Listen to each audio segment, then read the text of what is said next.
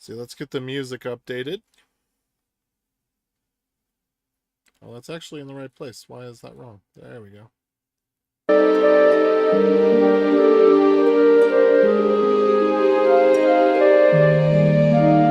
Music's good. Let's get some logos up here. We'll actually throw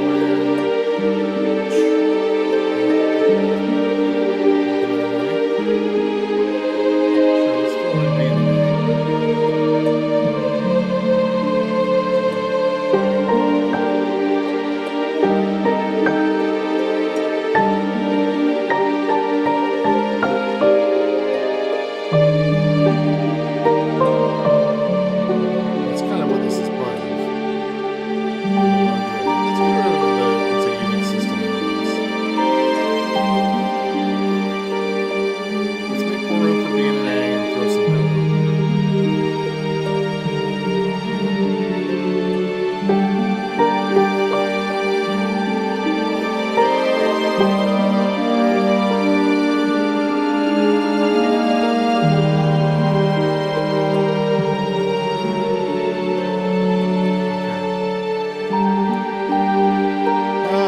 Let's see. I'm going live. I'll let a few people know I'm going live. I'm going to post on the Twitters. I don't think I'm ever going to call it X. I don't know if that's ever going to happen. Ever.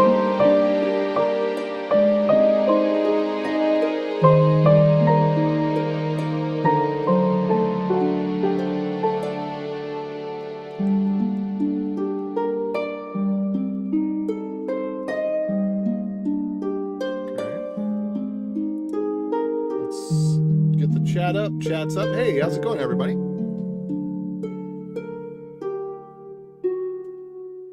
And let me throw this in the live streams channel over here.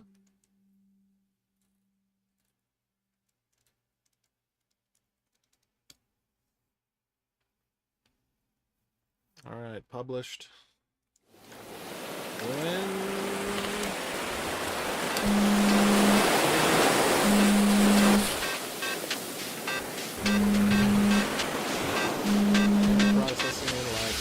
Hello, rise and shine. Don't you know that? Okay. And with that, I think we'll just go ahead and get started. So, here we go.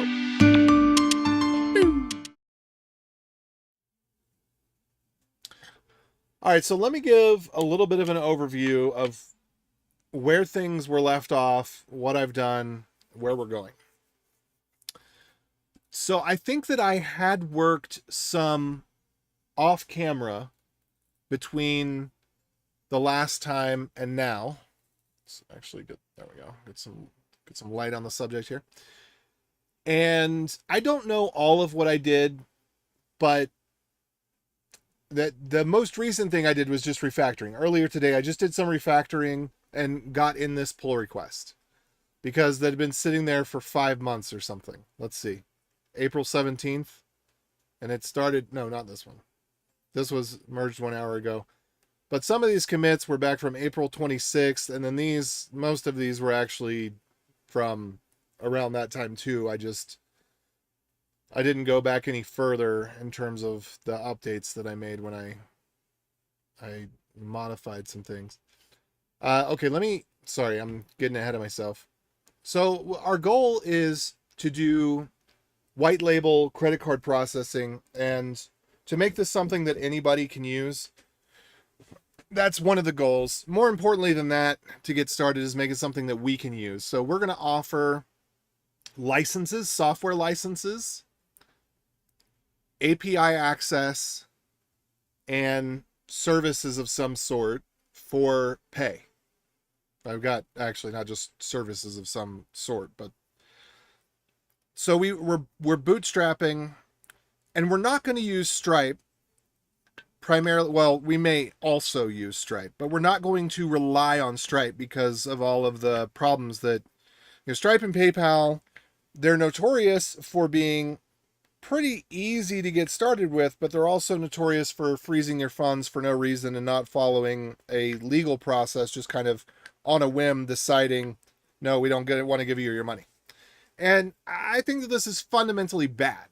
And the society can't function in a way where people can't get access to stuff. So we need to be as easy as Stripe, easier than Stripe. It's got to be easier than Stripe. And it's got to be something where you actually have a merchant account with a bank. So if something were to go wrong, you would actually, like the bank would actually have to investigate, and you would go through the process with the bank.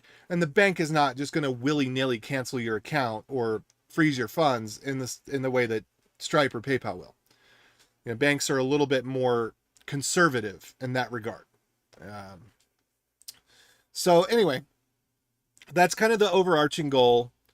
What I've done is I've created an API that allows for creating fingerprints of tokens of credit cards, essentially, fingerprints of credit cards that are PCI compliant. So I've gone through the PCI spec. I kind of knew a little bit about this before, but I tried to go through without actually agreeing to anything with PCI, just copying from other copies of the documents that people had already posted online, because I really don't like agreeing to terms and services, and with something like PCI I'd actually need to read it to understand what anyway. So the point is, I got the latest version of the documents from people that had them hosted on their WordPress server or whatever. But it's the legit documentation, and I went through the requirements to make sure that we're above board on everything, and all just that. And so what I did was I made we've got card fingerprinting. We're doing everything so that even if you are really not versed in security, you can use this module, and it's going to do things like when you console, like let's say you console.log the credit card, it will mask the values. It's not going to console.log the credit card. That's essentially the good news there. And so you can't accidentally get the credit card in the logs. That's one of the main things, is that if you handle credit card processing, you must not accidentally get the credit card in the logs. So if you were to use this library, that would not be possible to do because of the way that it wraps the object, and you have to unwrap it at the point of the database. So I guess at the point of the database, you could accidentally, sorry, not at the point of the, vault, not the database, the vault. Because when you send it to the vault, you tokenize it right then. Anyway, the point is, I went through all that stuff. So, yeah. So I would like this coming week, I would actually like to transition from a sandbox account to a real account, have an actual form that takes credit card, and that people could pay for an API token to start accessing some of our services. So that's what I want to get to. And so some thoughts. One thought that I have is actually allowing someone to log in via credit card. The credit card being a credential that can be used as login information. And I want to do that because I don't want to build out a user system right now. Not a true user system. But the first thing that we're going to need to go before we go any further, because everything else requires state that's real state. Because right now, everything is just JSON in memory. So we have this mem store. And mem store just, there's the DB right there. That's it. That's the database. Just a cache object. And values are wrapped and unwrapped. And we do have, so we do have console.logs in here right now, as we're wrapping and unwrapping the data to check that it's wrapped and unwrapped properly. Obviously, those won't be in there very long. But Anyway, so basically, I just need to have a Postgres store that does the exact same thing that this is doing, but does it with Postgres instead. So I was using SQL C for some project, and I need to figure out which project that was. JavaScript project. I was using SQL C for a JavaScript project because I want to do that here as well. I need to have a list of all of my projects and what technologies I'm using in each project, because I keep forgetting to do that. So let's do star SQL C.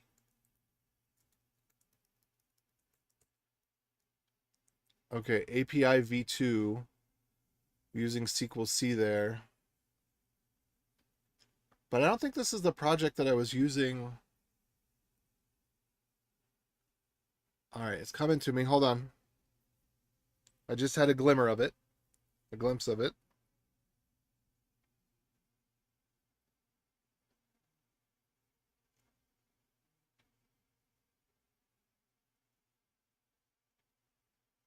Okay. I was using the TypeScript converter. Dang it, I lost it. I just had the memory of which project it was. You know, one of those on the tip of my tongue type things, and then I lost it. Okay, let me think for a second again. See if I can find my mind castle here.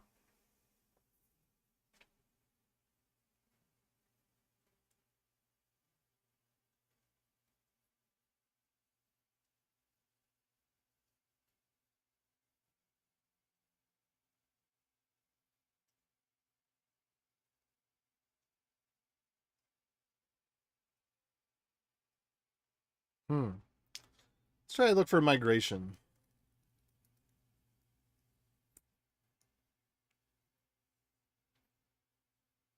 No.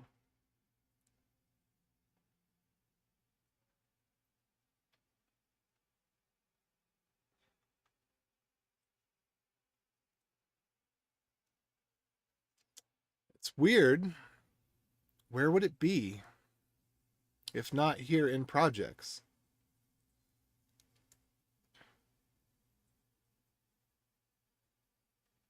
It's on the tip of my tongue. Telebit. It's Telebit. That's what it is. So where is Telebit?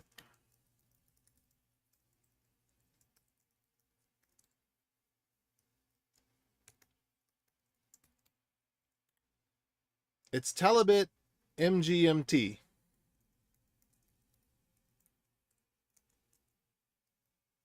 Okay, so actually, let me bring this to the other screen real quick because I don't want to dox anybody. I might have logs that I otherwise shouldn't have in here. I mean, not shouldn't have, but shouldn't show on screen in here. Okay.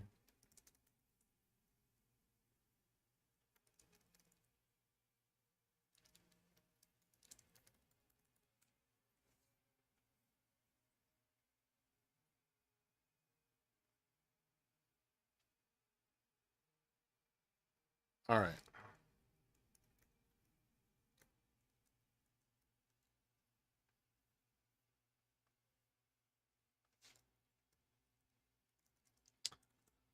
Okay, now I know where to go.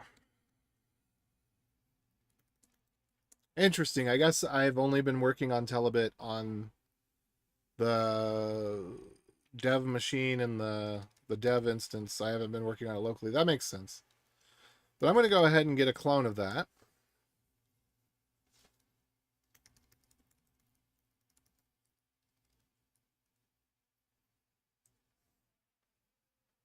If I can find it.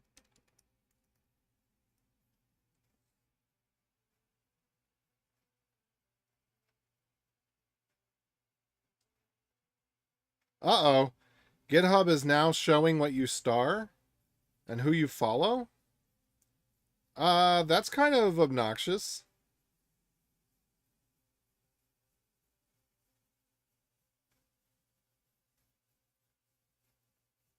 I'm gonna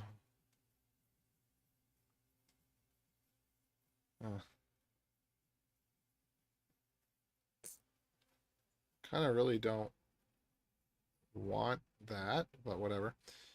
Okay.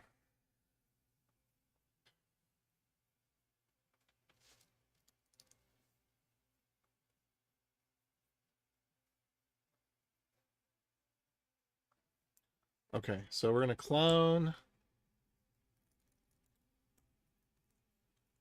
Telebit management so I can take a look at what DB looks like here.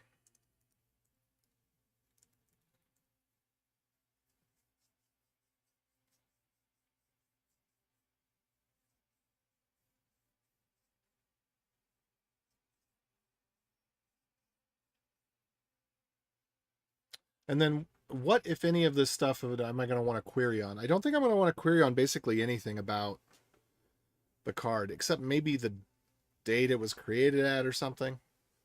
But we're going to follow the same pattern that we have here. Let's see. Oh, SQLC.yaml. Why did that not show up? Oh, because I didn't have it cloned locally. That's why it didn't show up. Okay. So, wait, what is this? Wasm? Okay, good. There's no secrets in here. I was confused. I saw that and I was like, oh, that looks like a secret. But no, we're good.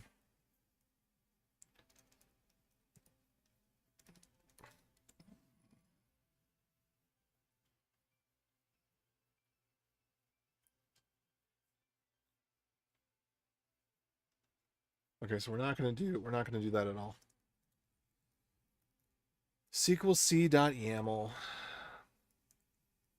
Oops.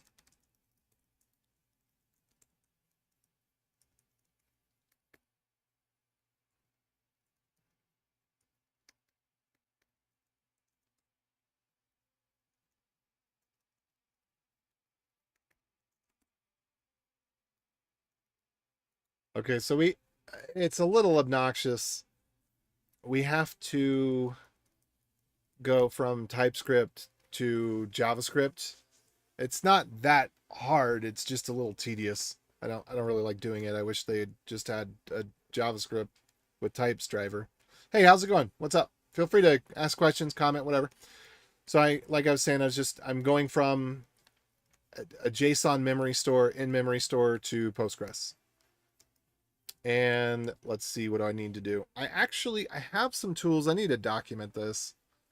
We have a Postgres service in progress that it is very, very easy for me to go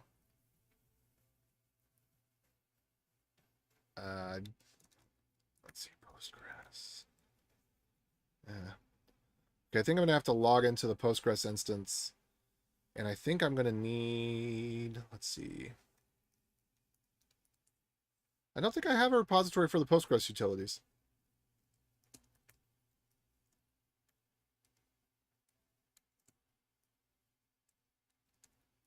So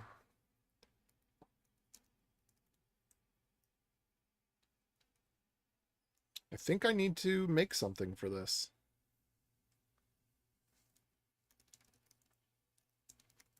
Because otherwise, all my little Postgres tools, they just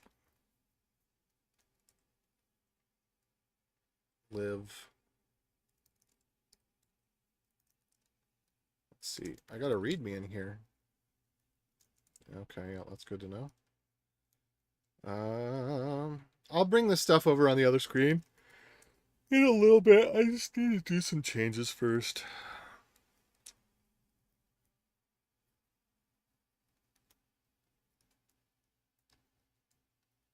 Hmm.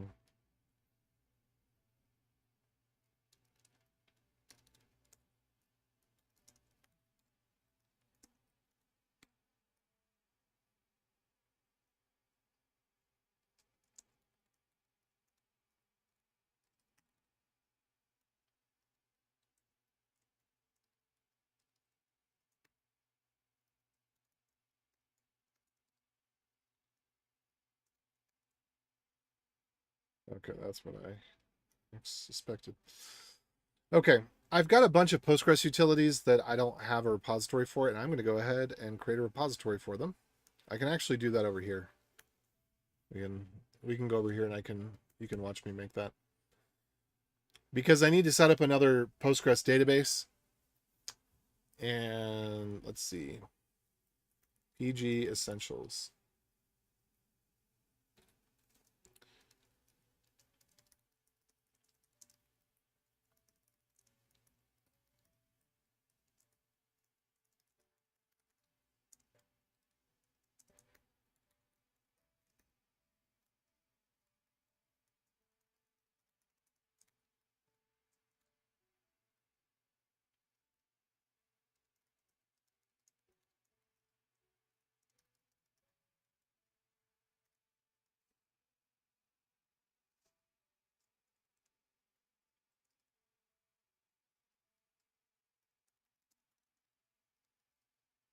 Um,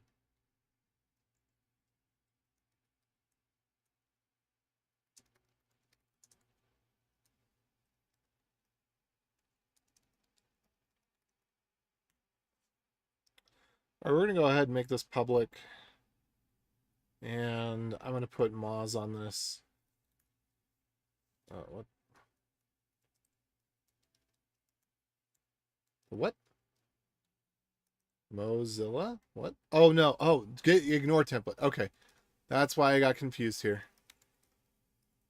We don't have an ignore template. That's fine.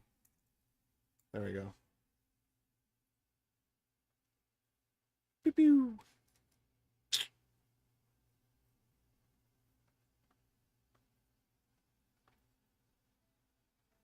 And what I'm going to do for this one, I think I'm going to bring the SSH key. I think I can have a deploy key here. Where are my deploy keys? Deploy keys. So I'm going to add deploy key.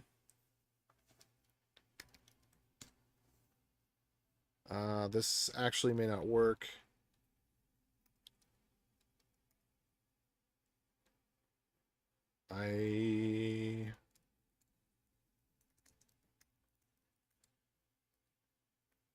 Okay.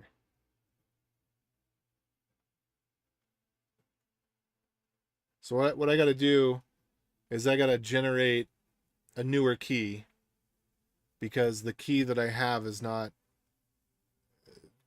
GitHub doesn't like these keys anymore. So I'm just going to copy and paste that little block. And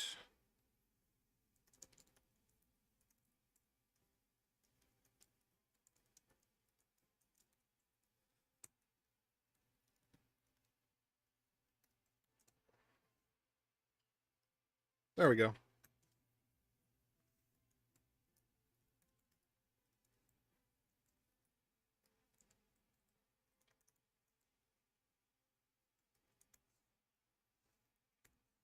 There we go.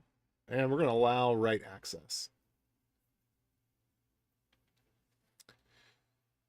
So basically what I'm going to do is the server that runs the Postgres stuff, I'm going to give it access.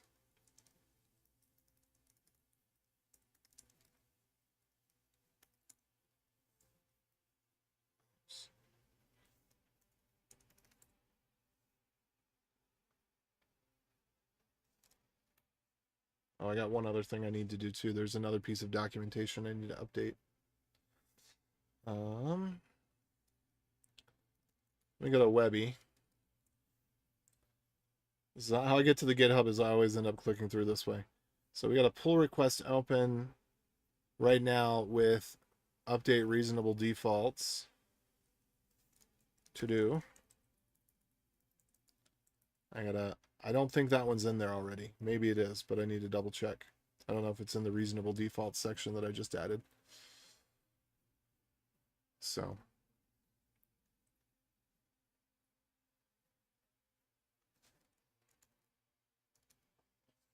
Actually, while I'm here, let me go ahead and go to beta.webinstall.dev/git.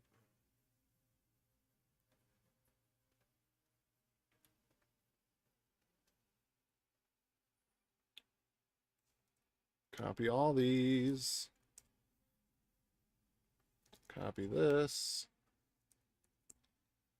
Copy this. Copy this.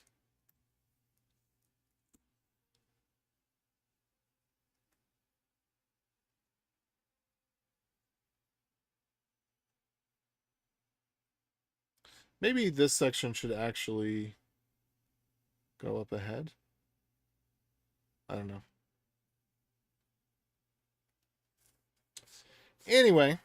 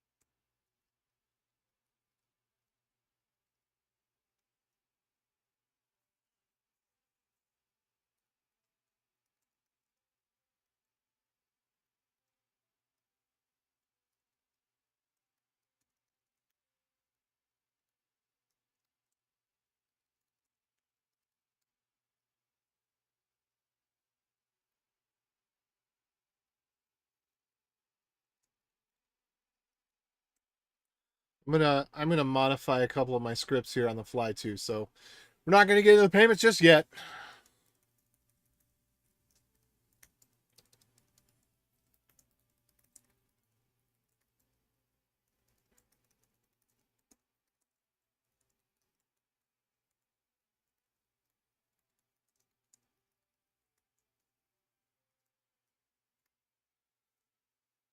Okay, so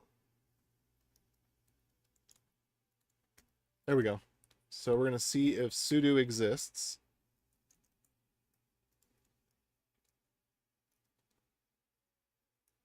Or I guess maybe it'd be better this way.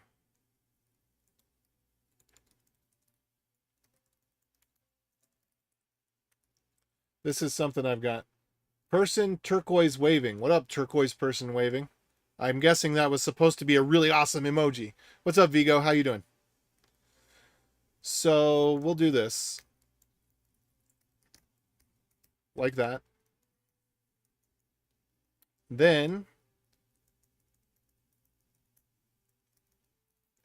we need to do if command-v is apt get, then I could have sworn I had this updated for working on Alpine just as well. That may have been another project. I'm going to see if I can find that other project. I actually know which one it is.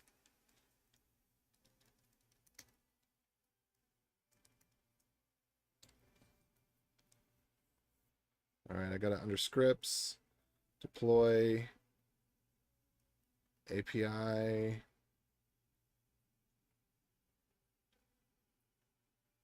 caddy UI, install. Okay, yep.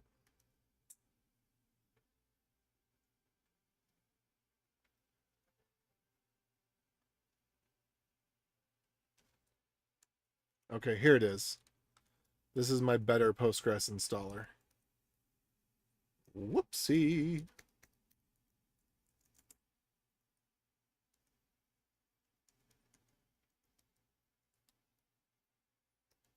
And then I guess what I'd actually like to do in this case is get rid of the version specifier.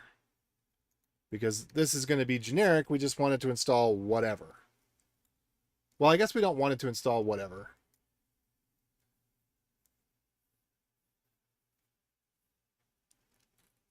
Maybe we should make it something that we set, like PG version equals 16.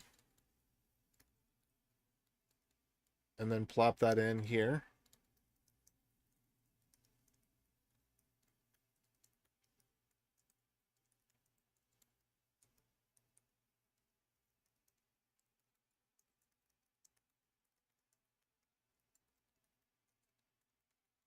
like that.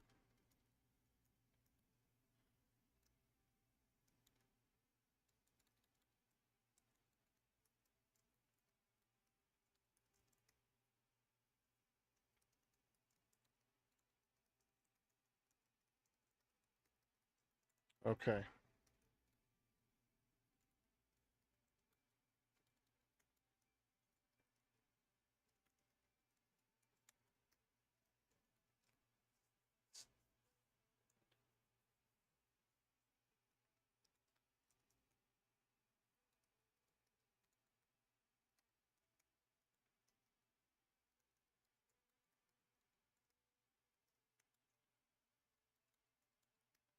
Maybe we do this.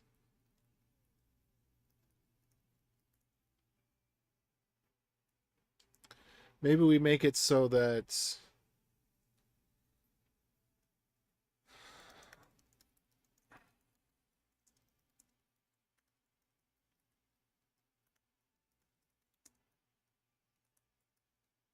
we'll do echo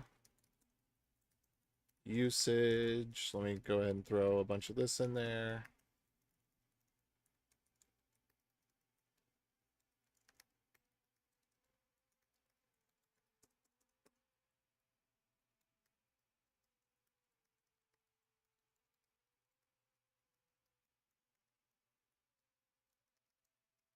Sample.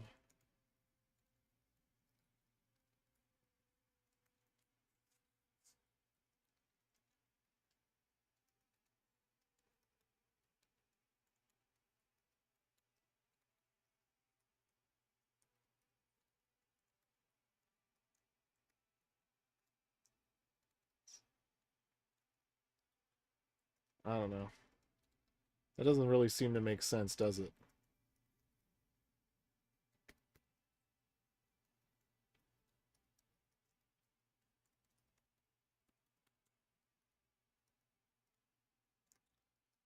All right, so if this is empty, so test is a zero length string, or test um,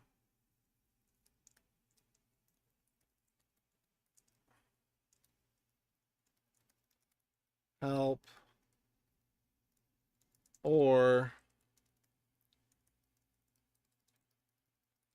dash dash help, then blah blah blah blah blah. And let's shorten it down to PG ver. And then we'll just do 1. Or I guess we could do it like this. Hold on, we'll do it even better. So PG ver is as that, then PG ver could be PG ver. There we go. That's how we're going to do it.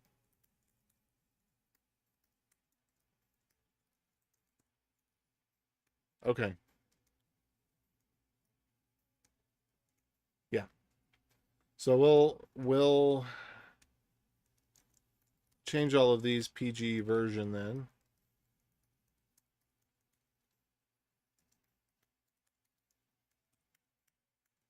The B prefix is because it's local to the script. Ideally, you should only use all caps if you're doing exports. You shouldn't be using all caps for local variables because it's confusing to read.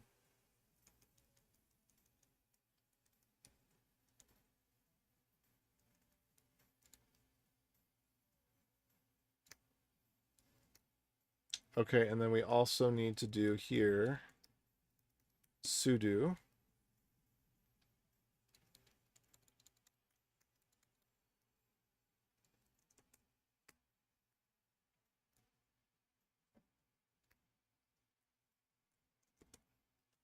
oh wait, that actually would need to be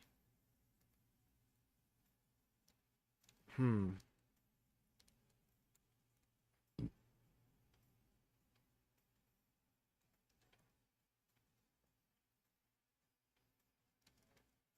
right, let's try this then. So if zero length string g sudo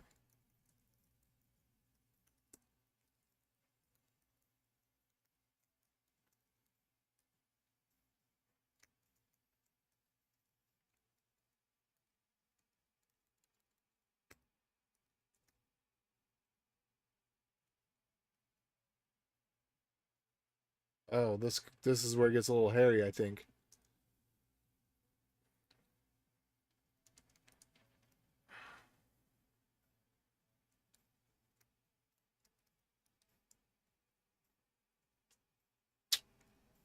Ugh.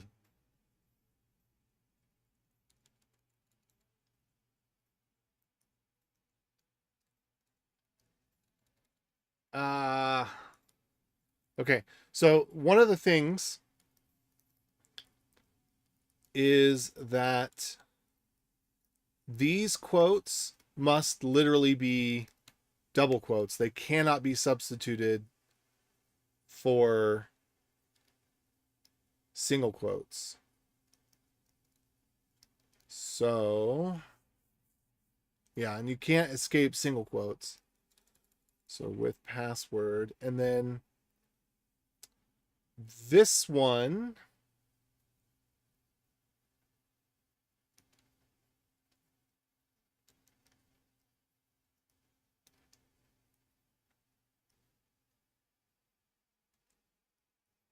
these are just markers. That's actually not, let's see.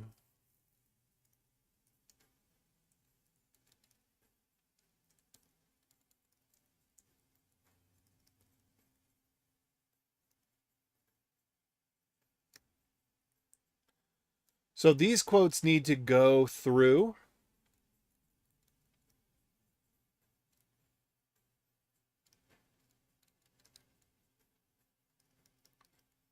And I guess, what's the best way to do this?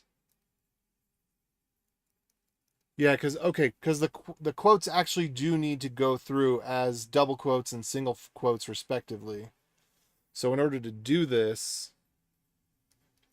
we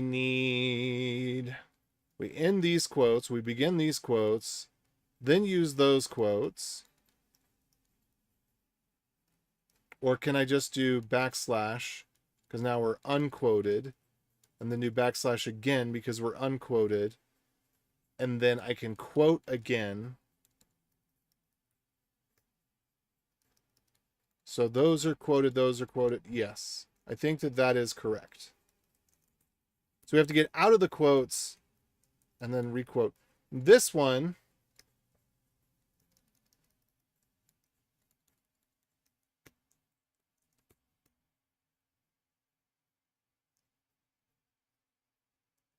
and this would actually be non-zero. So if gsudo exists, then we want to sudo as the user Postgres.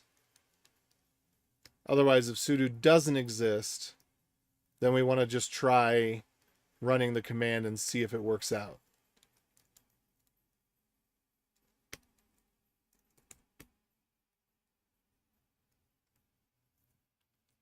I'm wondering if printf would make this any easier. I don't think that it would in this particular case. Yeah.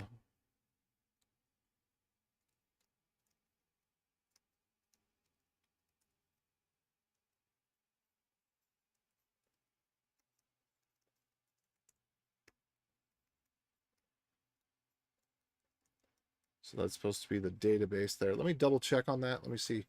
Sudo-u, not Postgres-u. Okay. Got it.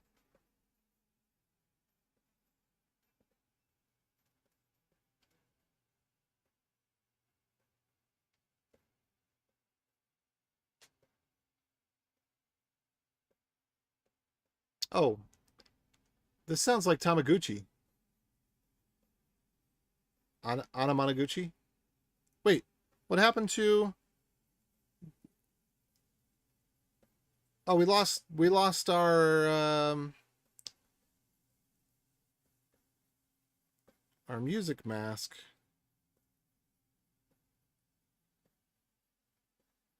I don't know how that happened. I have an idea, actually. I think that there are now accidentally 2 of these things rather than just one.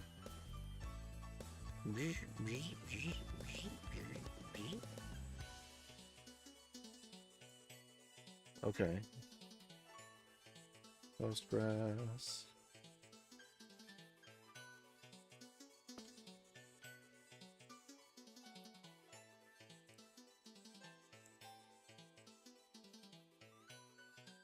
Okay.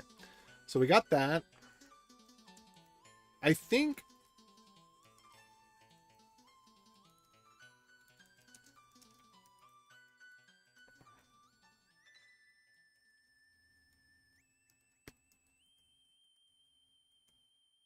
I don't think that we actually do need that anymore.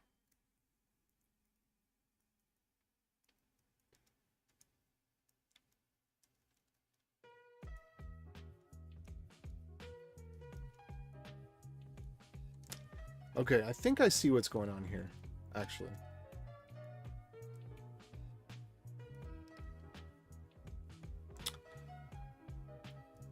And I think that okay, we're gonna do this. We're gonna do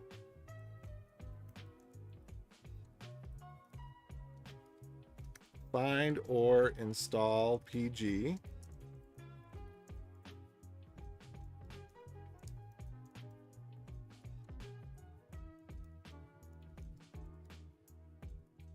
Which then, now that we're doing this, we can actually invert this and say return 0.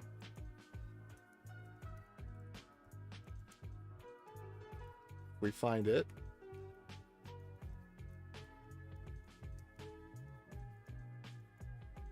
So this is going to be one of the things we do.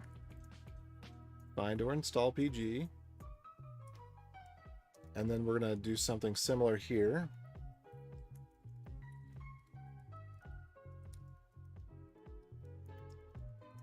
Actually, I want to namespace these differently. Find or install. Set default user.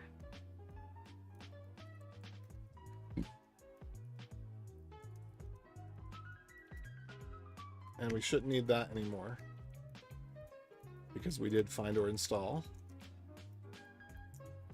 And then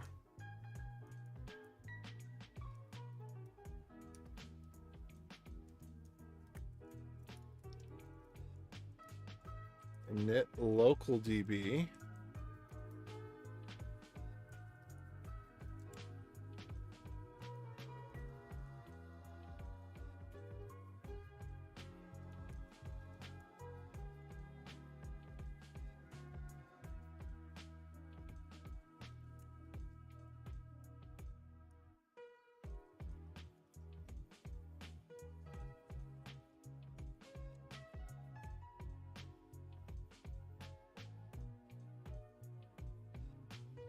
Okay, find fn init local DB. Got it.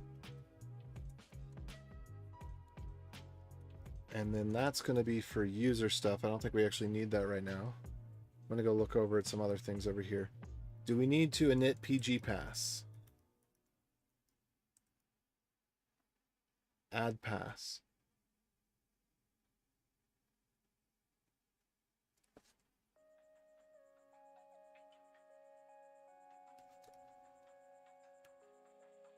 Okay, and then I'm going to man test -s. Size of file is greater than 0. Okay, that's what I needed.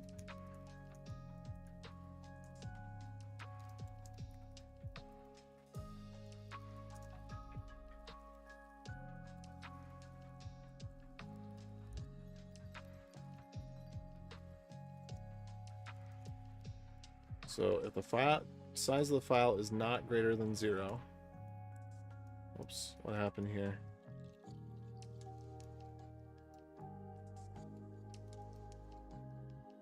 What happened there? Oh, whoops.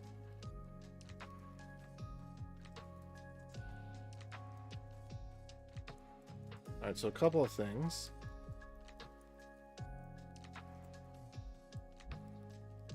Okay, why is this going wonkadoodle?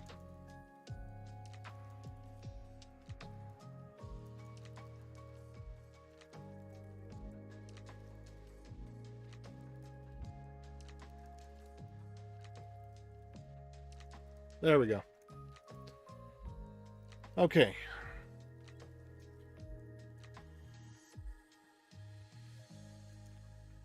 Oh, and I need to wrap all of this. This needs to go to debug out. Okay, that didn't go over well. There. There we go. That all needs to go to debug out. Basically, anything that you're not intending for something else to consume should go to debug out. But I'm not intending for another program to capture whatever the result of that thing is. So almost everything should go to debug out. This is something that was forgotten early on. Kind of like how people don't wrap their HTML inputs with labels and they do all this weird stuff to try to get what is actually baked into the browser to work. It's one of those types of things where it's the obvious solution, but people have forgotten.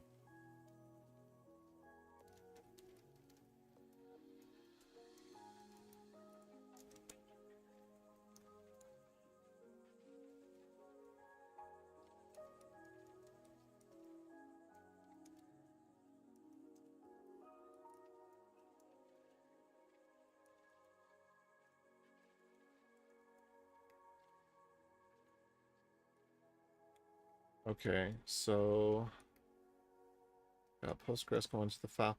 So I don't know that we're always going to want to init local DB. I think in this particular case we do.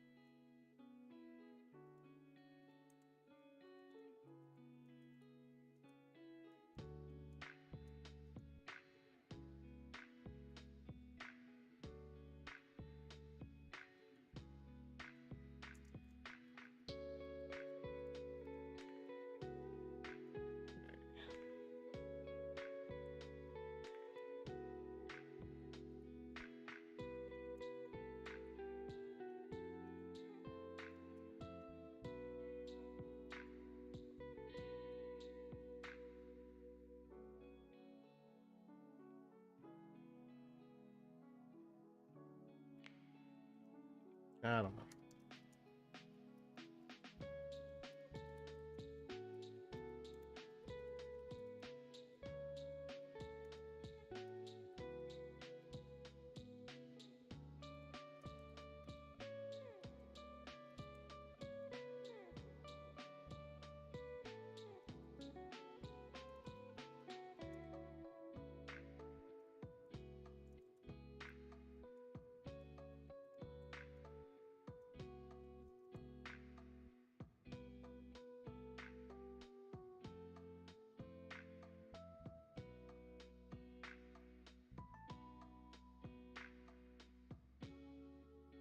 I'm looking over and seeing if there's anything else I recognize.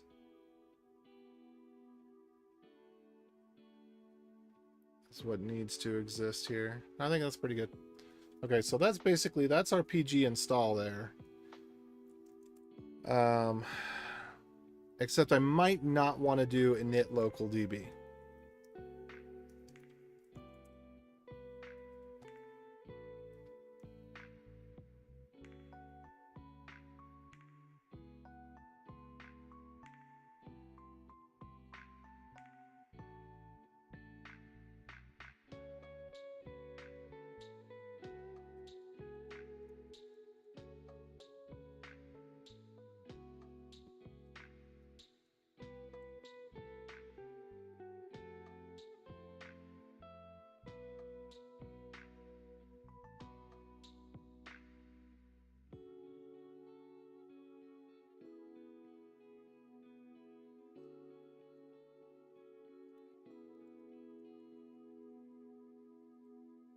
All right.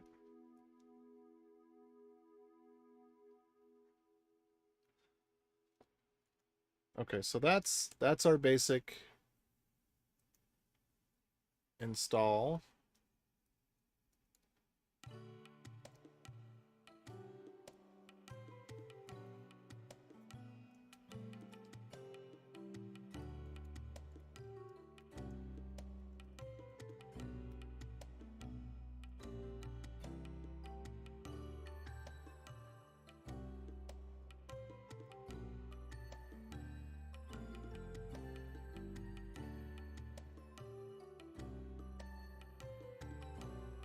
installs Postgres via apt-get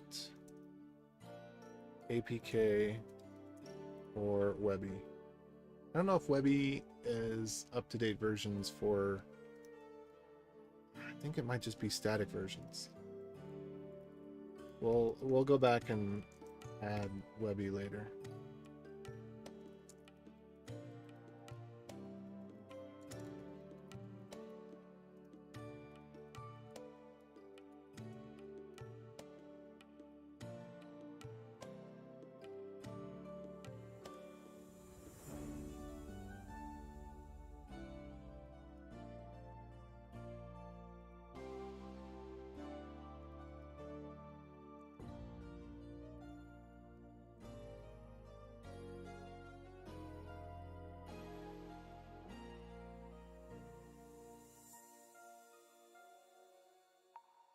Something like that. That's probably fine.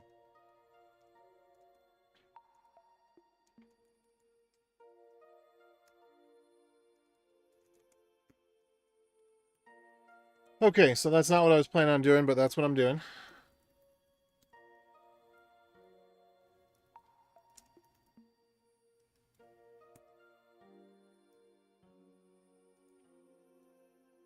Okay, so what did I gotta look back and see how was I doing this install? Or we don't know because I literally just overwrote because this wasn't actually in Git yet, so I don't know what the previous behavior was unless I scroll back on the video to check it out because I don't have the previous behavior anymore.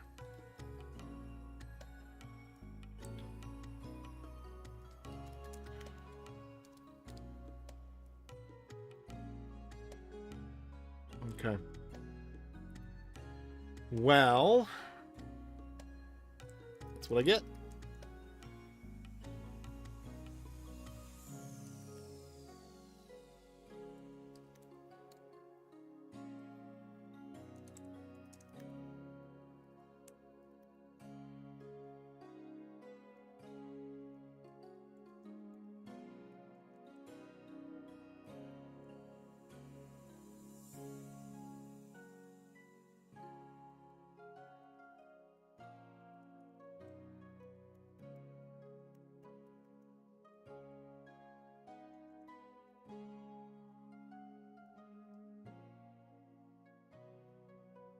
Actually, technically, this would be A. Duh.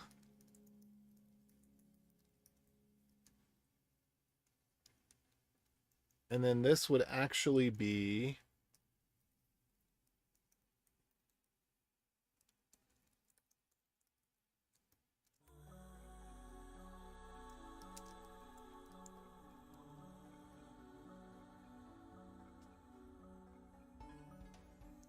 And then here, we would do A, PG, ver. And then elsewhere, it would become B, PG, ver once it's inside of the function scope. Well, I guess no. Technically, it's still A. I guess we could call this G if we wanted to.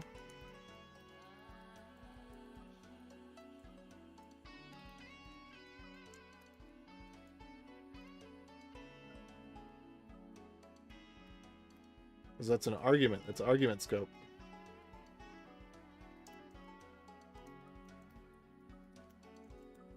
There we go.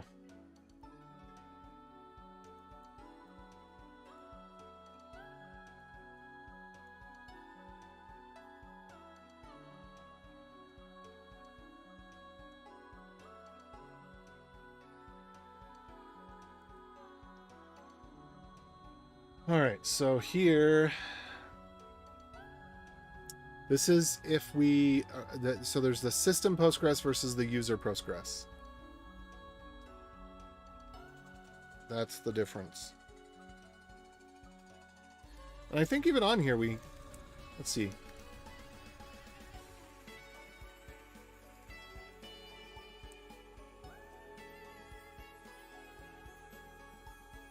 Yeah, we're using the system Postgres.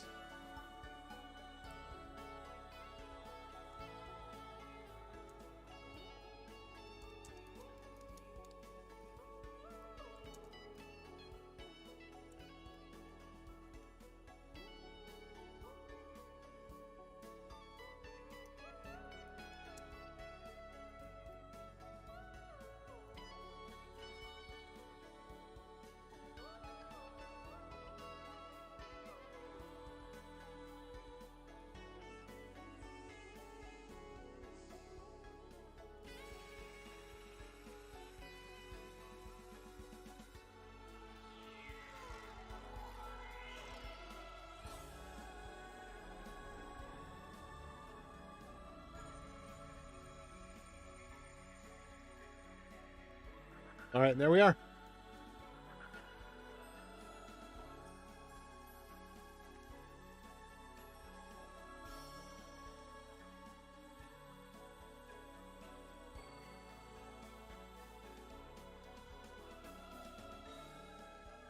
We might want to have a PG init local.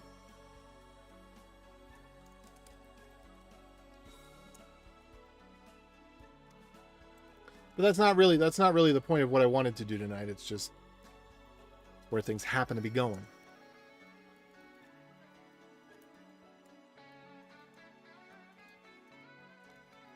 Okay, so name of the service is Postgres.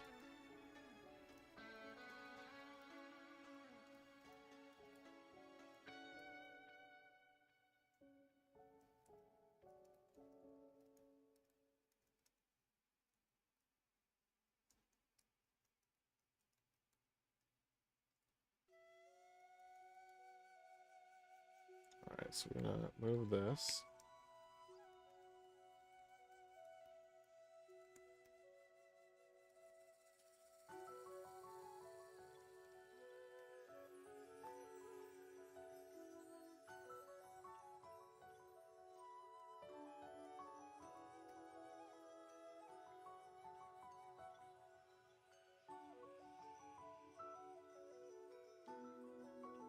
Kind of want to give this a name.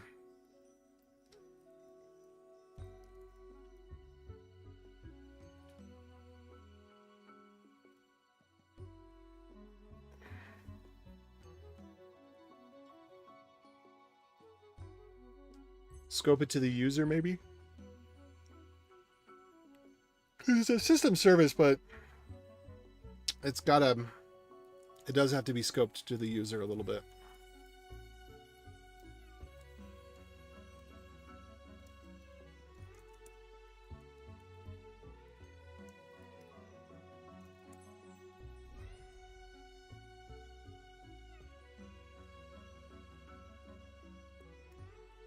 Postgres as user. There we go. I like that.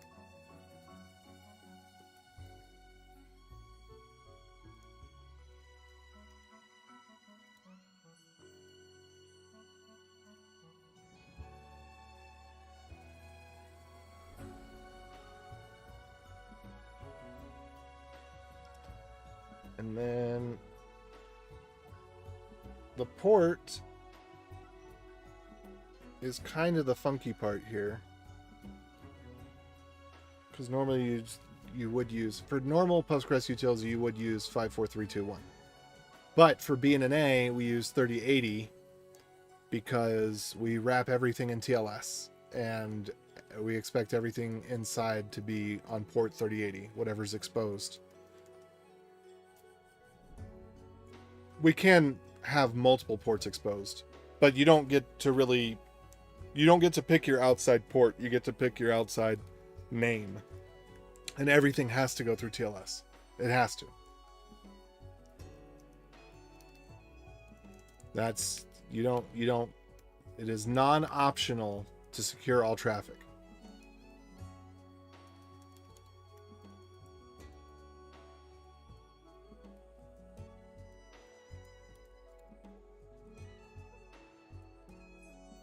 Okay, so here, instead of PG ver,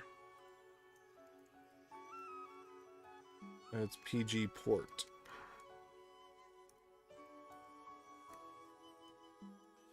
Oh, whoops. And then we need to do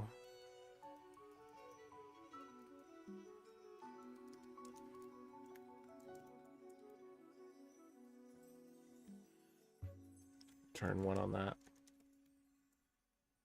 Okay. So from here, what is this one?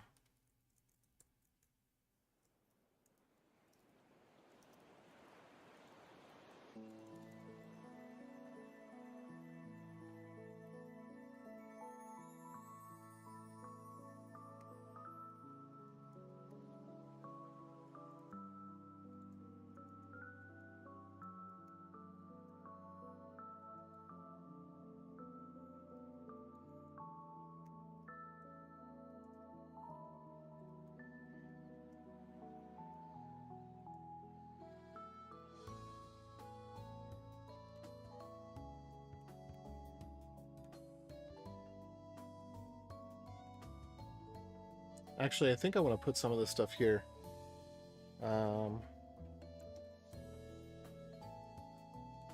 What in the world is in my hair? Is there chocolate in my hair? Kids.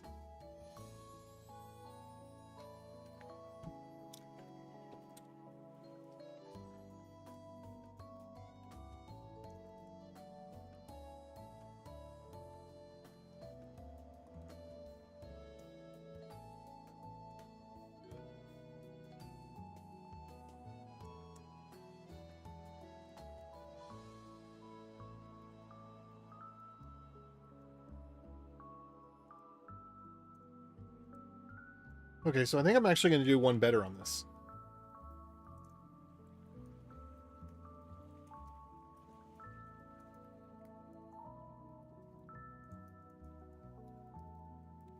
So we're going to do help dash v dash version or version. We're just going to cover all of our bases there. What's up, Theflof? Do you play D&D? Because that sounds like a D&D name. If I played D&D, that's what I would name my orcs.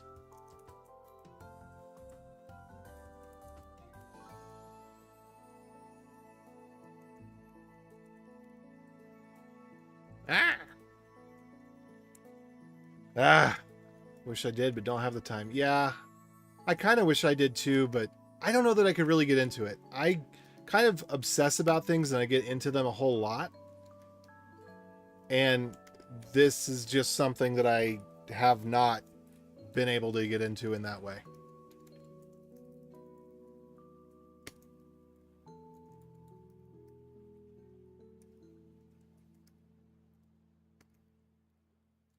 So here's what we're going to do. 1, 2, 3, 4. We're going to do copying. Old school.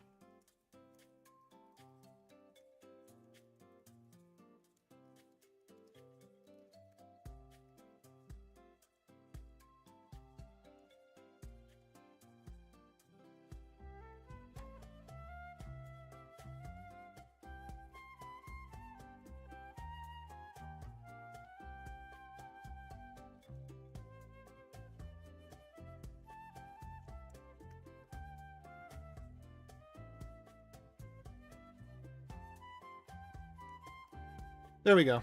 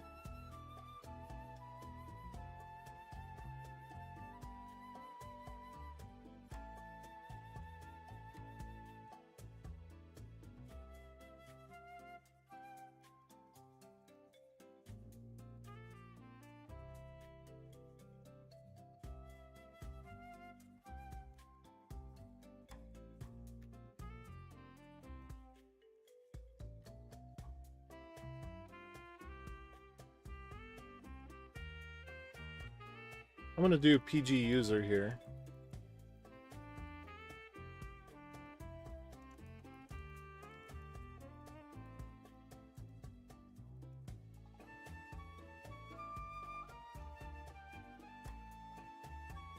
And so then here,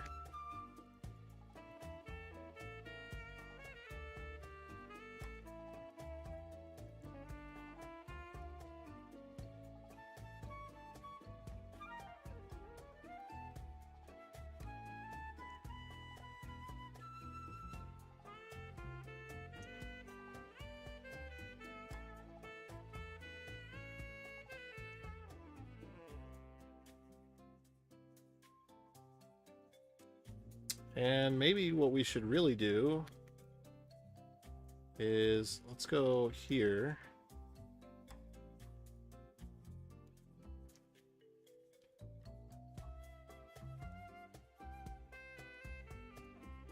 And then here we can put PG user.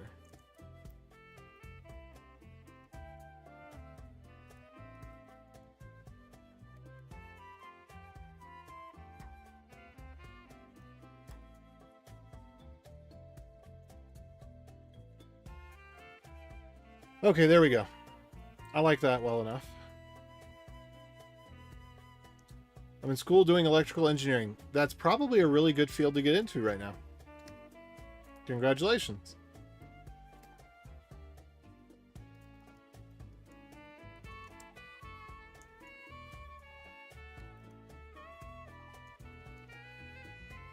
Okay, so I'm getting rid of this because I'm moving it all down into here.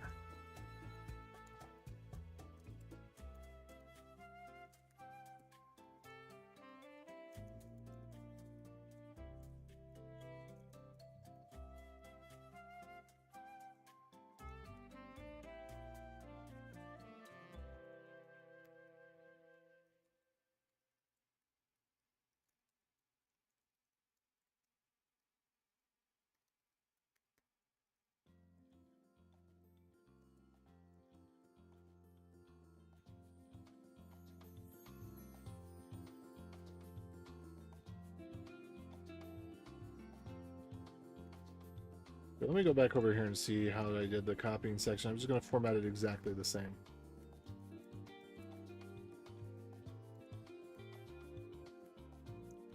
There we go. Except I'm going to use my bnna.net address here.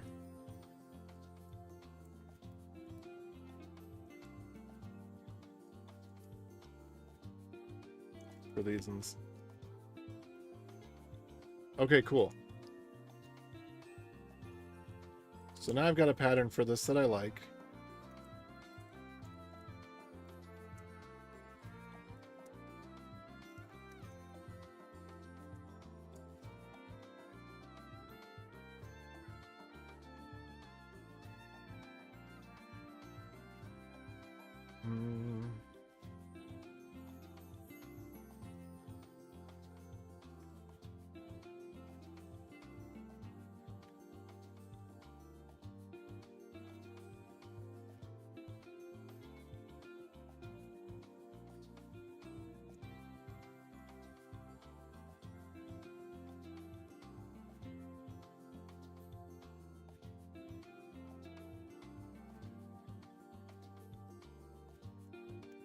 All right, there we go.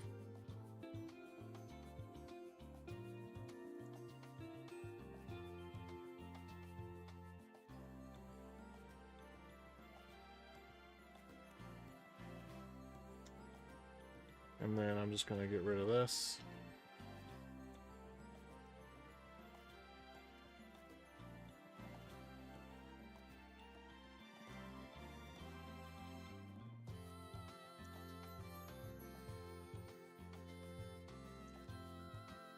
Working part-time as a data engineer. Okay.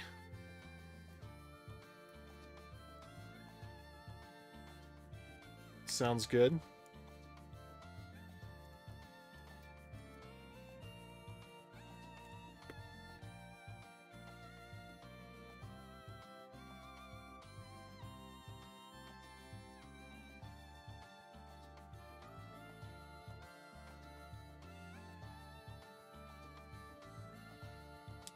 Okay, I actually want to put this in here. So if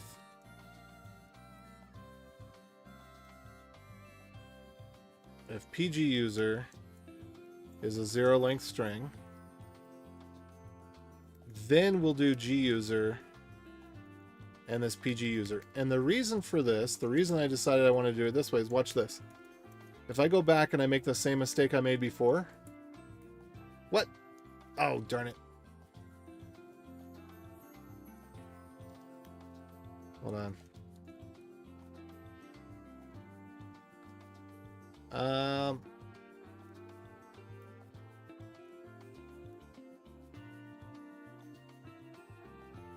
Well, never mind. That actually doesn't make a difference. I thought that if I made this typo that I would get a linter error when I make the typo, but I actually don't, so It doesn't really make that much of a difference.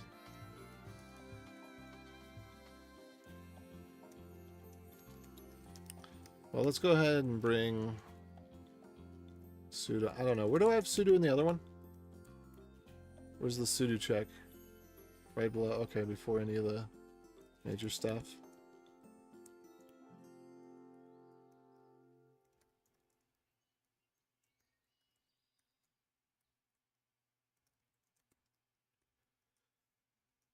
Okay.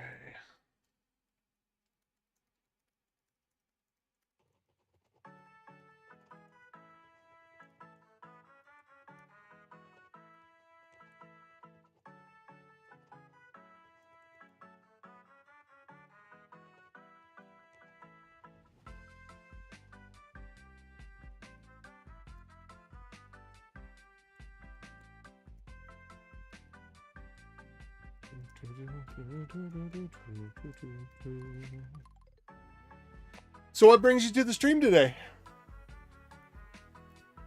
Well, that's not a good sign. Yawning is not a good sign.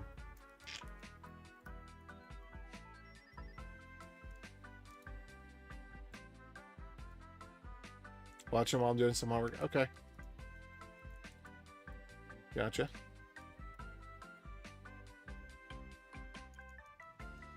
Well, hopefully you enjoy the Nintendo music. I guess it's not all Nintendo, but the video game music. This one is... I don't know. I don't know which one this one is. I can scroll down and check, but I just got the pixels perfect on this thing. Okay, I'll scroll down and check anyway. Which one's... Oh! I don't actually have any indicator of which one is playing right now. That's... I thought normally it gave me a little indicator, but... I'm sure it'll say once this is over. Okay, so... Find or install.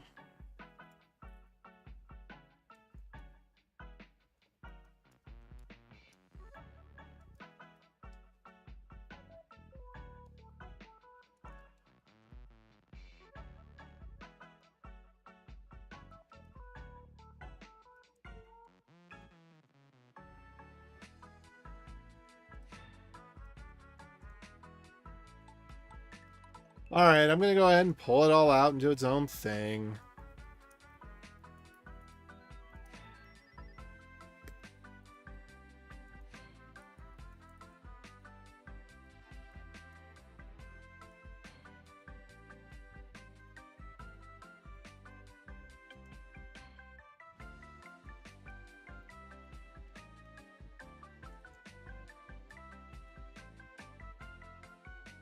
Let's see. A user equals 1 or nothing. That actually should work just fine.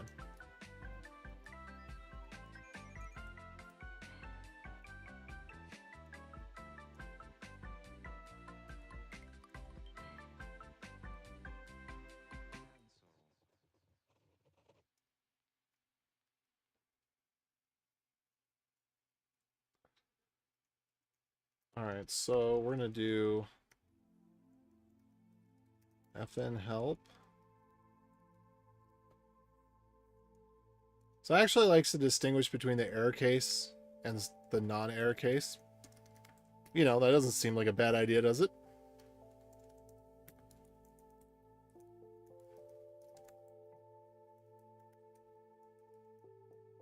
All right, there we go.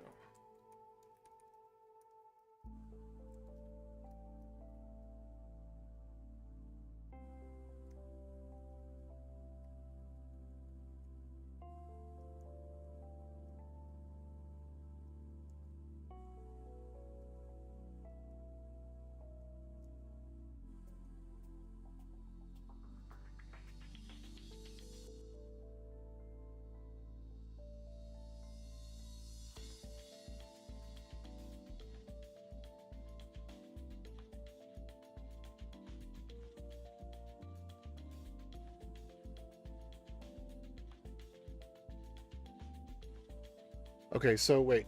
No, I actually wanted to flip these. So this is the error case. And this is the success case. So if PG port is 0 length, then we want to show help and that's an error. But if they wanted to show the helper the version unintentionally, then that's not an error.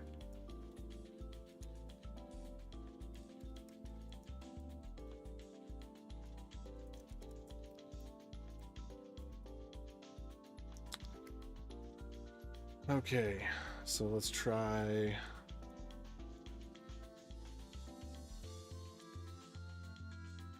Very similar thing here. We're going to move all of this. Is just going to move into the help. And we're going to have two different tests.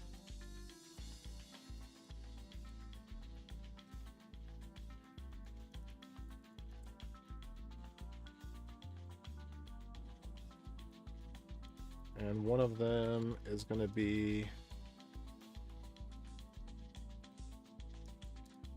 help and fail, and the other one's going to be help and succeed. So there we go.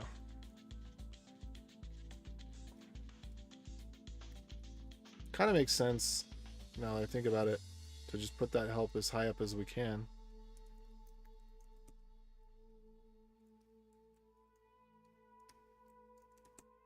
See if I did that in the other one. Yeah, put the help up as high as we can. Okay, that's good.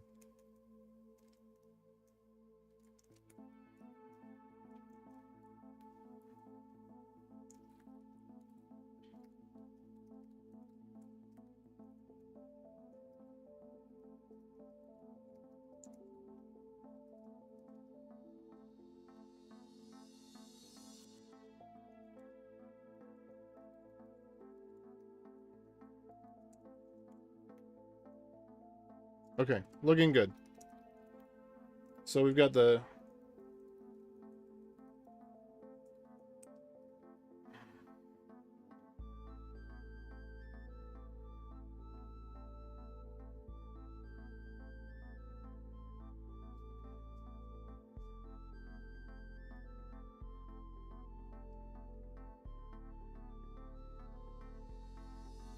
what do we call it?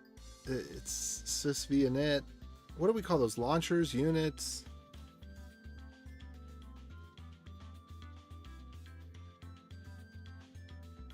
Yeah, whatever. Okay, so here we have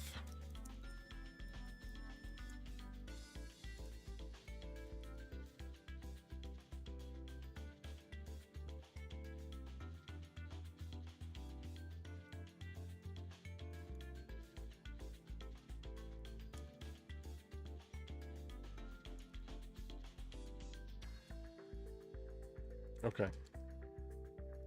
Reset.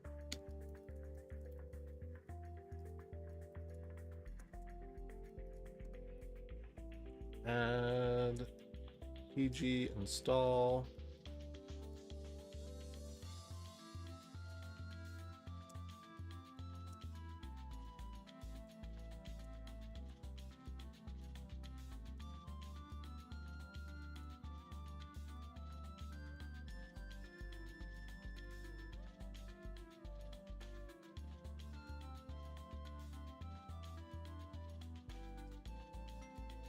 There we go. Oh no.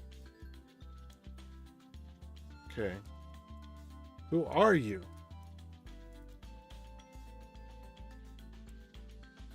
This is who I am.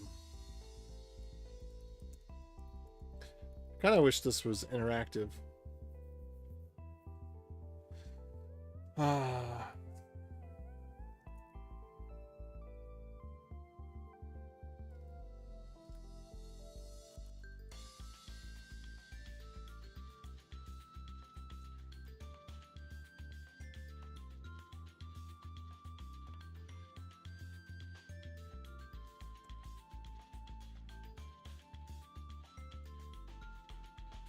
Okay, so here's where this got messed up already. So the function that I don't call here should just move over to the other one.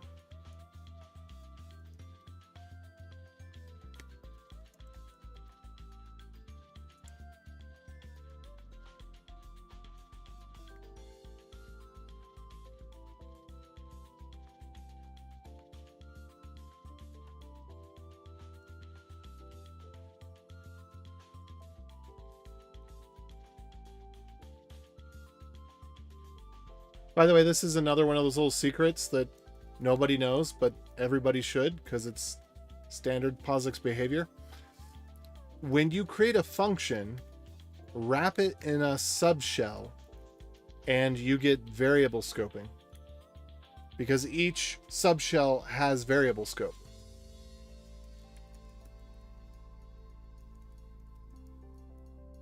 So you can basically get infinite scopes by using subshells.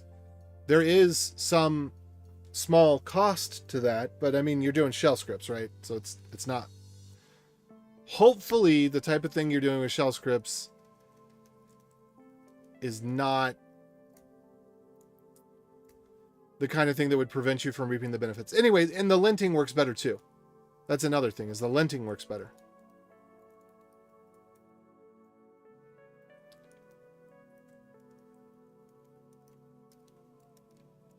So this would be...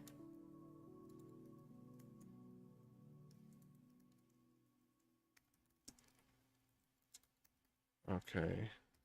Etsy, systemd.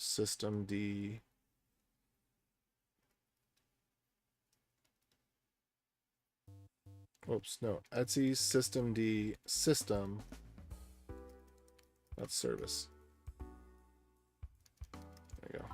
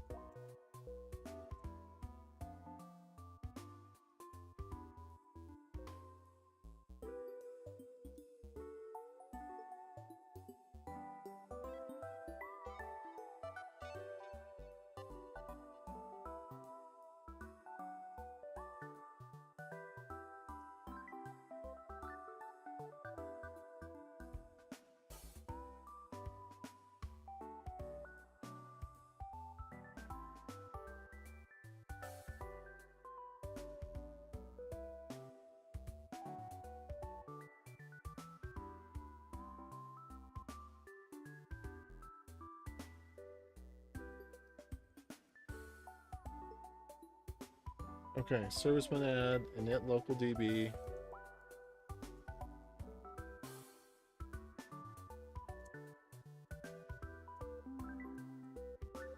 Oh no! Ah! Nano! What do I do? How do I get out of here? Help! Help! It's Nano and I can't get out! There we go. Ah!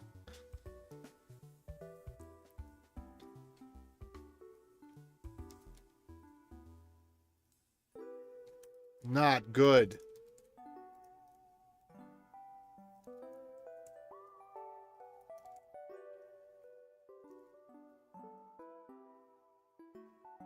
Oh, whoops.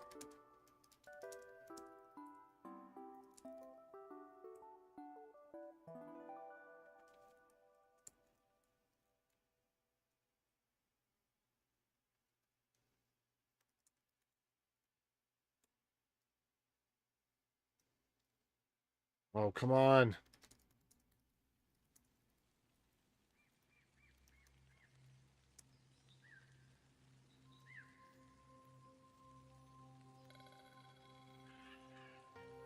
Ah. There we go.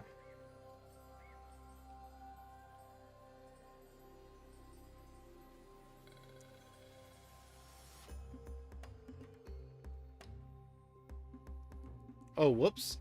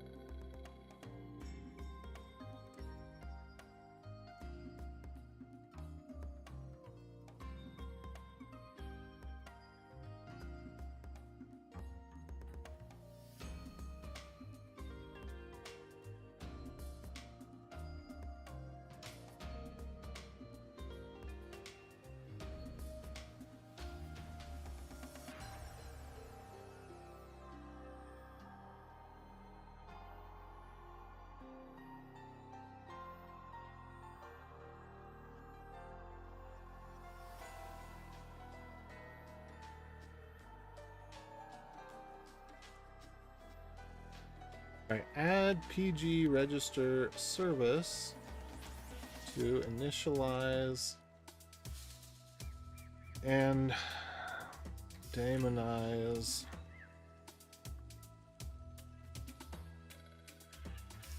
Postgres for the current user. Okay, there we go.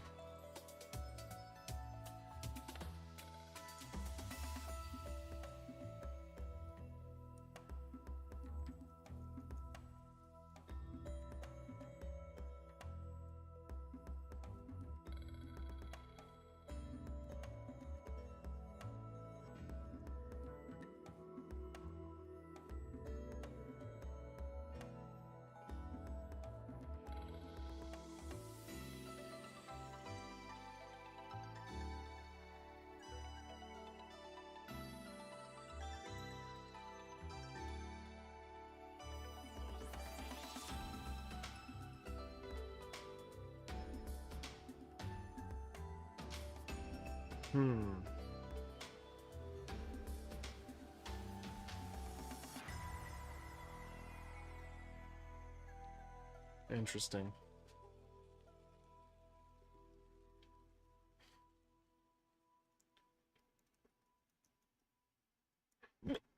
Oh, bless me.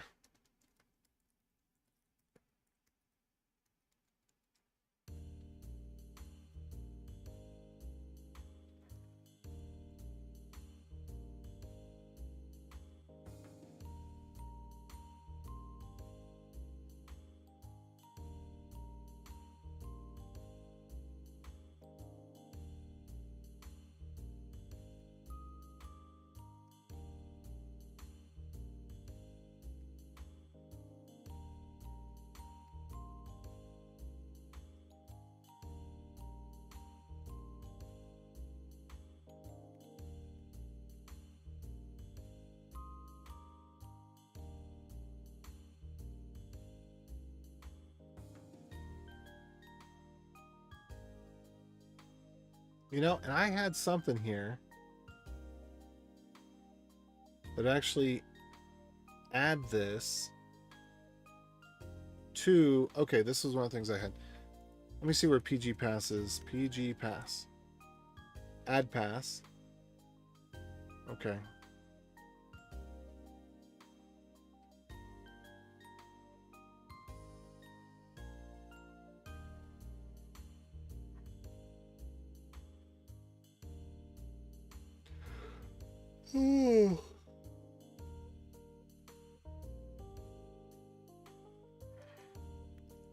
All right, I don't want to spend all night doing this. Otherwise, I'll spend all night doing this. Okay, so we add group. Yeah, not all of this is consistent. That's okay. Create role. Remote users, yeah, okay.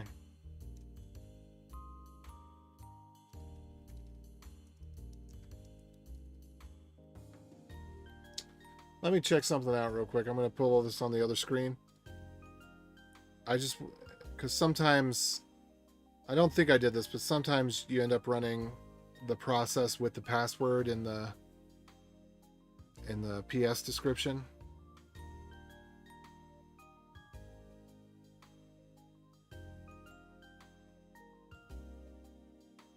Postgres. Yeah, okay, I didn't do that. That's good. All right, and then we've got Postgres is running as that user. Okay. Now let me bring this back over here and make it the normal size again.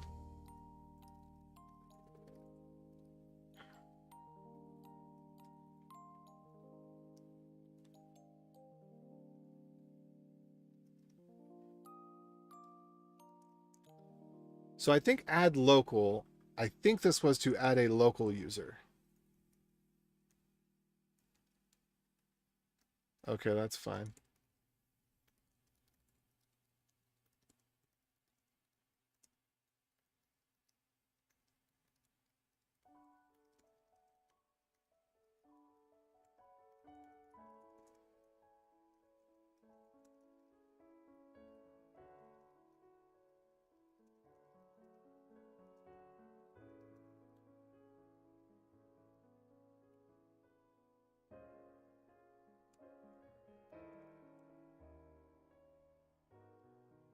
I don't like the version of Git that's on here.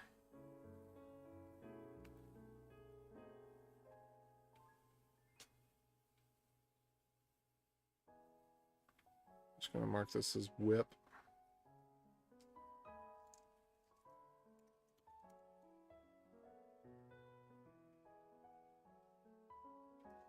Okay, so got that taken care of.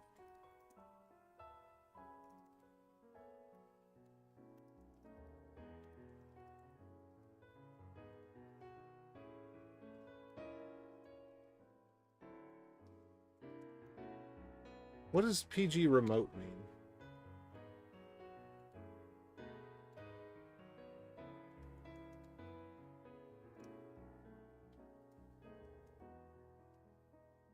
Oh. I think there's another... I think there's another PG instance I was logging into from here. Okay, so add group.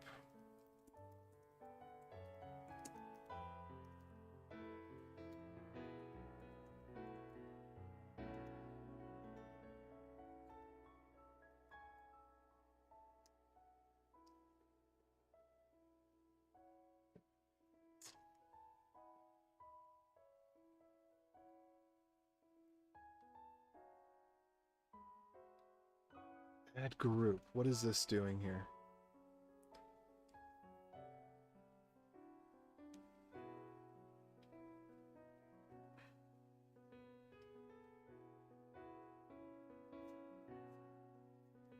Maybe I should rename this to add role. I don't know.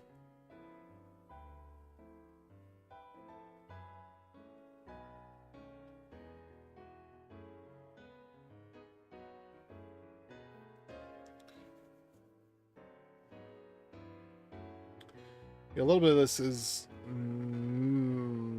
mismatched since I've changed this up.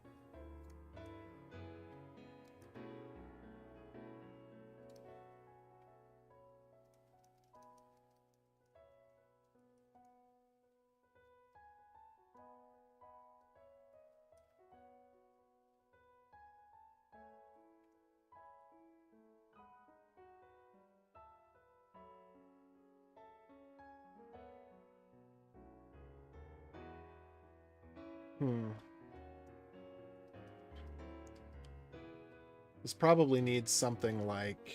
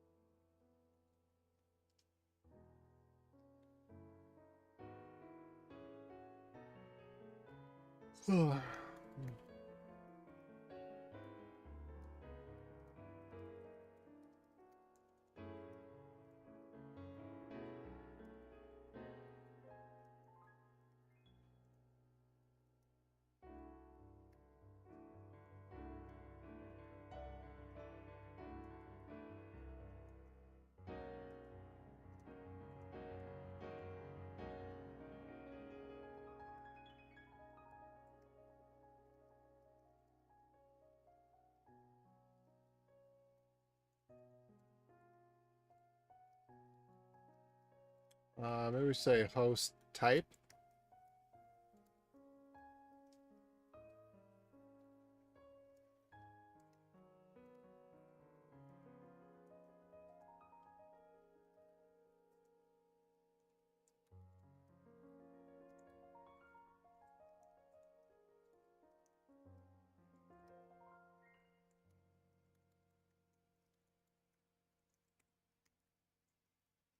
Okay.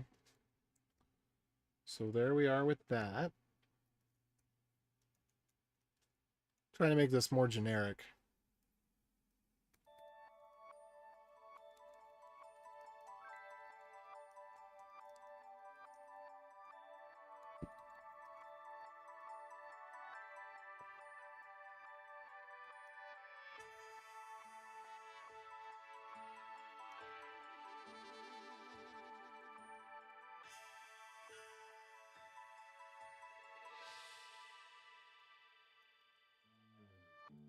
Wait, no, probably. Let's see.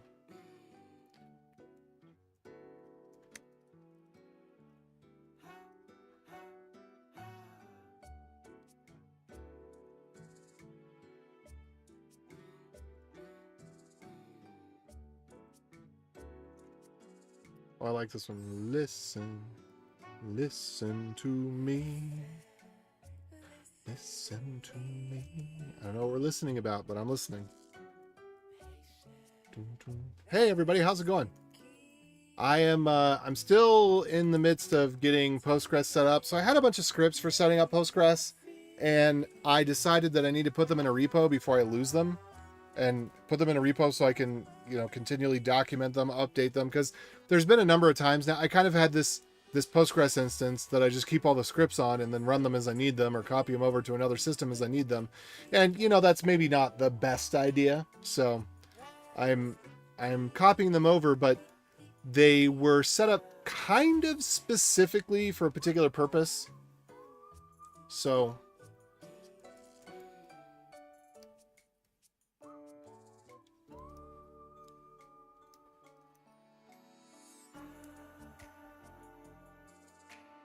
all right.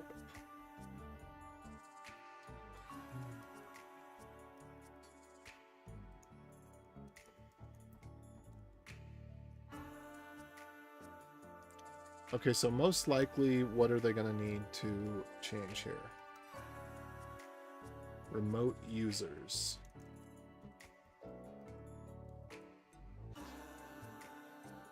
Remote clients maybe would have been a better name. But we're gonna... So, I've actually... Essentially what I've got here is I have Postgres set up for multi-tenanting. So I could do exactly what Heroku does, and it is so simple.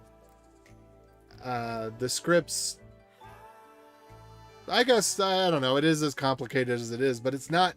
It's something where once you've got it set up, once you've got your HBA file set up, and basically the process, adding new users, you just, anytime you want to add them, you can add them.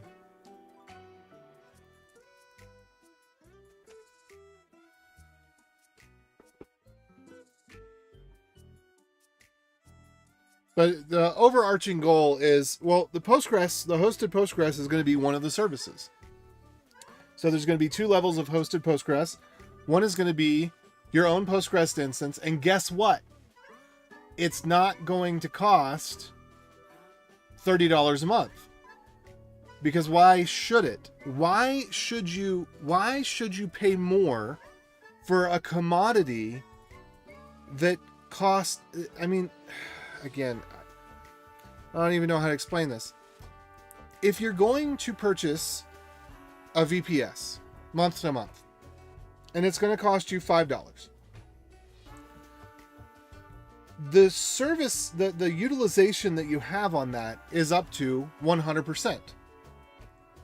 If you are purchasing a Postgres instance, why would you pay more than $5 a month when your utilization is going to be less than that? Now, obviously, if you have, you're beyond 1 million users, you're into the big time, then maybe $5 a month wouldn't cut it.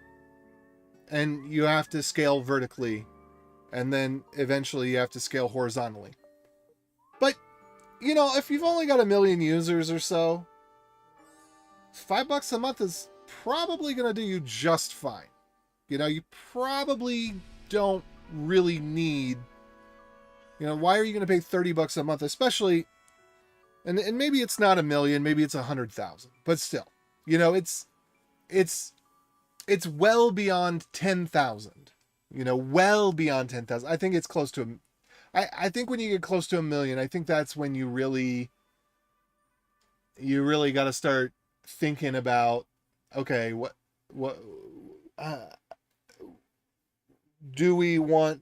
we going to have enough users that we would need to have more than one server? But anyway, the point that I'm making is, we're going to be offering Postgres for a reasonable cost because you're just not going to use that much of it. Anyway, so there's going to be shared Postgres. Shared Postgres just means that the CPU and load and everything are shared among other people. And if it looks like your application is abusing that, then you would either be moved over into the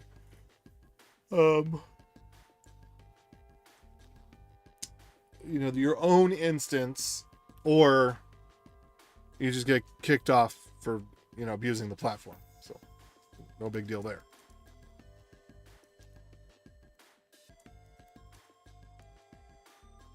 All right, so we're going to add a group.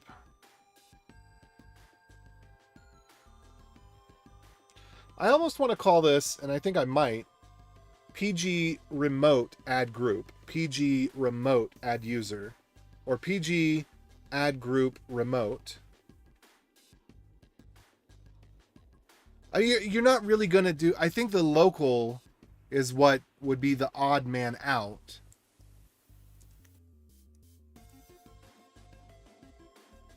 I am gonna bring this over.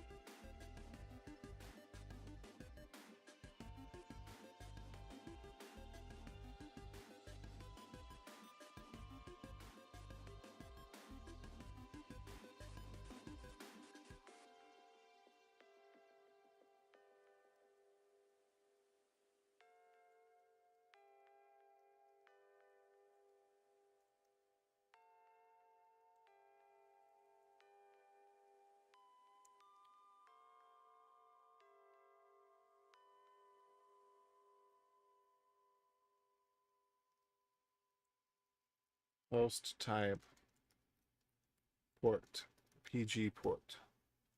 Okay, so the example here is going to be remote users. Host type is going to be host SSL.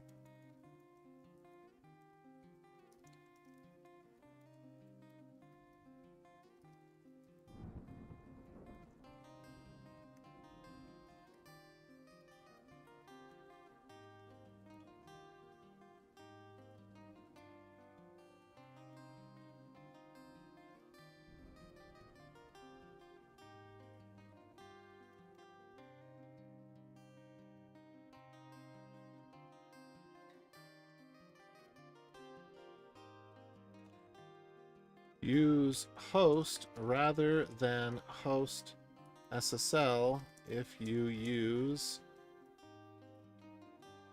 a proxy to terminate the TLS.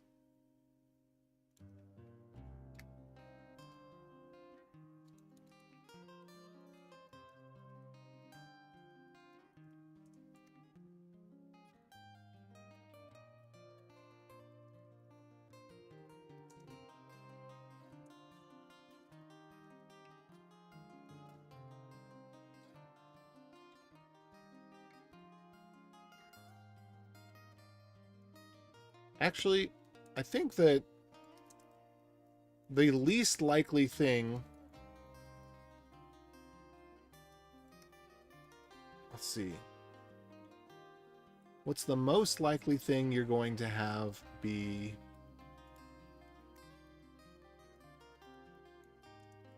no, I think I had it right before.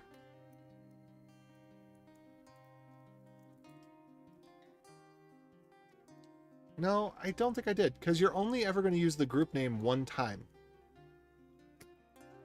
So I think group name actually does go at the end. Okay, so let's go back to group. So group becomes 3 again, which means that host SSL, the most likely thing that you're going... Okay, let's do this in order of likelihood. The most likely thing that you're going to have be different, and the least annoying thing to keep the same is going to be the port. Okay, then host SSL. Okay, good.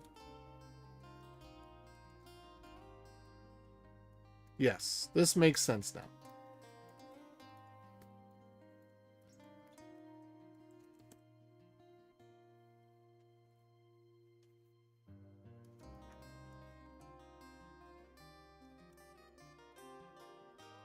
All right, what else?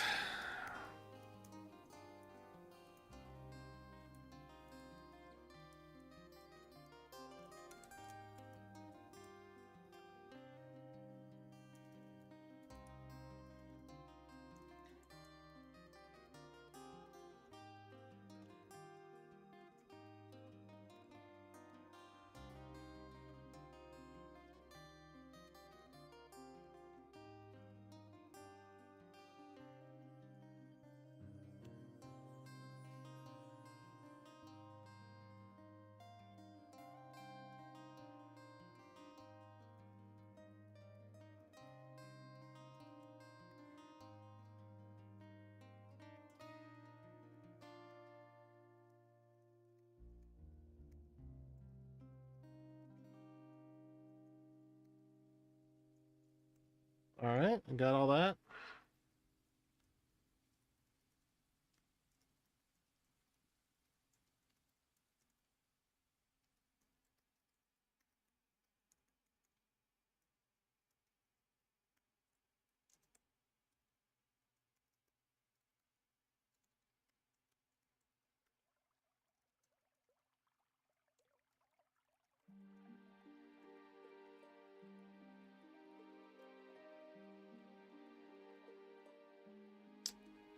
Uh,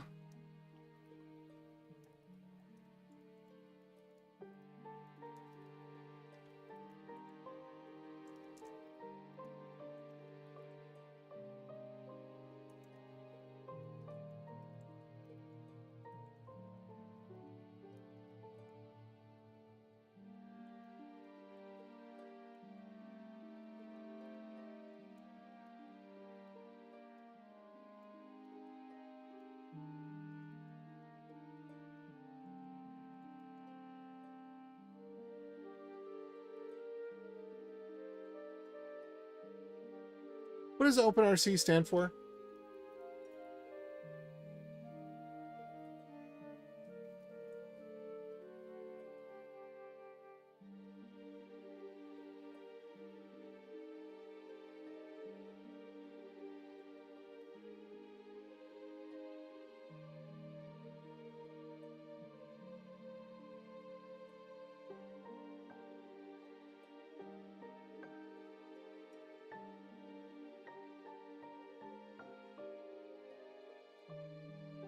It says GPT.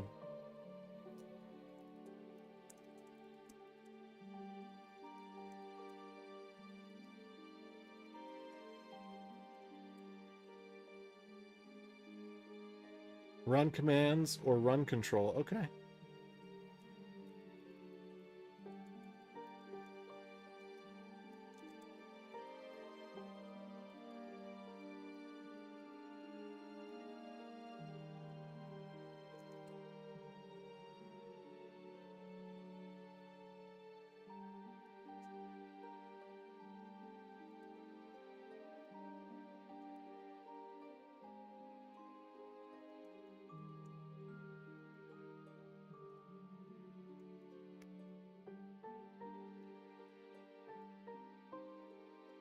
All right, so then all of these become A's all of a sudden,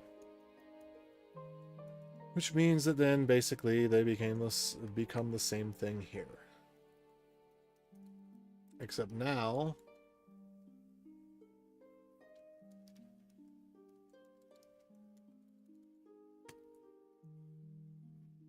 whoops.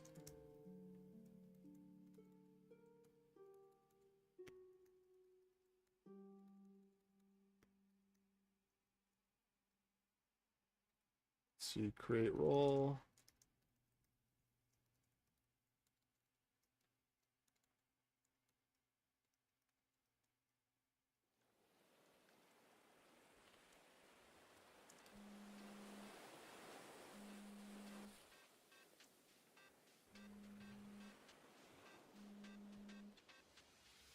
Hello, rise and shine.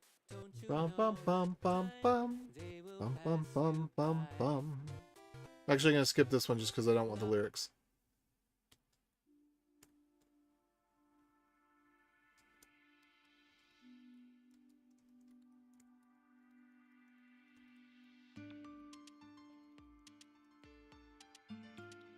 Okay, let's do this.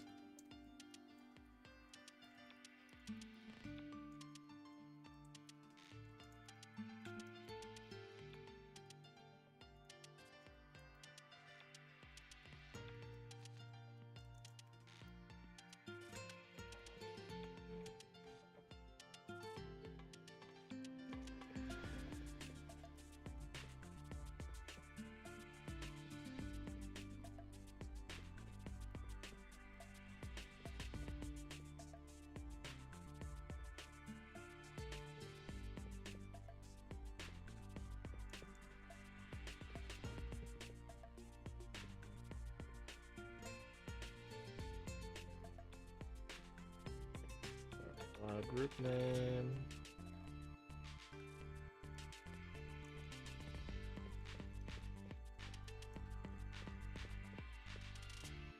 Yes, yes, yes. No, yes.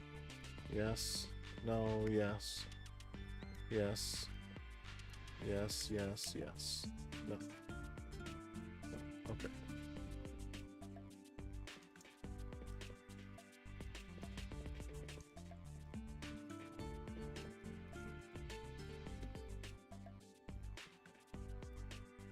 All right, there we go.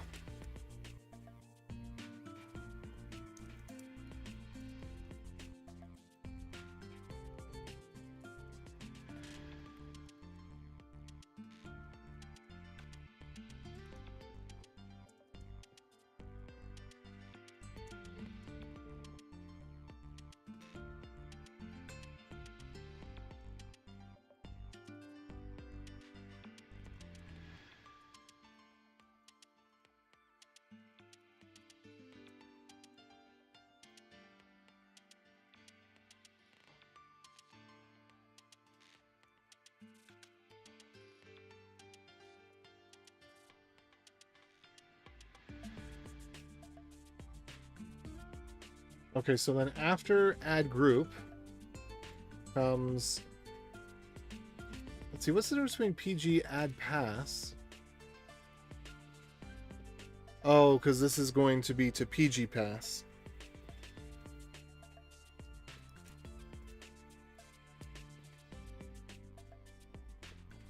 All right, got it. So that's more of a, let's see.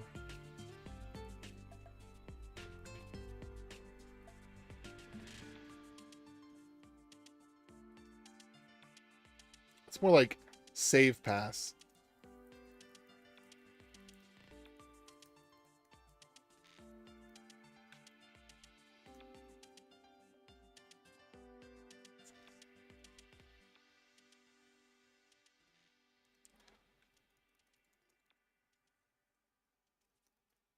Yeah, let's see.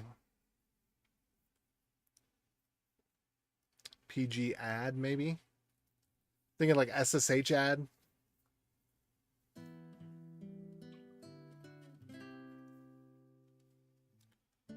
I don't know. All right, PG add user.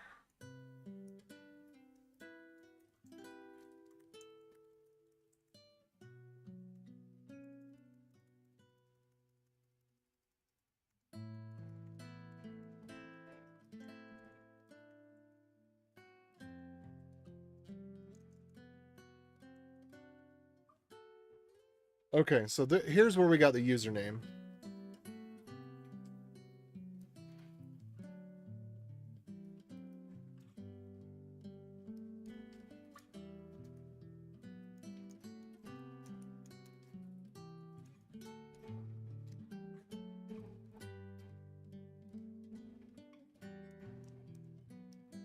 Okay, yeah. So the database, the username and the database name, and it needs to have a random component because they end up being the same.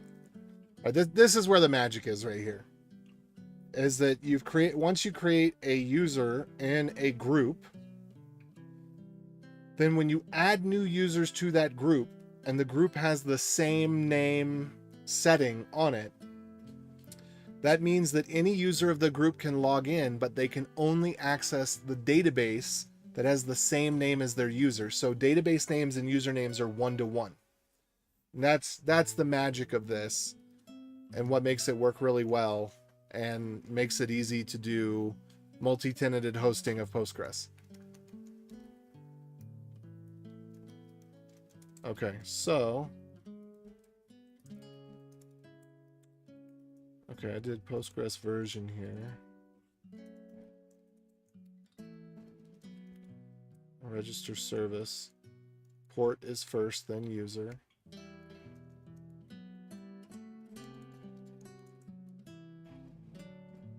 Okay. And then with PG add group. Maybe I should, for consistency, I might switch that around. I don't know. I don't want to get the group name confused with anything else. So it's decent right now.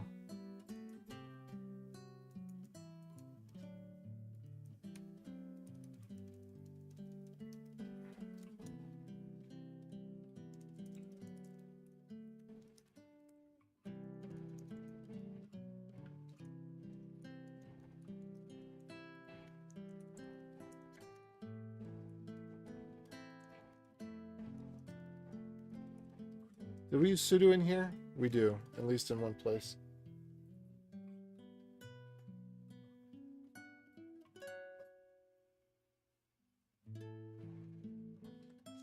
We actually should not need this right here. Well, I guess we're assuming that the local Postgres user is going to be Postgres. Like the main thing is going to be Postgres. Because you're only going to access that from localhost. The idea is not that you're going to do multi-tenanted Linux with multi-tenanted Postgres. Postgres is going to be in its own container. Nobody else is going to log into that. Somebody else is logged into it. They already have root privileges. That's kind of the idea there. Okay, anyway.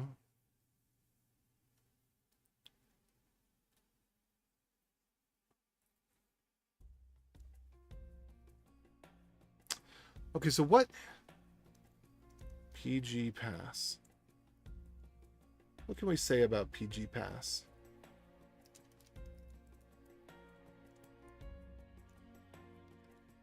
Host name, port, database, username, password.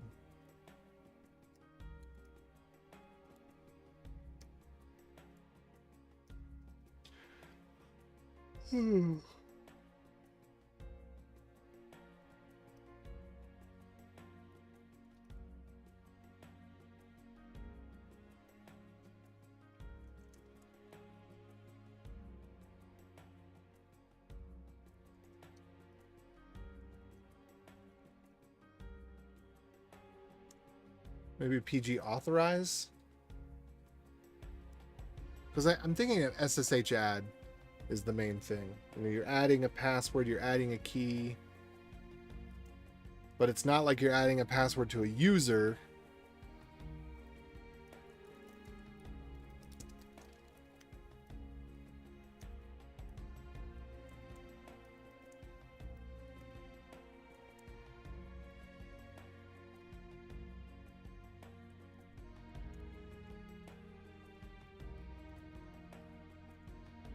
Okay.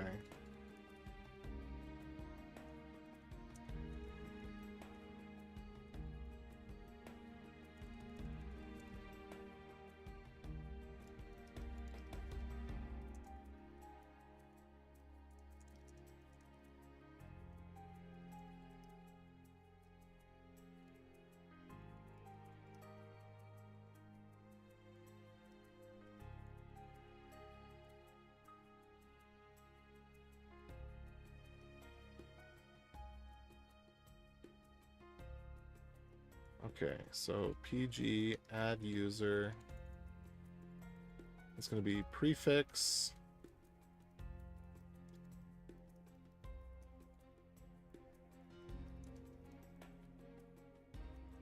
Group name.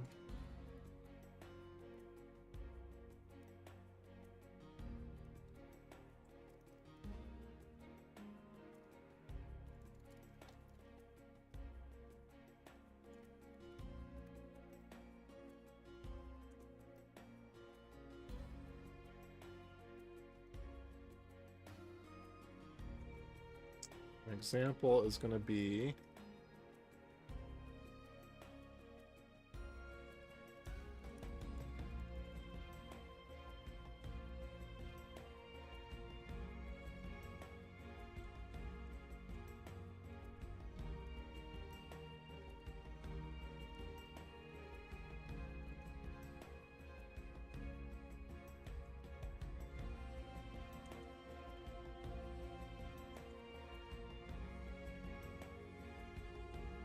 okay.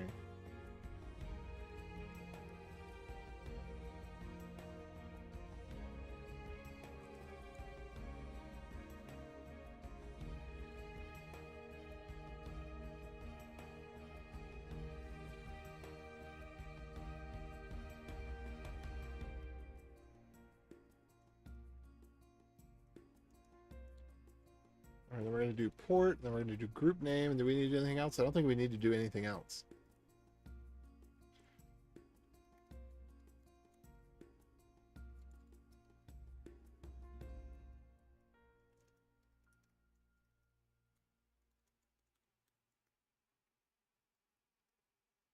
Okay. Then I'm going to add a little notes section here. Notes.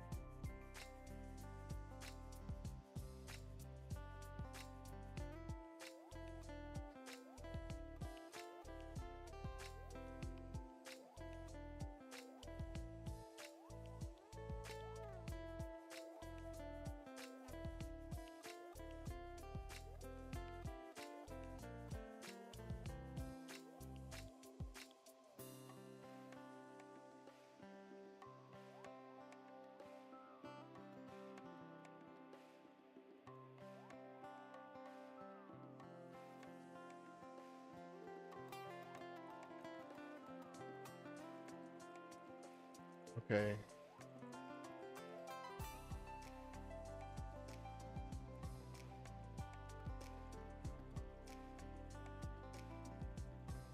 So usernames consist of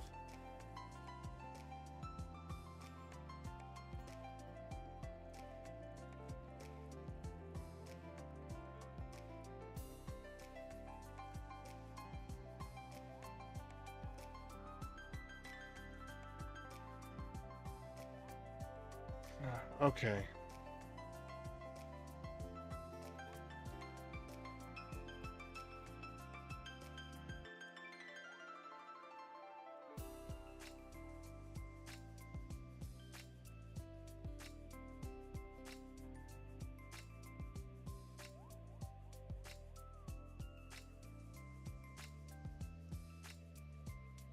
Okay, there we go.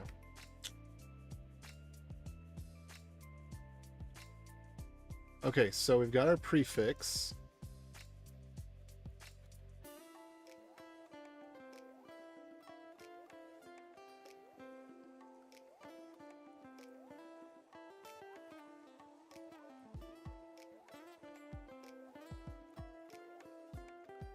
Oh, okay.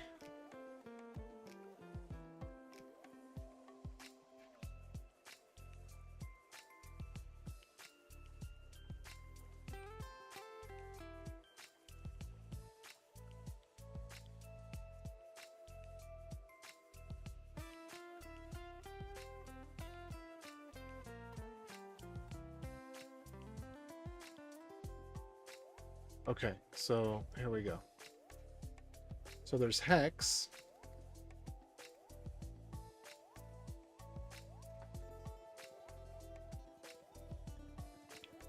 I don't know if I like only 3 bytes. That's 6 characters long. Eh. That should be enough. You're not going to have thousands of databases per user.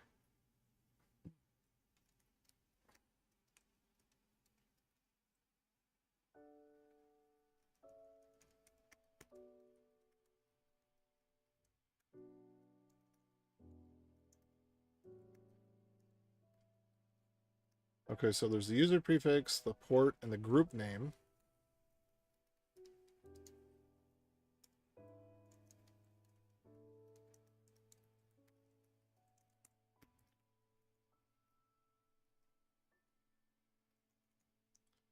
And then I don't think that the rest of this actually needs to be...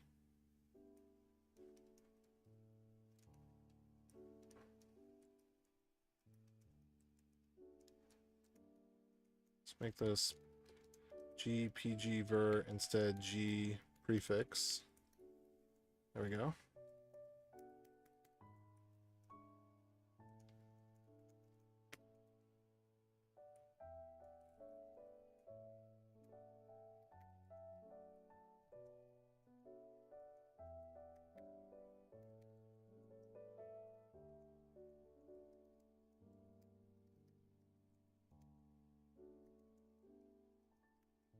FN PG create DB.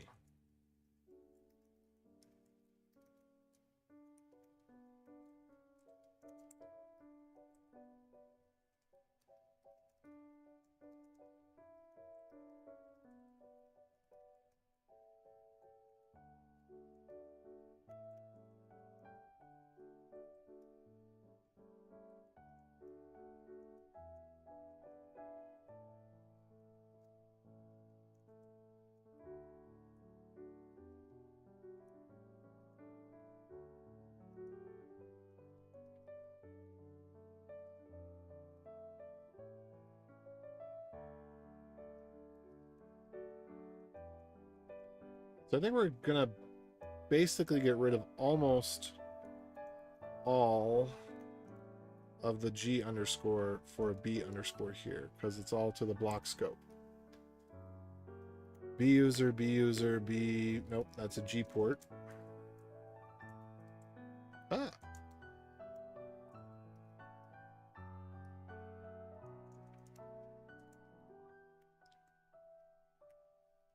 Okay. Say G group. B user, G group, B password, G port, B user, B user, B user, G port, B password, B user, B password, G port, B password.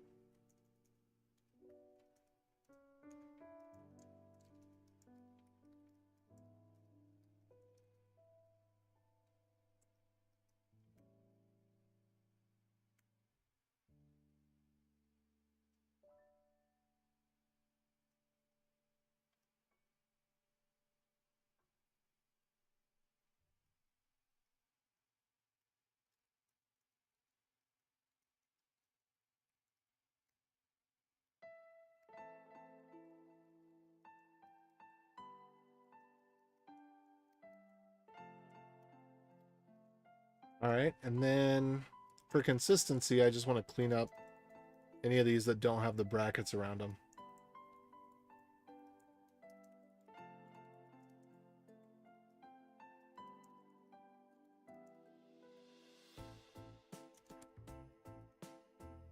Okay, so this should be good.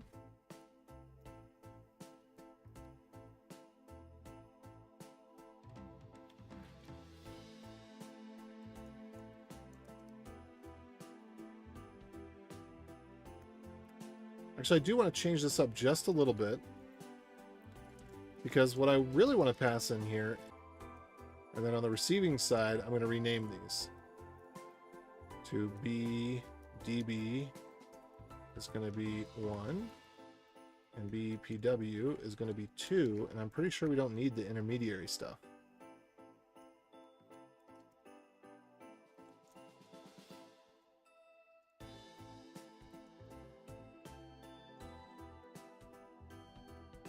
All right, get rid of that, get rid of that, get rid of that. Okay, there we are. Much nicer.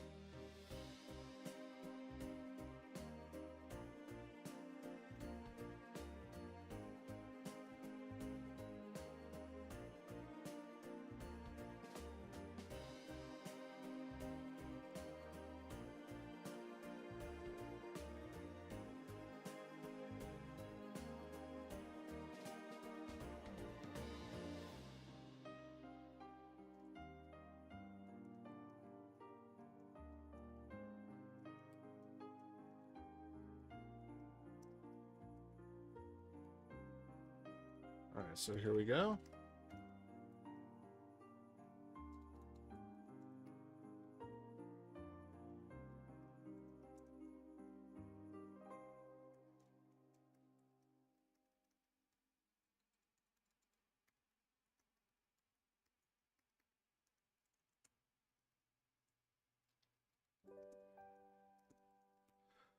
So what I've got now,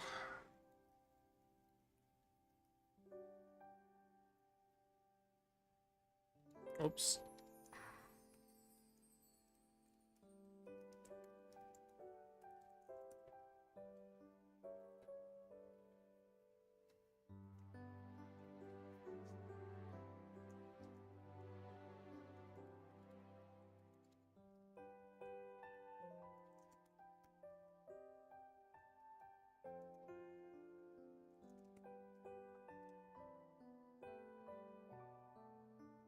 All right, that's all debug output.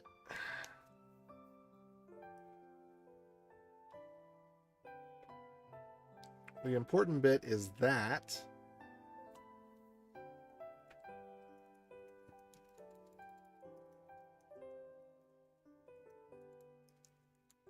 And then this, which is going to be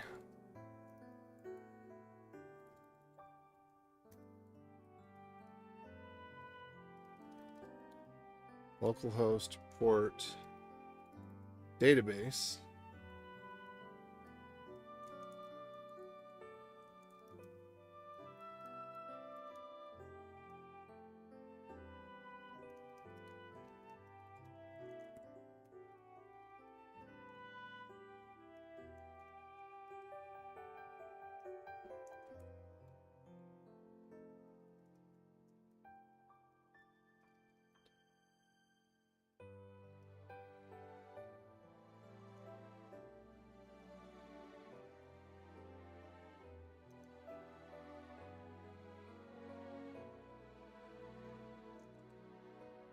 Okay.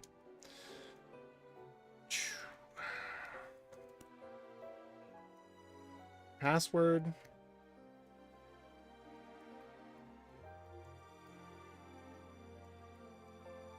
PG pass. And lastly, the pSQL. This, we could call this PG URL. Oh, I'm now live. What happened? Did we drop frames? 0 frames dropped. Huh. I don't know. How am I now live then? If we haven't been dropping any frames and I've been live this whole time. Nobody knows it. Nobody knows.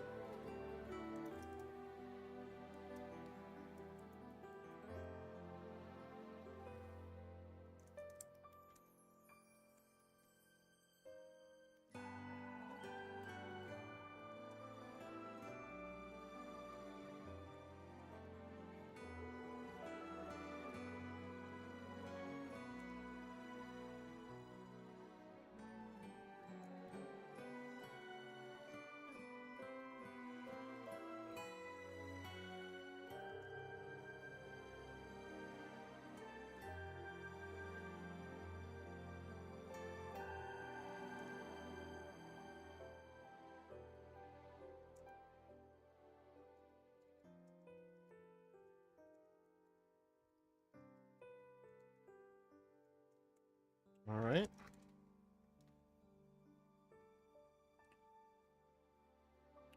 PG authorize isn't quite right either. Dang it. Because SSH authorize, for example, is saying take this remote credential and authorize it locally. And that's not quite what we're doing. What should we call that?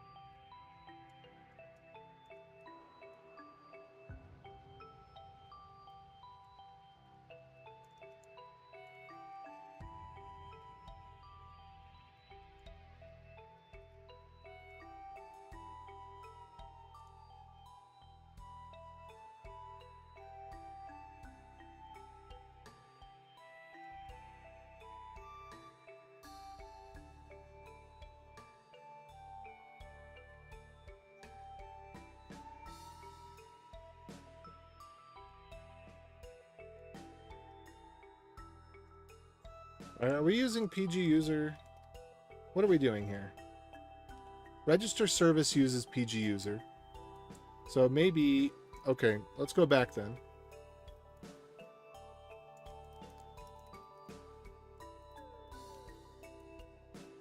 Okay, so the one that's wrong then is the one that I just did. Add user is wrong.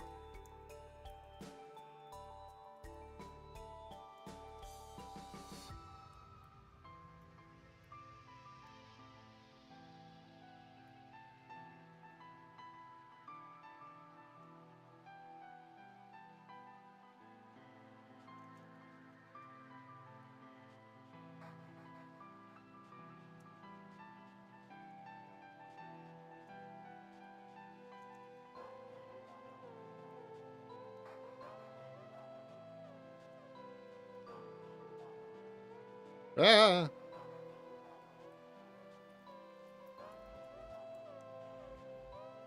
Nano's so scary. Nano scary me.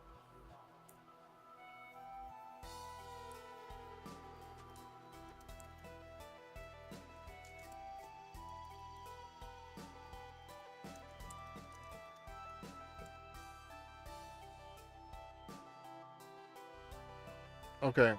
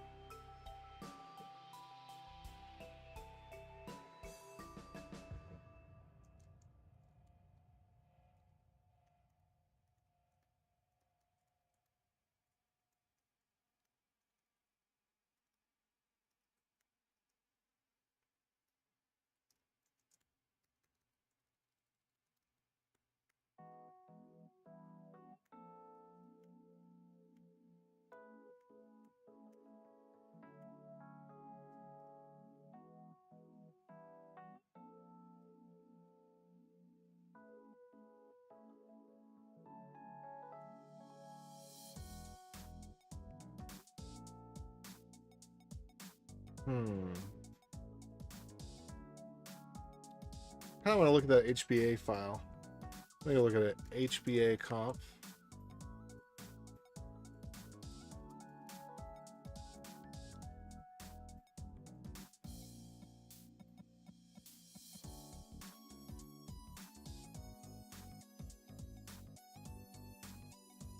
Okay.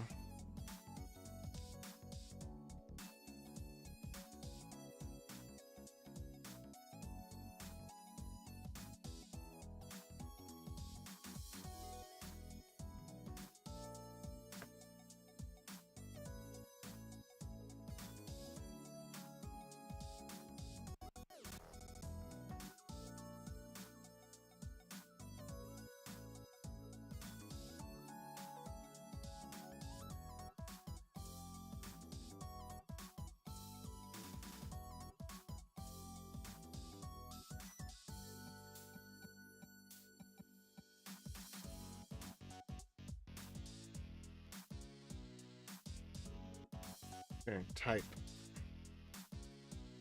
Connection type. Okay.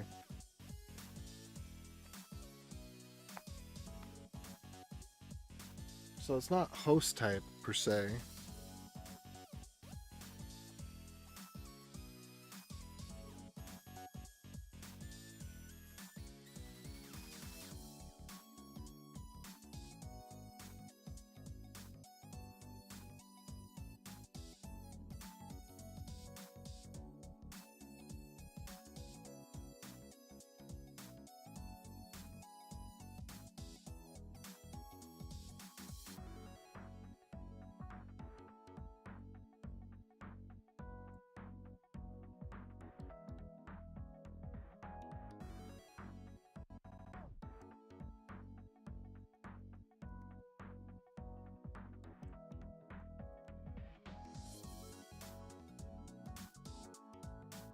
Oh, there we go. Let's fix that.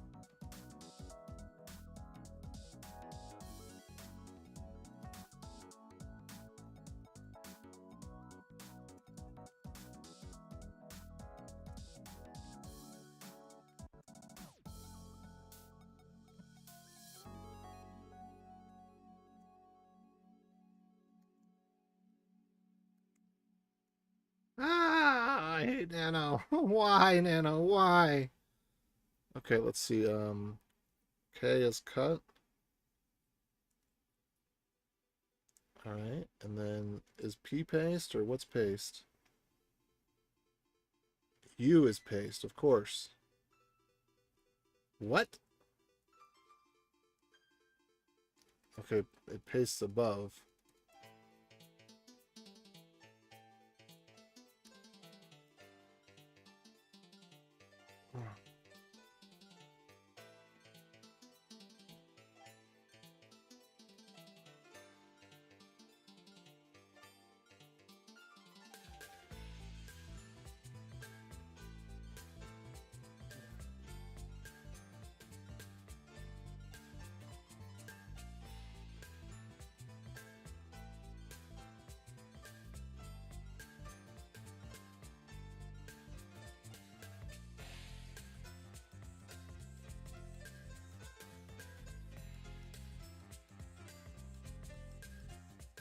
Okay.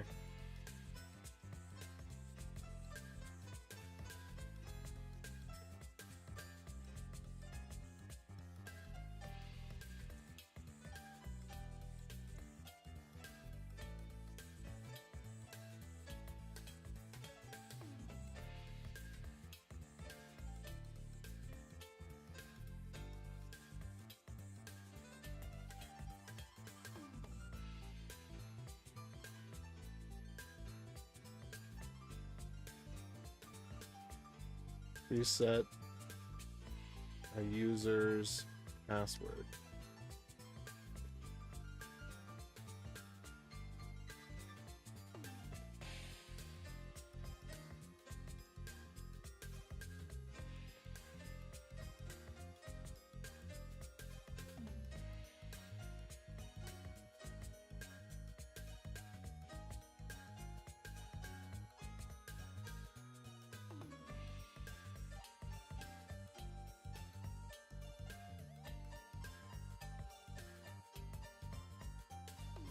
Let's see. Echo.start user.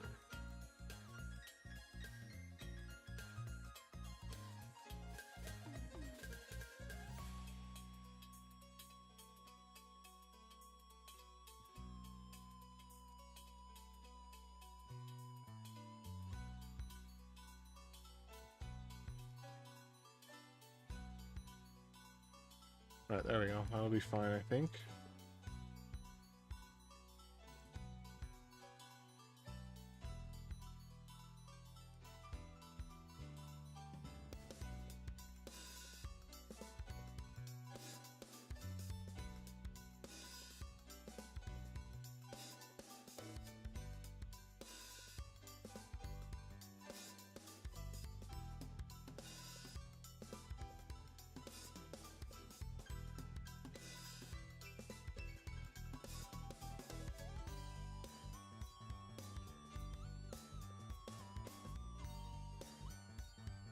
Hey, what's up, Terrace? How you doing?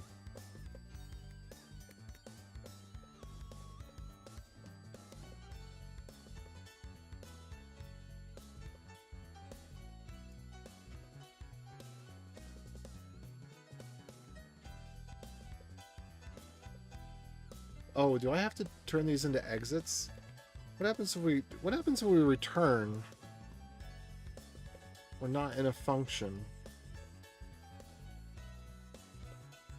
I'm just gonna leave it for now. Okay, PG pass WD. That's good enough. I like it. It's working. Okay, so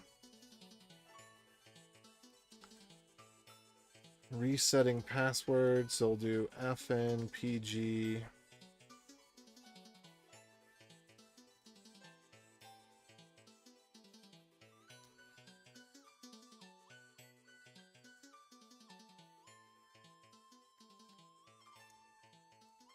And then we can get rid of the G on that one.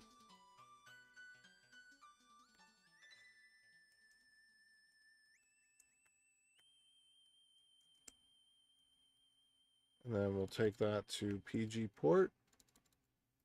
And will we make this GPG user, PG port, GPG user, GPG?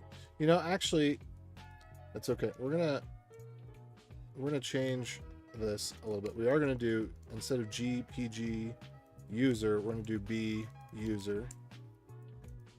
And then we're going to do B user equals right here.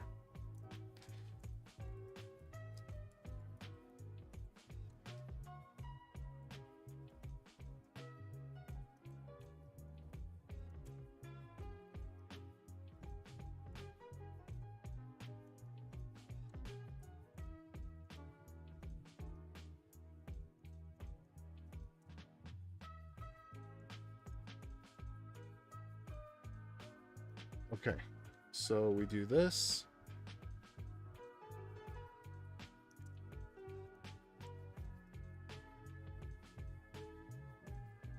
Actually, we don't need to do that because we're just going to get that from GPG user here.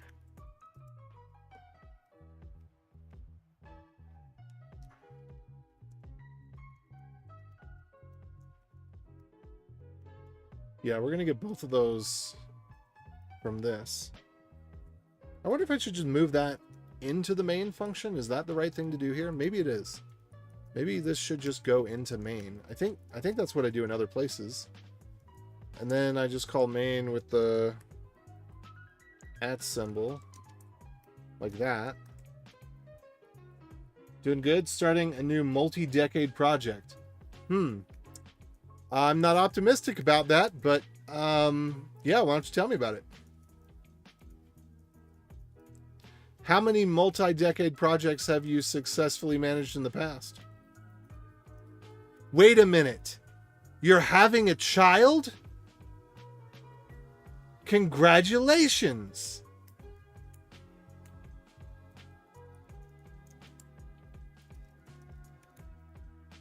That's excellent news. I am so glad to hear it.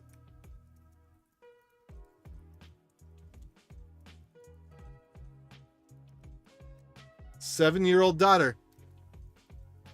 Not quite multi-decade, but sounds like it could work. It's got potential for sure.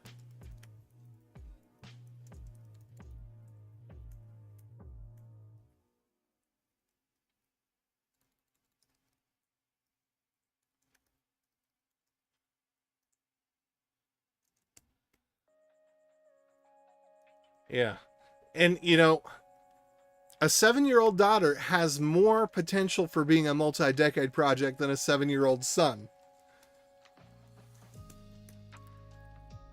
I don't know how our 2-year-old is going to make it to 3, and that's only a few weeks away.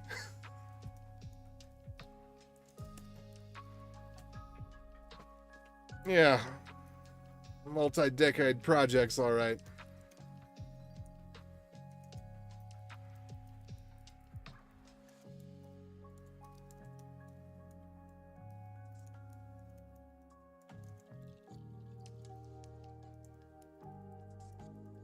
Okay, so this one's looking good.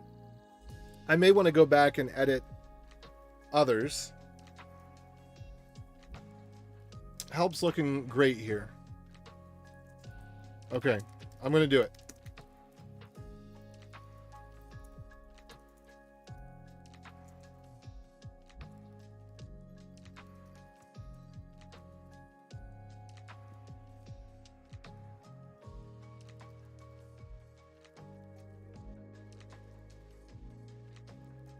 And then the other ones I think I'm just going to kind of throw in there maybe.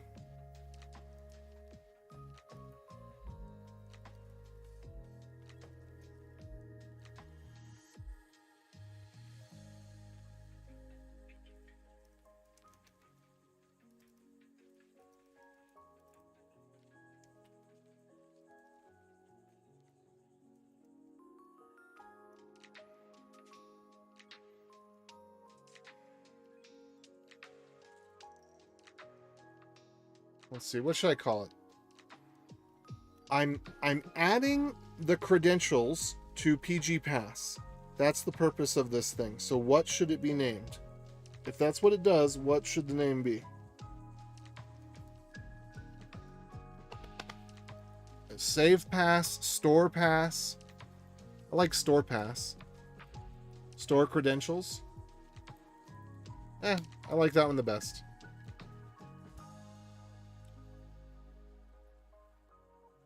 What is it? What is get credentials?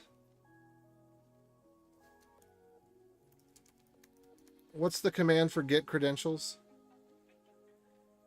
Get config credentials, credential helper, ask pass.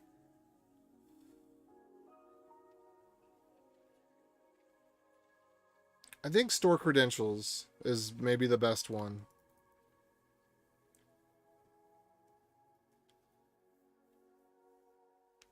Get credential store. PG credential store. I think that, okay, that's what it should be named. I like to follow the conventions that have gone before when reasonable.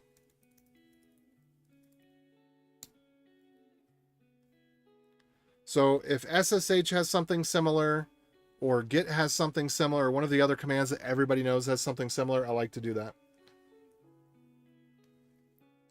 Want to write my own SQL dialect with some cool APIs.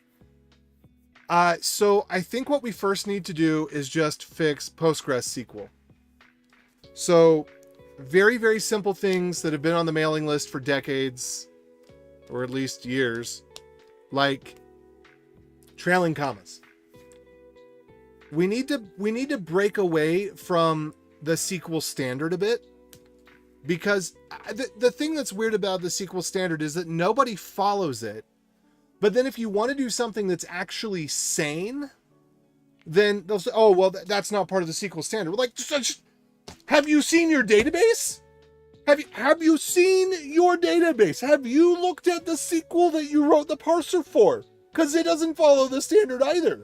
Predominantly because the standard doesn't define any of that. The standard basically defines select. There you go. There's the SQL standard. Select, gibberish, any type of character whatsoever, other than space, maybe? No, not even, like, I don't know. And then from. Select and from. Join.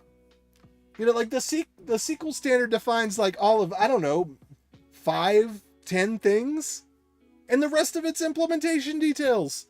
So why are you going to tell me you can't add a comma? You can't add a trailing comma because you don't want to violate the spec. Like, you don't even have quotes that are to spec. You know, like, come on, man. Yeah. So that's one of the things that, you know, JavaScript's gone the wrong way in one direction, and Postgres has gone the wrong way in the other. Yes. Do I want people to be working on the really hard problems? Yes, of course. But can we not have somebody work on the low-hanging fruit? Can we not have somebody working on the problems that could be solved in a weekend? Or less? You know, in an hour?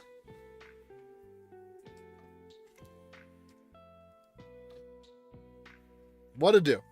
What to do?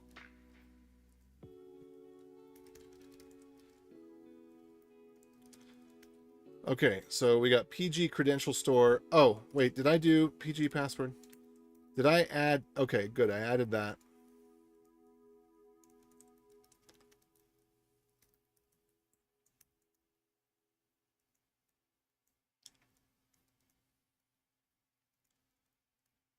We printed all that out at the end.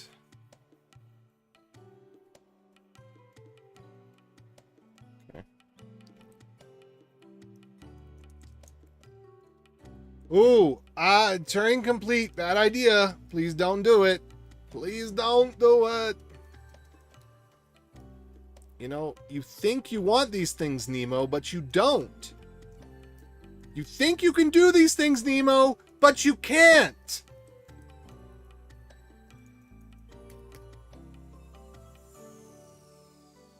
It makes me very uncomfortable. I want to try. Yeah. In huge code bases like Postgres, I'll be really amazed if handling trailing comma, not comment, comma, could be fixed in hours. I think as soon as you start add that stuff, will probably break in various places.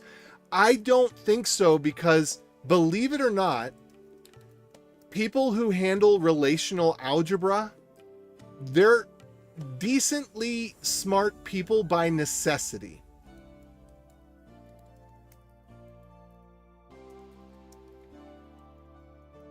So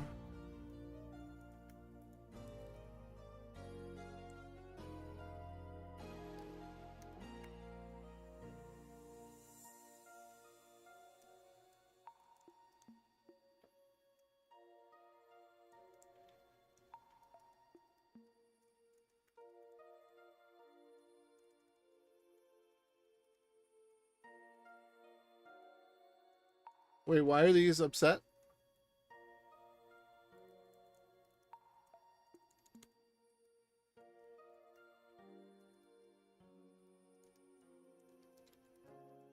I really ought to be consistent across these. So B port.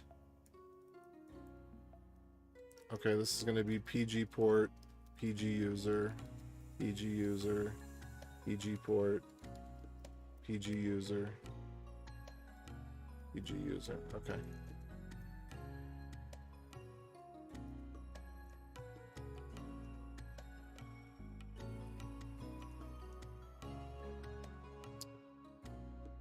All right.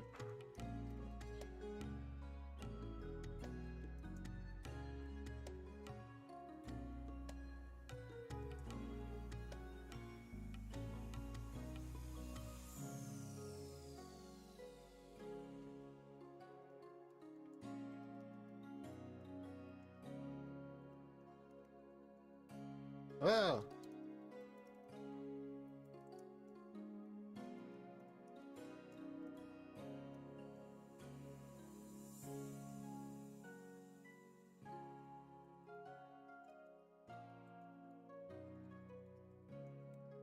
There we go.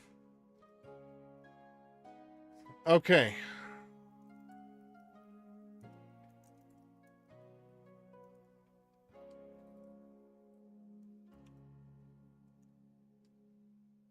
So it gets better as I go.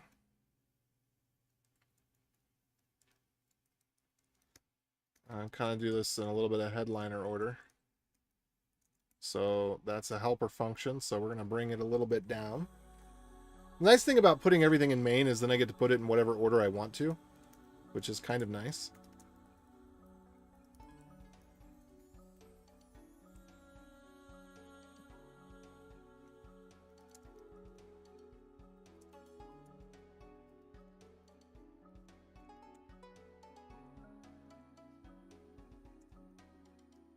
Okay, let's go back to the first one and see how much better we can make it. Okay, I'm on board with gsudo. I'm on board with that.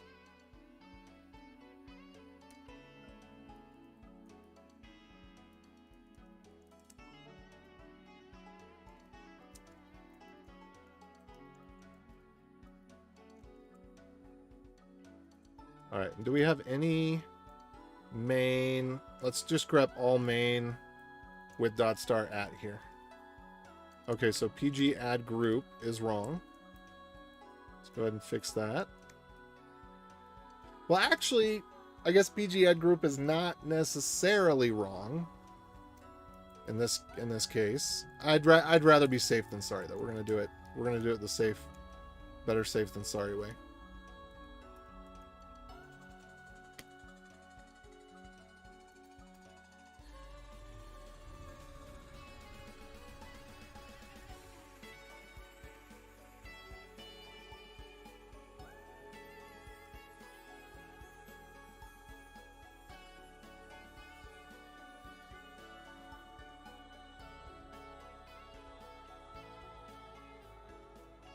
Right. So we actually do need to have this one be up top there. Okay, that makes more sense. All right. End goal is to write a full server and client app using only SQL dialect. So you mean actually write an application in SQL? Have you heard of Oracle? Because maybe that's not, I don't know. But they kind of did that. And maybe with the benefit of modern development, maybe you could do better. Maybe anybody could do better. Maybe anybody who isn't a sales bro could do better. Maybe a modern sales bro could do better. But, you know, people have that bitter poison taste in their mouth from when Oracle did that. And nobody benefited from that. That won't no good for nobody.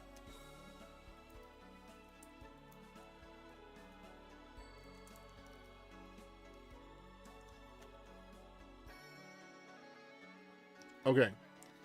So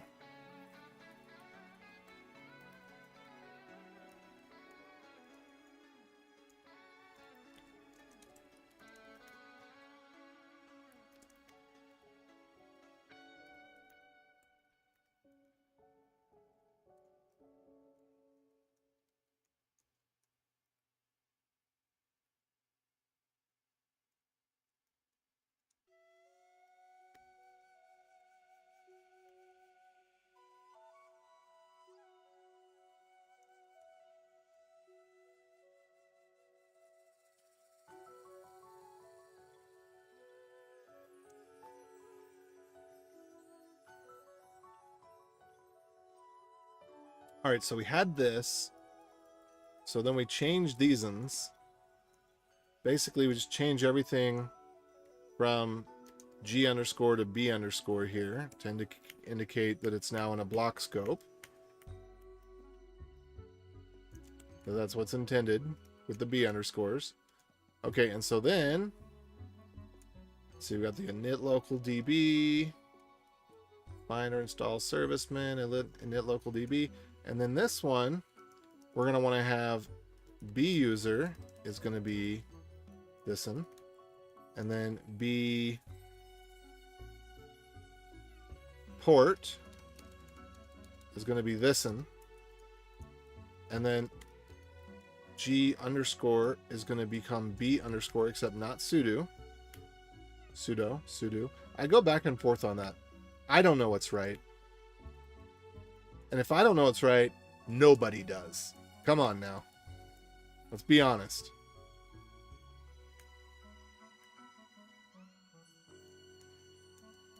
All right, fn serviceman add.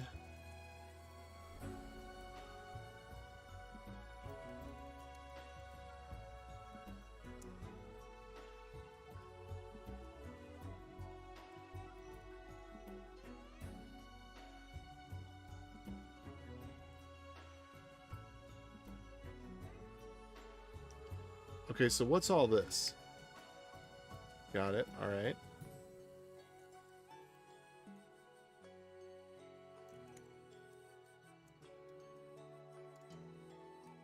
Okay, so we only had PG add group. So PG install, let's see here.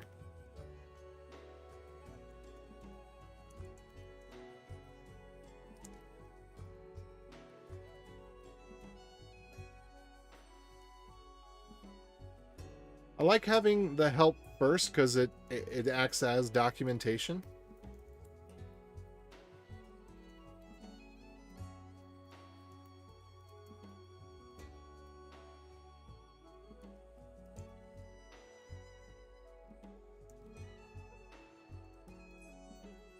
Okay. You want to learn about Vim, huh? Bruh. I'll teach you all about Vim. You see, that is why I stumbled on you, so I will learn about that stuff. Thanks. Yeah, I'd love to see kind of a draft of what you think the language is, like kind of what you're envisioning right now. If you had a gist. So for example, I've got a language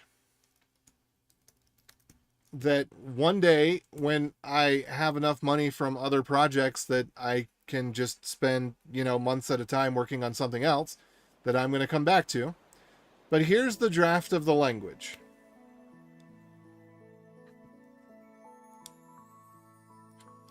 So it's the only language I know of that has type drafting. It seems like type drafting should be pretty obvious, and compiled languages kind of have this. So for example, Zig more or less has type drafting. But I don't even know if they call it type drafting, but it's more like, I guess there's a distinction. In Zig, you don't have type drafting, you just have really amazing duck typing. And I think you get that in Haskell as well. But here you get type drafting, which is different from duck typing in that, and maybe it's not as good, I don't know. But the main idea is that, and I don't know, maybe I should look more at Zig for this, but it has type drafting. So what that means is that, like duck typing, whatever you use, it becomes the definition of the function. So if you pass in an object that has 17 properties, but you only need 5 of them, the function that you get is going to be defined as the 5. And so you can use that function with any object that has those 5 properties. The reason it's type drafting is because as you use the function in different ways, the types will get updated. But once you know what you want the types to be, you can lock the types and say this function is final.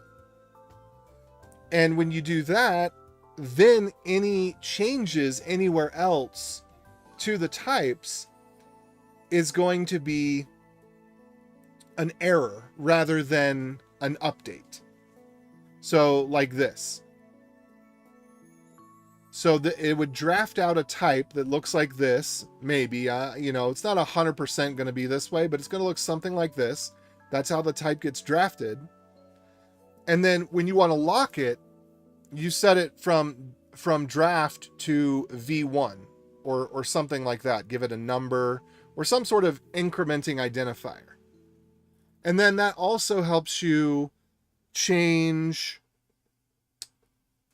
And yeah, I think that we might do Semver on this, because if you break any of the types, if you do a breaking change on any of the types, and the type draft can be able to help you know if it's a breaking change. If you do a breaking change on any of the types, then you gotta do a breaking change revision on your package, or that you should.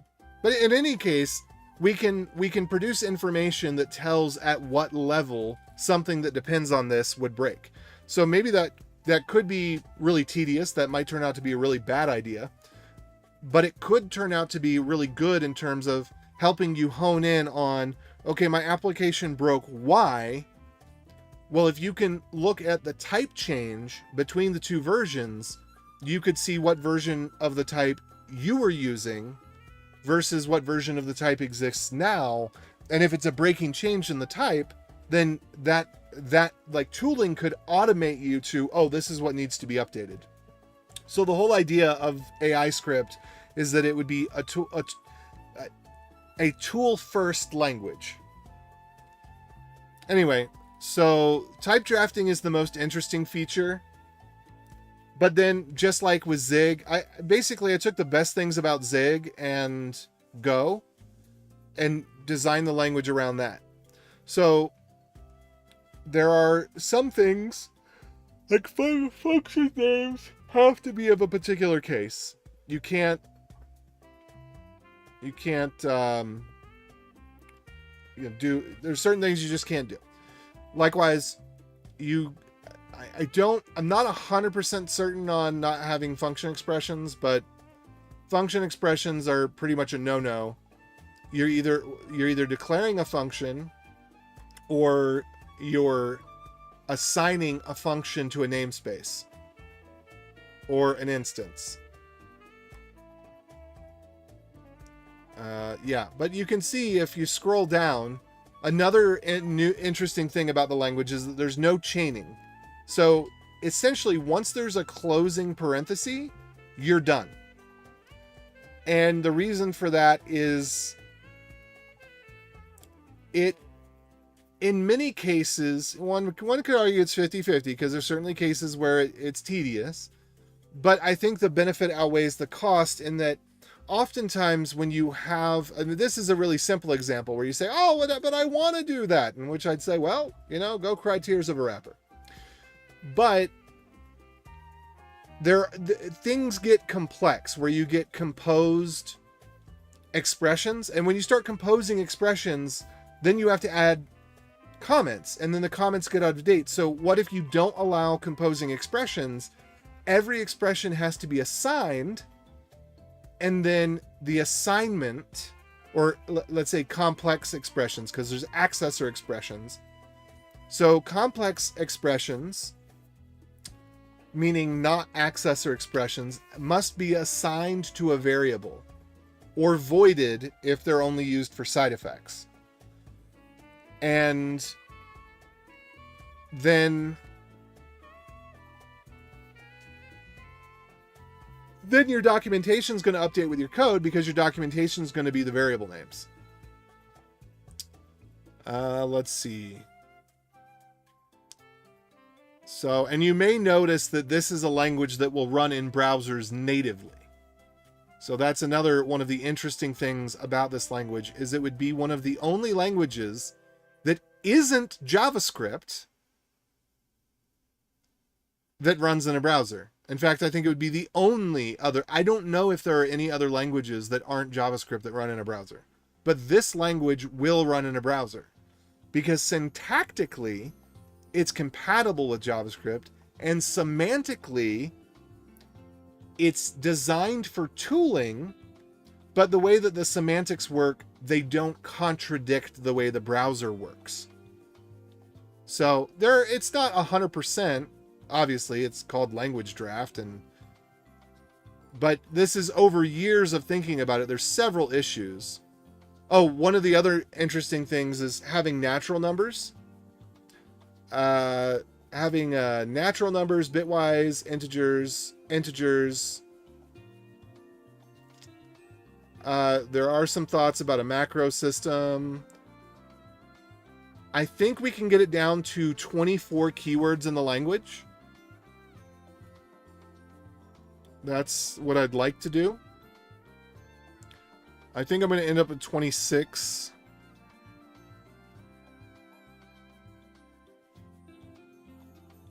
Well, plus that, yeah. Anyway. And I've actually thrown this into GPT as a prefix to prompts to say, write me a program in AJ script that runs in a browser, blah, blah, blah. And then that works out. But you can see there's 48 issues here, but a lot of these issues are things that led up to that language draft. So here's one, for example. You're not allowed to do ternary in the language. And there's a lot of proverbs and stuff that go to it.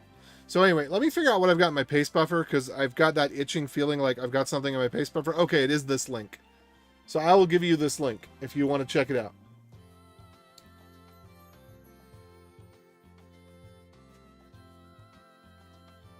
Yeah, this has been over years. I mean, you can see, and before I created a repository for it, so let's see, my first issue on it was January 21st of 2022.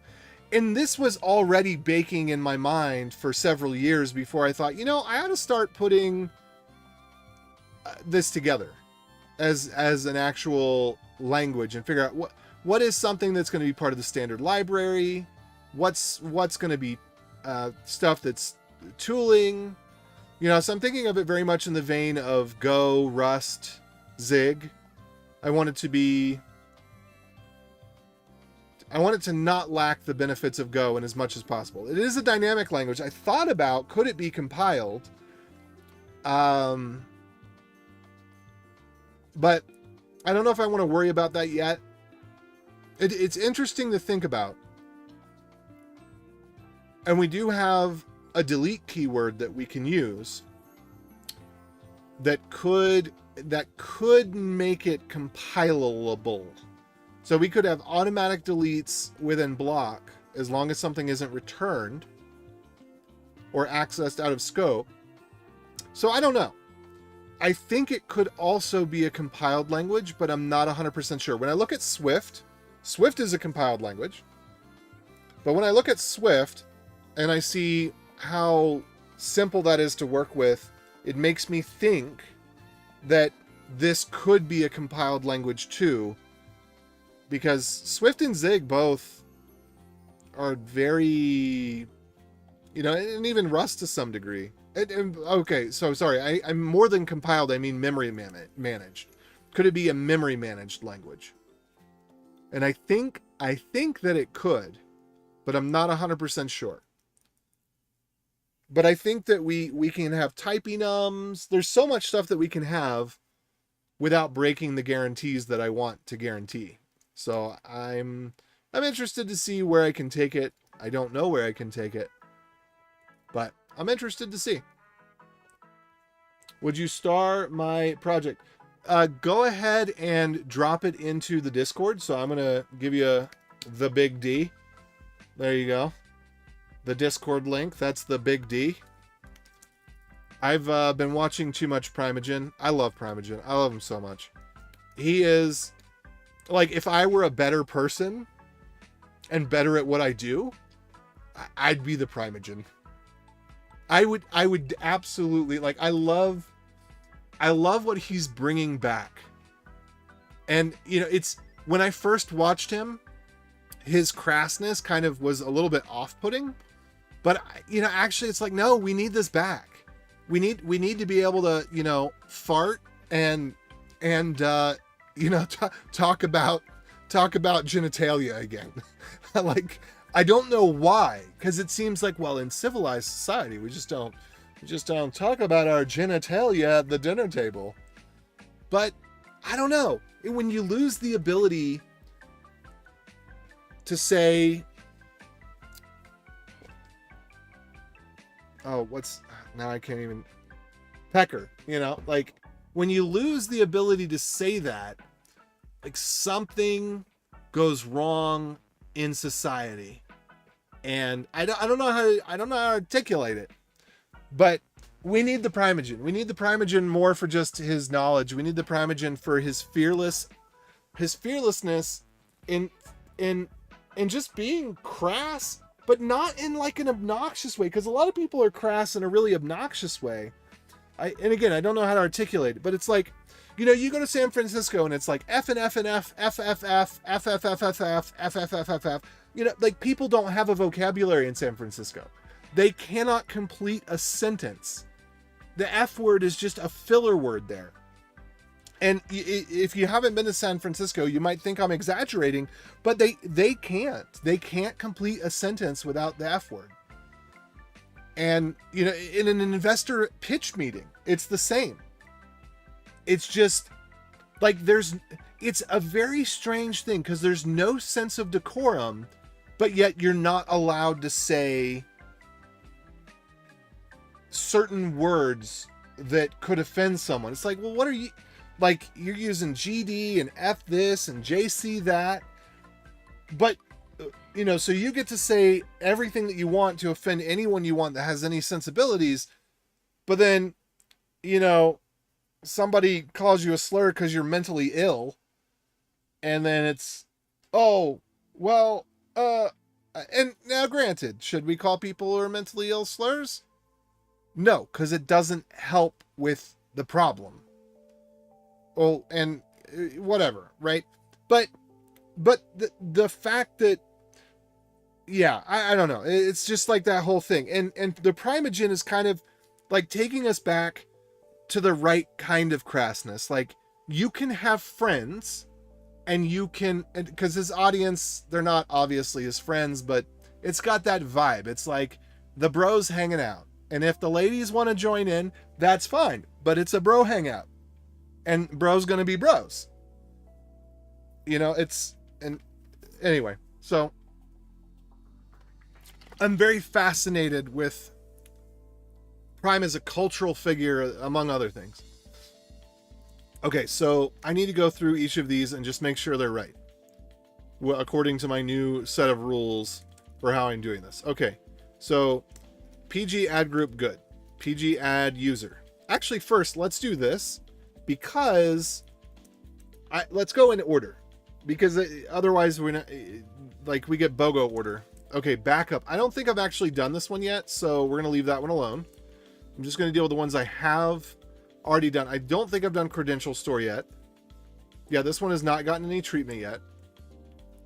All right, PG install has gotten treatment.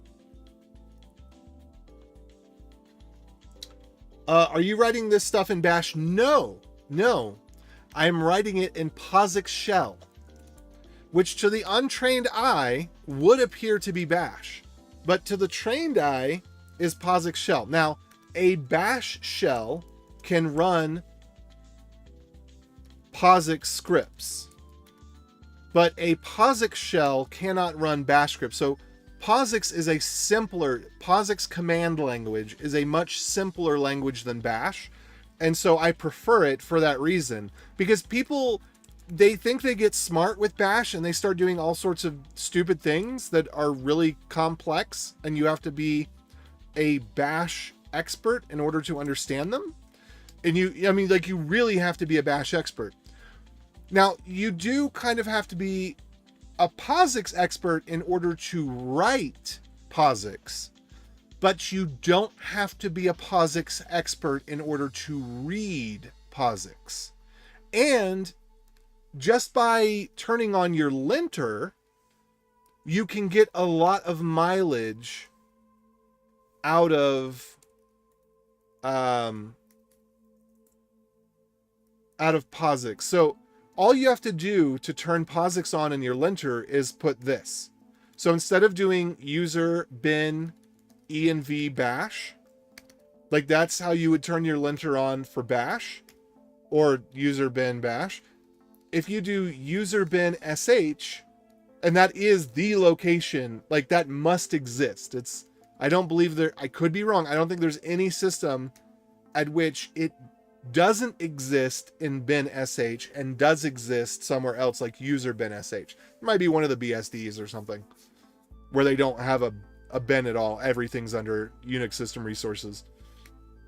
But in any case, I'd highly recommend learning POSIX, and the best way to learn POSIX is just to have schwumpt. So I'm going to take you over to, I don't know, do we have shell essentials? I don't know if we have, do we have shell essentials? We don't have shell essentials because there's only two things really. So you need shell check and schwumpt. So if you have shell check and schwumpt and whatever your environment is, you just have that configured. If you want to do it with Vim, you just have Vim ale. There's also Vim essentials here. So I'm gonna drop you a link to shell check. Boom, there you go, shell check. And then what was the other thing I was gonna drop a link to?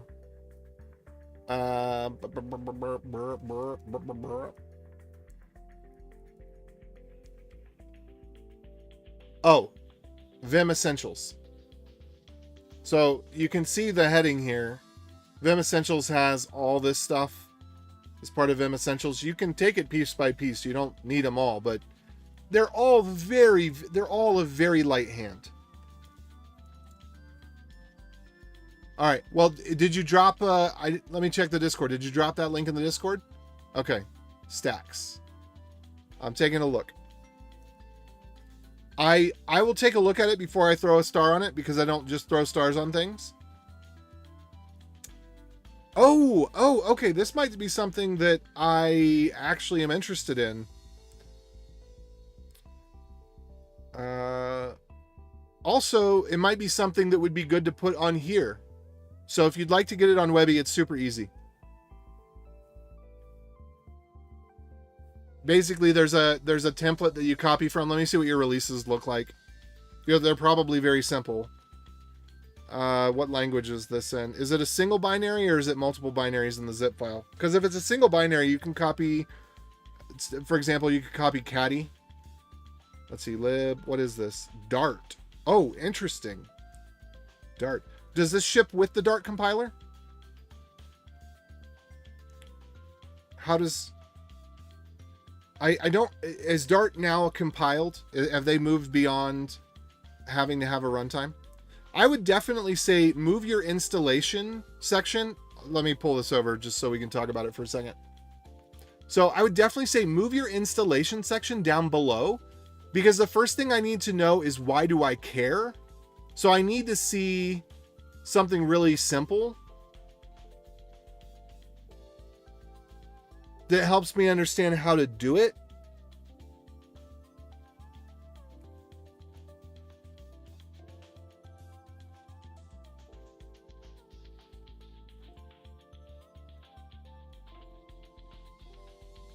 Okay, git add, git checkout, git commit, git push, open PR. Okay.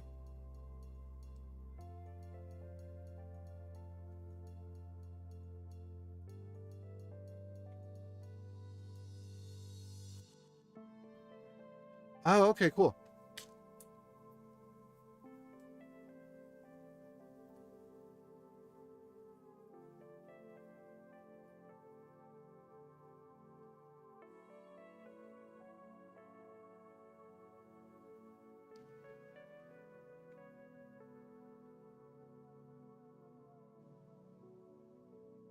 I'll check out your videos for sure. Okay, I will give this a star because I like this.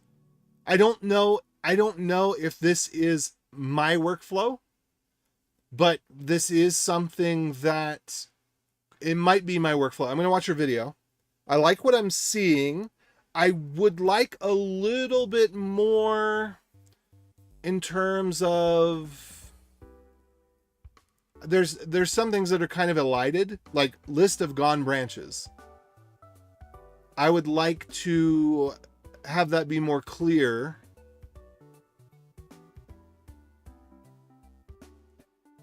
Okay, so basically if it's been deleted from the remote, delete it locally. I need that. I don't like that it's a GPL3 license, but I guess for a standalone utility that doesn't matter. I would highly recommend MPL. If you're not familiar with the legal differences, I have a tweet where I kind of give a flyby overview, but MPL gives you the free as in freedom. It also protects you in a similar way to the GPL, but it doesn't infect other projects. So it's similar to LGPL, but it's a little bit more free as in speech. But it's not wide open like the MIT where you get no protection and somebody could just rip off your brand and totally screw you over. And so over the years, as I've understood differences about the different licenses and actually had some legal issues, the MPL is what I feel really good about for projects that are probably going to stay open source forever, but are not things you want to be put in the public domain. Because I think there's three categories. It's commercial, and that it can be open source commercial. That's fine. I want to see commercial source. We need that. That was kind of the original problem that the GPL was kind of sort of trying to solve, but then kind of went sideways about it. But there's commercial source, there's open source, branded open source, and then there's public domain. And the public domain is CC0 V1, CC0-1.0. The branded source would be MPL-2.0. And the commercial source, we haven't really figured that out yet. I know there's a few people that have put up licenses, but I think that we need to have one that is public for anybody to be able to use, but it's not clear what that looks like yet. Anyway, let's see if I can look at my replies and find the one where I try to explain to some degree MPL. Let's see. I might have to. Yeah, it's past that tweet for sure. Okay, there we go. Here's this one.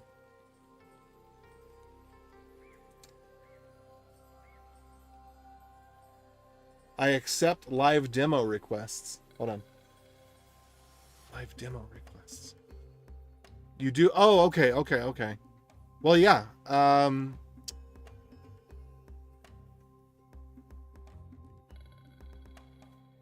I definitely like the concept. And then, yeah, anyway. If you were still around to tell me what you think about what I was saying about the licenses, I'd love to know,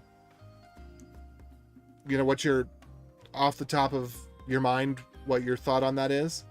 But this thread talks about how Facebook ripped off this person's MIT licensed code. And they did fix it, but they ripped off her code and made, a couple of changes. And legally, there's not really, with the MIT license, yeah, maybe they gotta put a little something there, maybe they don't. It's like MIT is not really a legal license.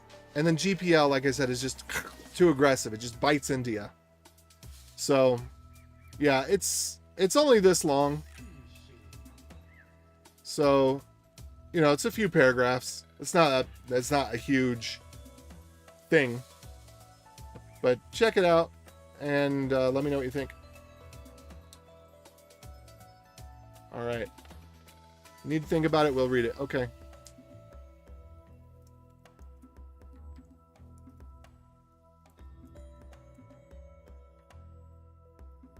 Okay.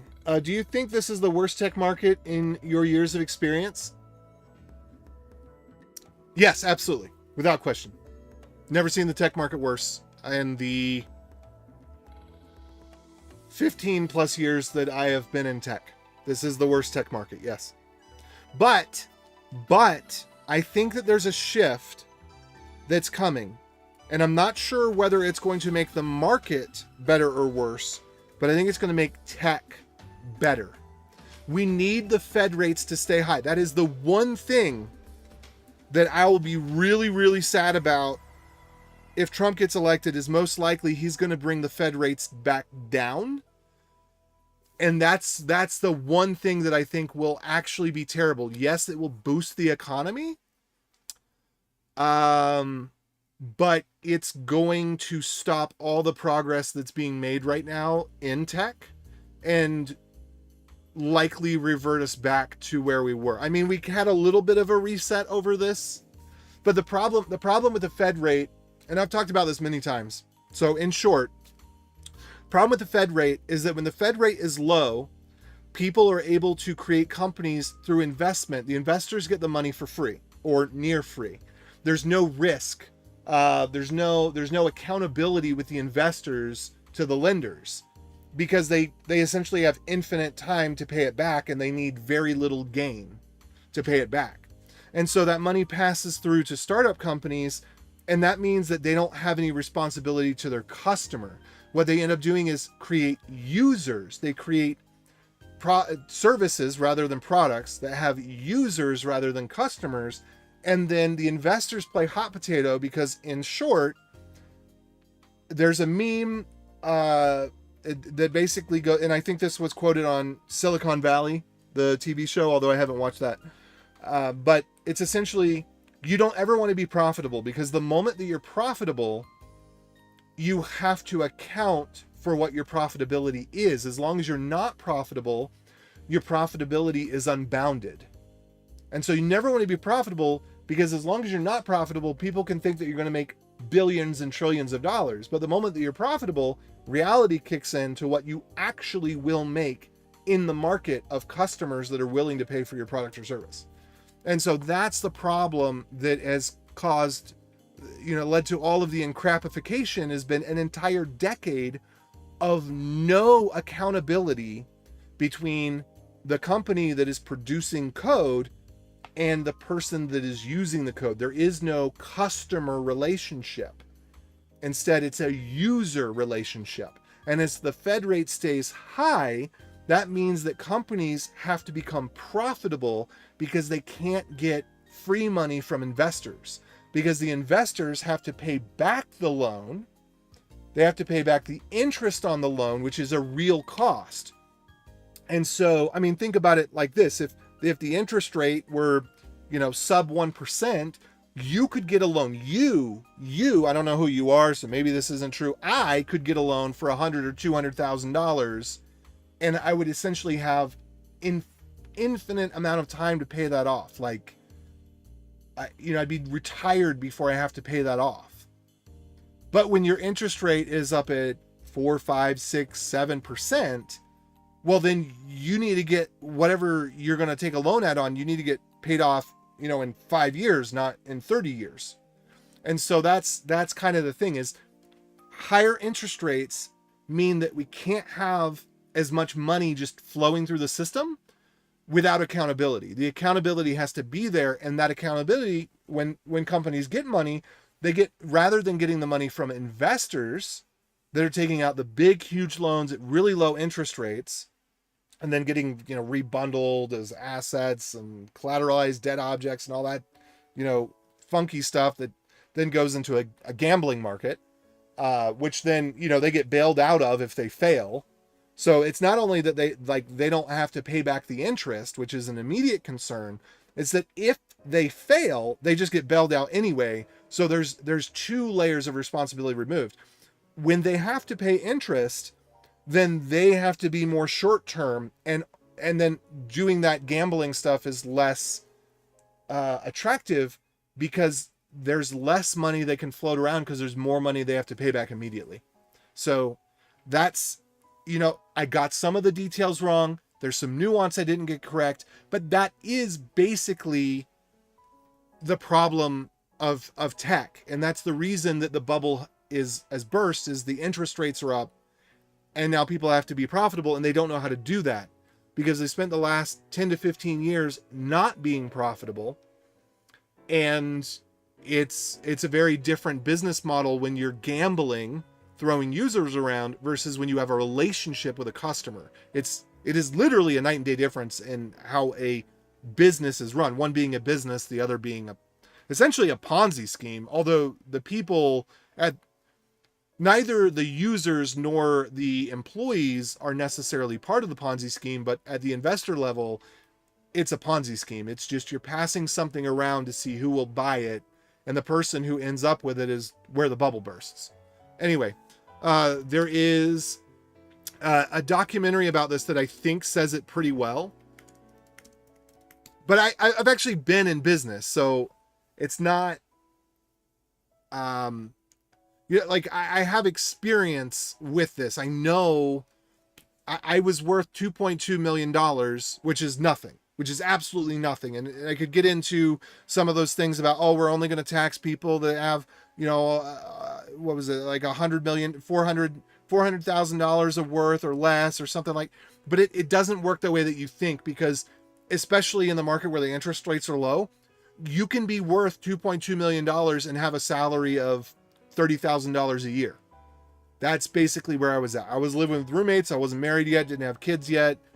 I was living with roommates. I was worth $2.2 million and my salary was about $30,000. I had no money. And it would not have taken more than one or two more rounds of investment if things had gone that way, and I would have been worth $200 million. And then, then you start talking about unrealized gains or whatever, and small businesses. It's like I would still be making, maybe I'd move up to $50,000 or $70,000 salary, but like I wouldn't actually have the money. And this is the Form 83B election. Anyway, I was part of that system somewhat unwittingly. I was learning about it and I didn't realize how all of the cogs fit together. I ended up getting bit and getting thrown out of my own company, but yeah. Okay, so here is Age of Easy Money. Yeah, 2 years is nothing. I mean, it'll take us a decade to recover. And so I do really worry about, tax cuts are fine, but the spending has to go down drastically. I mean, there's so many cogs. There's so many cogs in the system. And if you've ever watched The Hunger Games, President Snow says the system is fragile, but not in the way you think.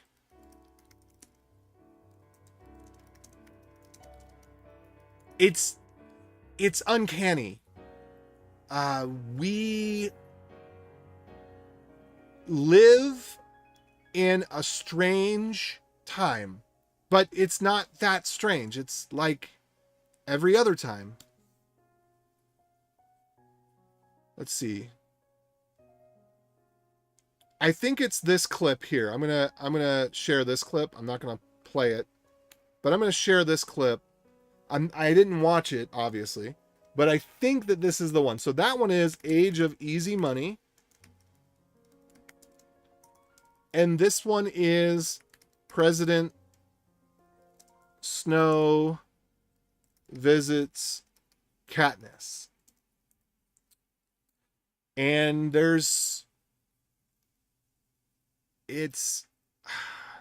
you look at the people who understand these systems and who do the books and the movies and stuff. It's so much easier to swallow it in the movie, but then you start to see it playing out in real life and you realize that they were wise because they didn't come out and make a political commentary and say, hey, we're headed towards, well, maybe George Orwell kind of did, but a lot of these things, they're not coming out and saying, what they're saying. They write a story and they put little pieces in the story. And when you're young, it's just, wow, this is such a fascinating story. But as you start to see the wheel of time come back around and you start to see the pattern, you see the wisdom. Anyway, I'll get back to the code because I'm not a, that's not a, code is what I do, but I understand a bit of the business system because I've been part of the system.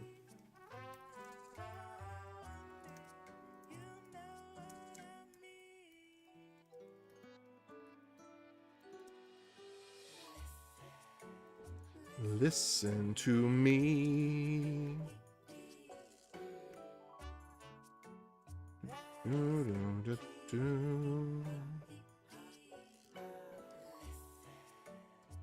Listen to me. I kind of want to rename this one from service register service to service register. Now, yeah, I do actually. But then I have to go modify this. What's it says inside of this?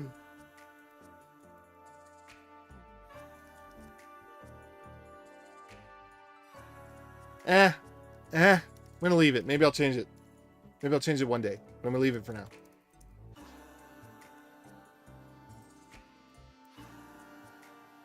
Okay, so PG password. Huh. Fold it in. PG install. PG register service.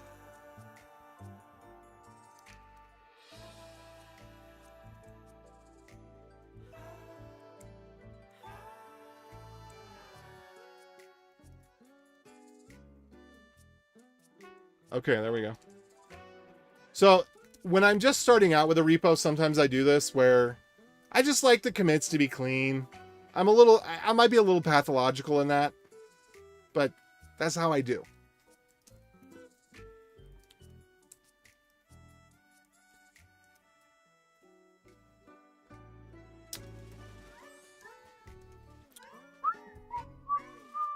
So this is crazy. It's actually getting warmer as the night goes on, and it should be getting cooler. Explain me this. Explain me.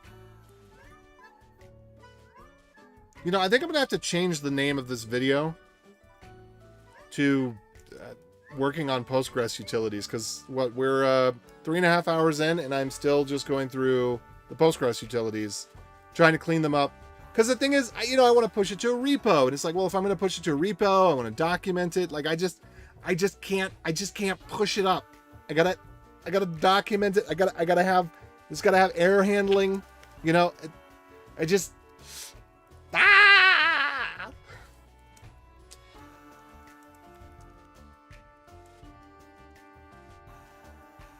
It's just one of them things, man. Mang. It's one of them things. Mang. All right.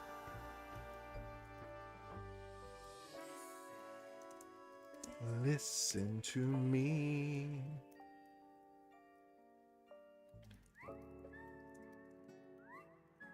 You know what I'm going to do, though? I'm going to do the thing that I should have done.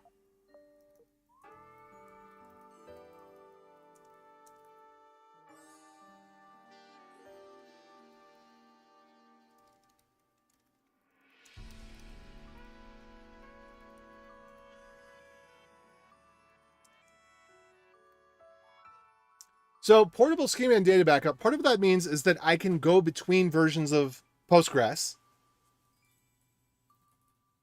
And because the default backup also includes a lot of stuff that you really don't need.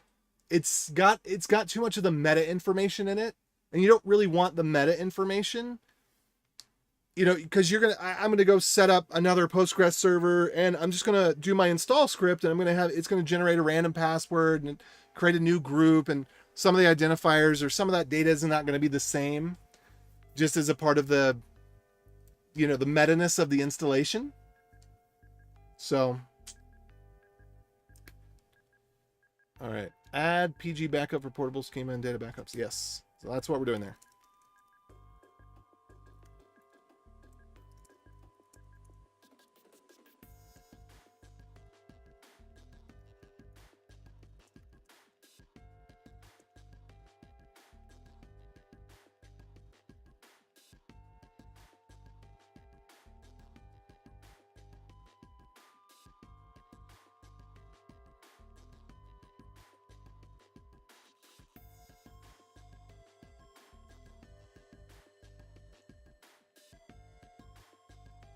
There we go.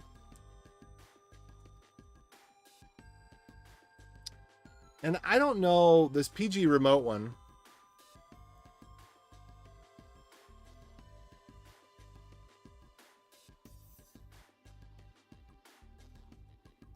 I don't think this one actually has a lot of value.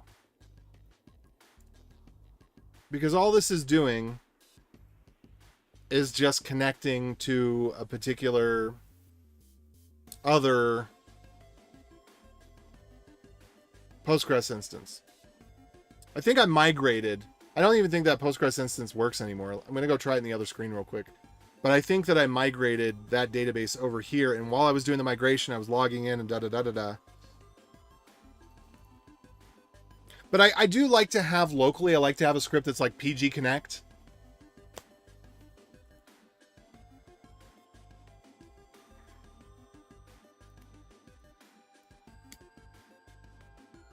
Okay, yeah, it's not connecting.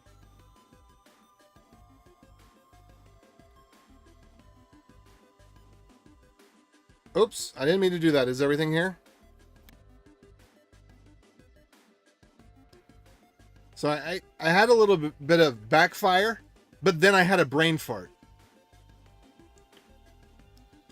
Because I had backfire, I wanted to hit the mute button, but because I had a brain fart, I hit the lock screen button instead.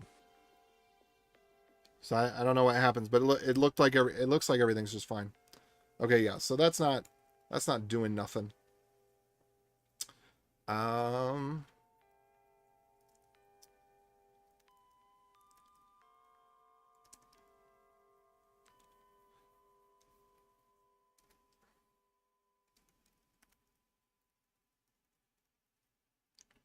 Okay, let me, oh, I can bring this back over here now, right? Yeah. Let me bring this back over. Oh, it's like yeah, maybe, I should just get to the point where I collect money with the credit card. That was the goal, right? But this stuff is long term, you know, and I do want to be working with other people. There are 2 other people that are part of this cooperative with me, and I you know, right now the bus factor is one on all sides, so it makes it hard, but I want to prepare the road for, number one, myself. I want good tools for myself, so that as I am moving forward, I'm re-scripting things to be what I need them to be. Okay, so I'm going to do something a little strange with this, because I don't want this example to show up as, sorry, I need to finish that other thought too. Not under version control. What?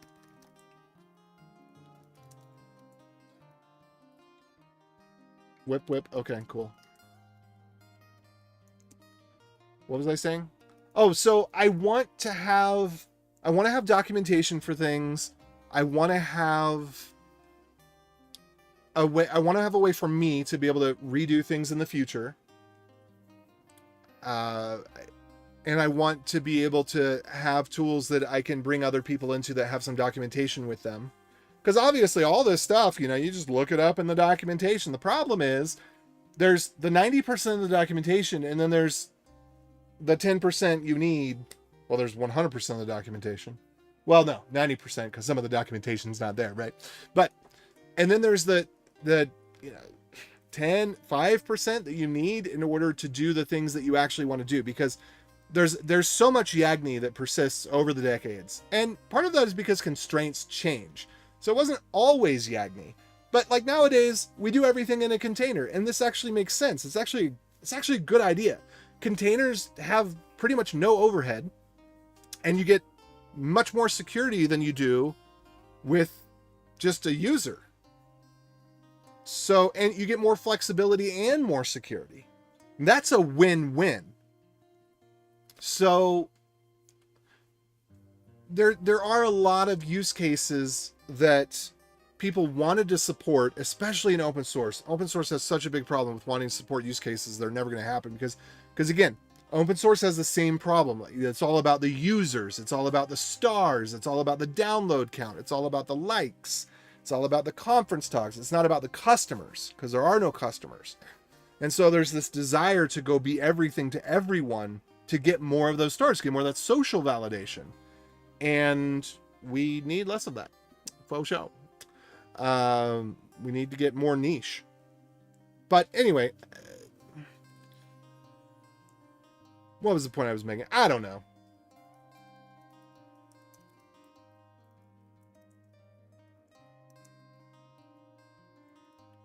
But I'm going to remove the exec bit on the connect example because reasons.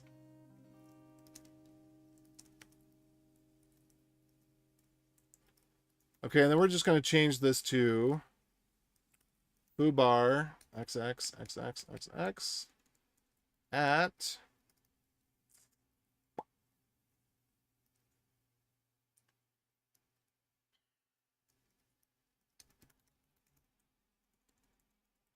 say pg1.example.com.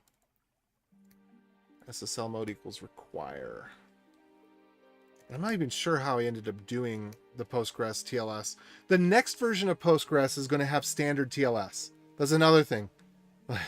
You know, it's so easy for Postgres to do standard TLS. It's so easy. It's the handshake is a matter of a few bytes extra for the TLS. For the I forget what Postgres has a proprietary, and I mean proprietary not in the sense of is it open source, but is it highly specific to only one situation and not a common standard, not something that is shared. So it is proprietary of self, proprio. So it is a proprietary protocol because it is of self to Postgres. It does not exist anywhere else. It's not implemented anywhere else. But they basically have a little bit of a header in front of the TLS to say, are we going to use TLS? Which is kind of silly if you think about it. Because then you could just say no. If you're a man in the middle, you just say, no, I don't want to use TLS. And so that's why you have this SSL mode equals require. But anyway.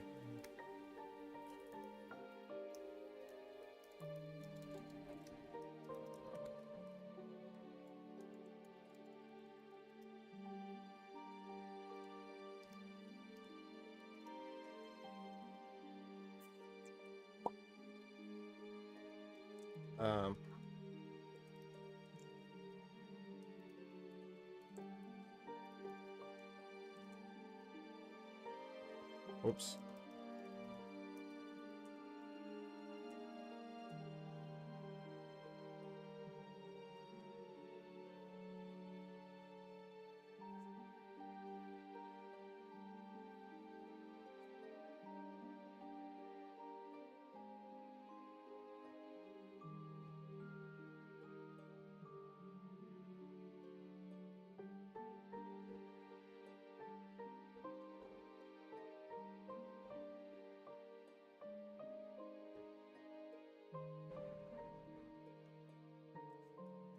So this also might be wrong because get credential store is configuring which is the helper, whereas what we actually mean is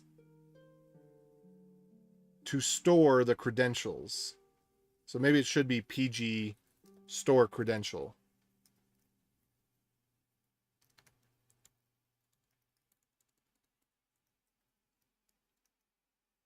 PG add credential. I don't know. How do we do it with Git? How do we add a credential with Git? I don't think we do it via the command line.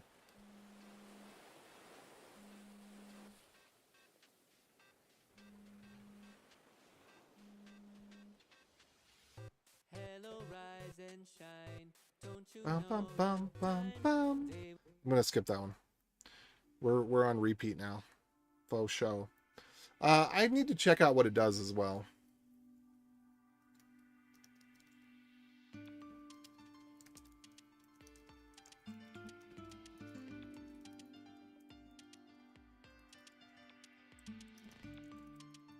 All right, PG credential store. Do we use read here? Yes.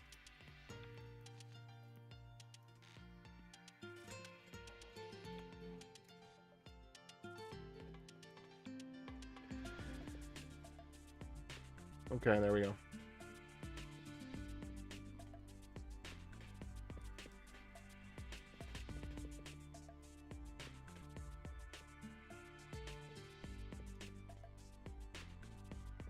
Oh, you know what? I should have used the case.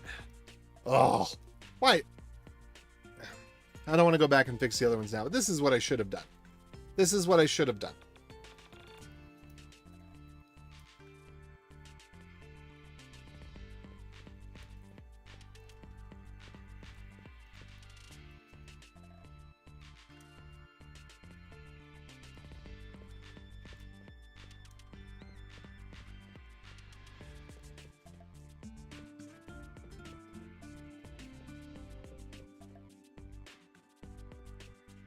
Okay, we'll figure that out.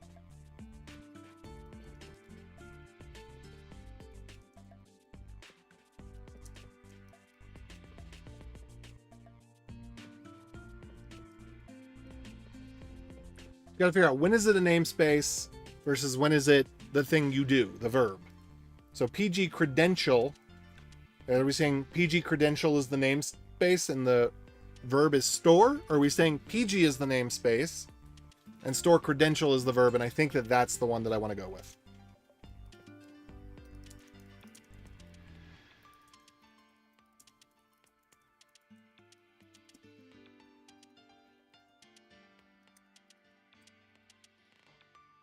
Okay.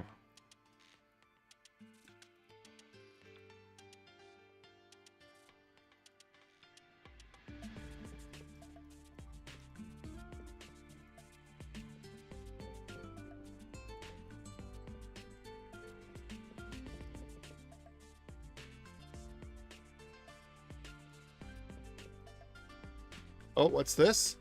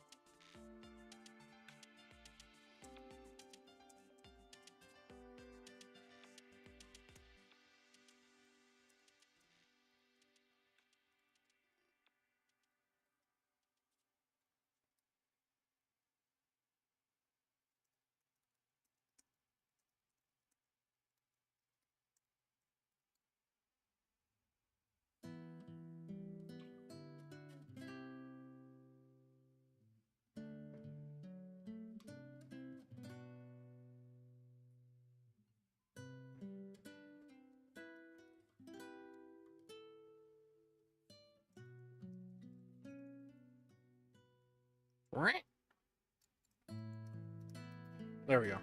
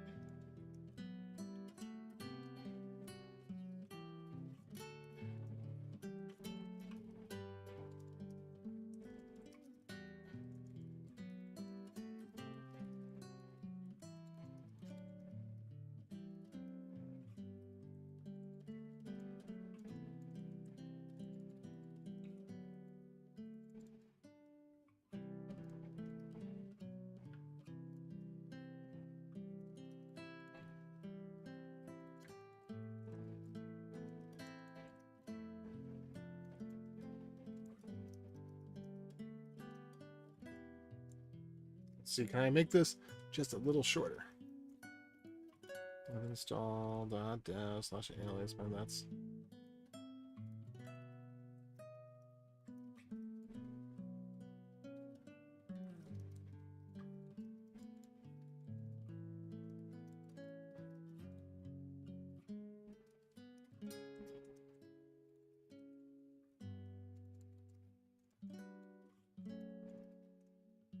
Okay, come on. Let me cut out another 3 characters here.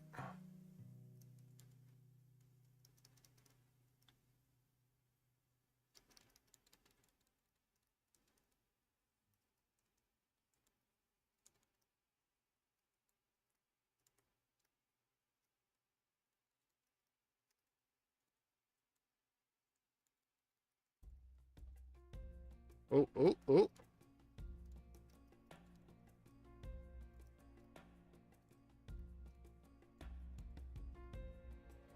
Rather than instead of.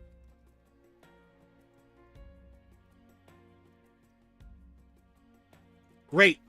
Did it. Nailed it.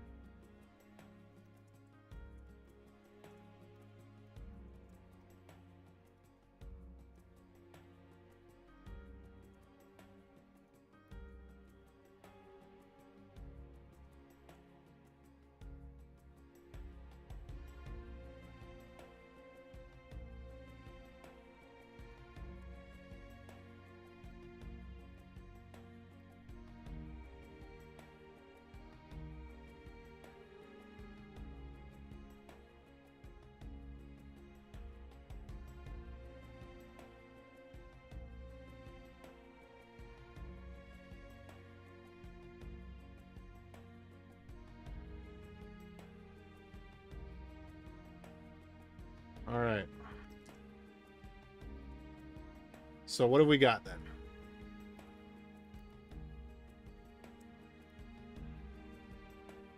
So here's the question. Do I redo these as cases?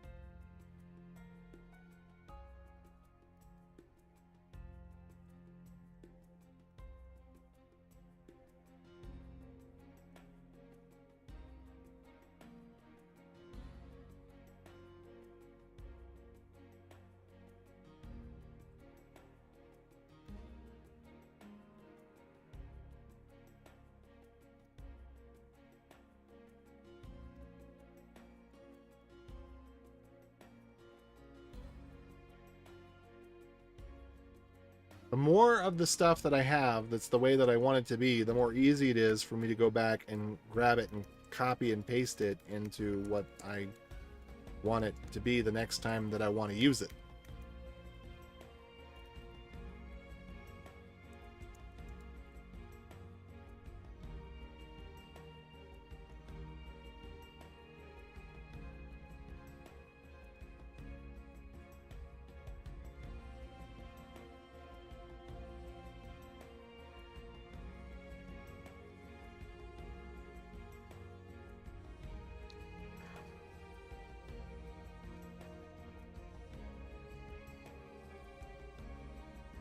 Yeah, I think I'm just gonna have to do that one as an everything afterwards. Okay, add group.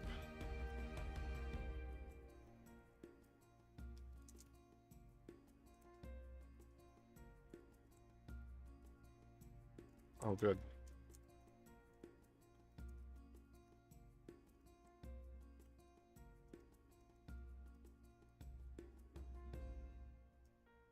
Oh, interesting. This one did not make the cut, huh? Very interesting. Very, very interesting. I went through all these a couple of times, but I missed a spot.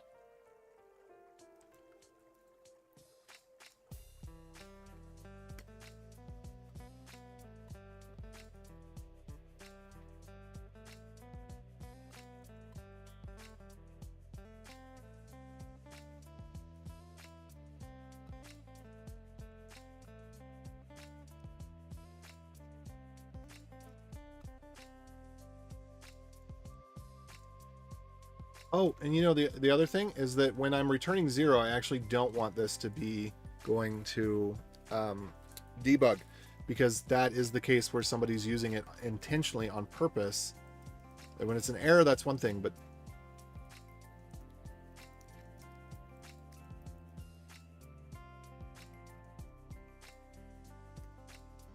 I gotta go make sure the other one does that. Dang it. Ah!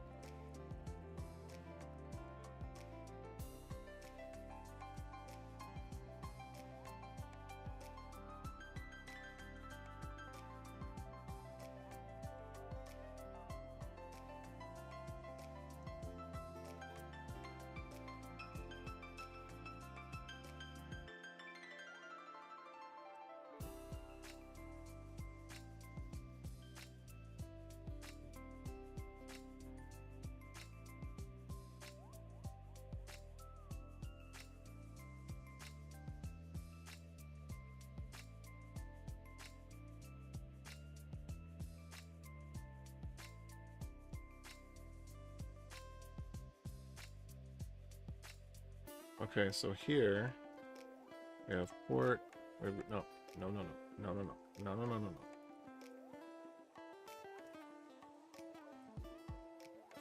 Oh, you know what? We have that random function.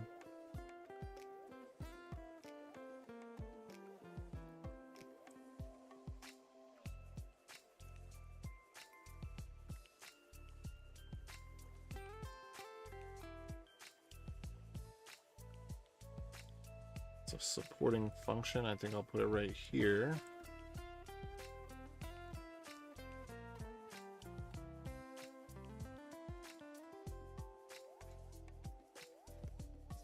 Let me make sure that these are equivalent. I believe that they are.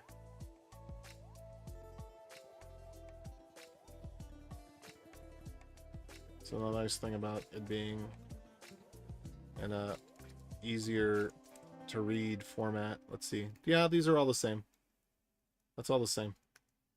Okay, good. All right, I'm happy with that.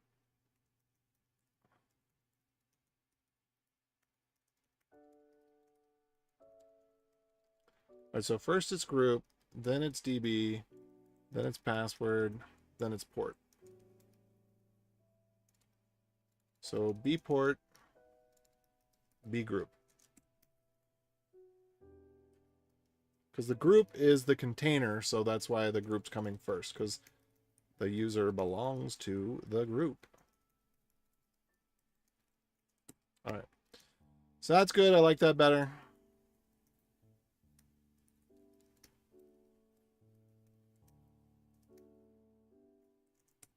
All right. Why is it still griping?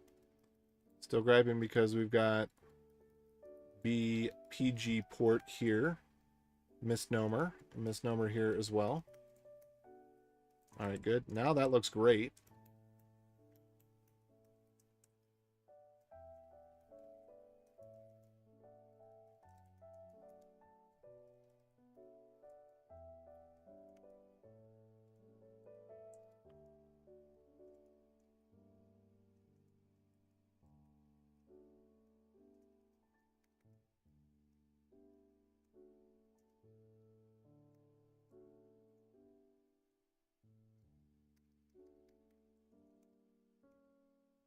All right, there we go. So that's looking good. Okay, so again, PG add group is going to come first. We're going to look at it one more time. Okay, so we need to go back to that other one that we were just on. And go look at this one. Okay, because essentially, this one we don't have to do anything. There's nothing that we have to change.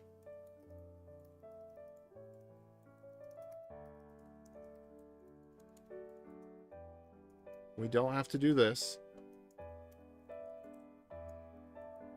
Okay, that's how we get to start that one out, which is nice.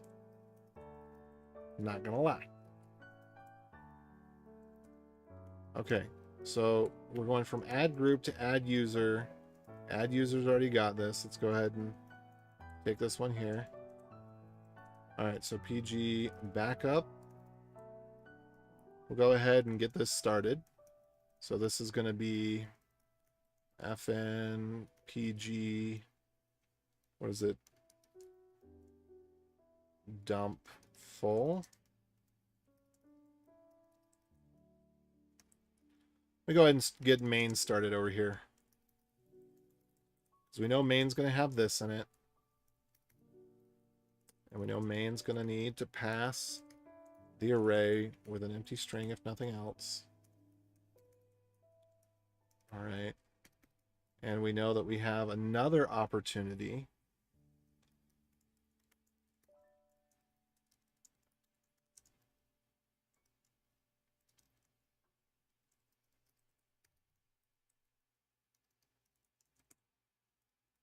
We don't really know what that is.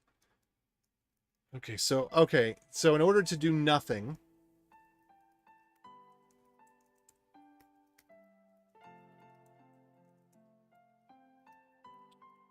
okay, we're gonna have to have a lot of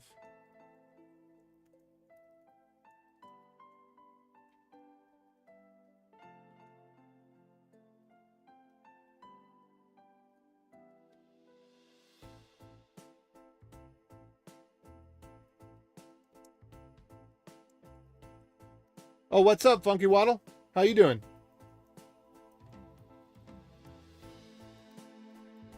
I'm about to go take a break.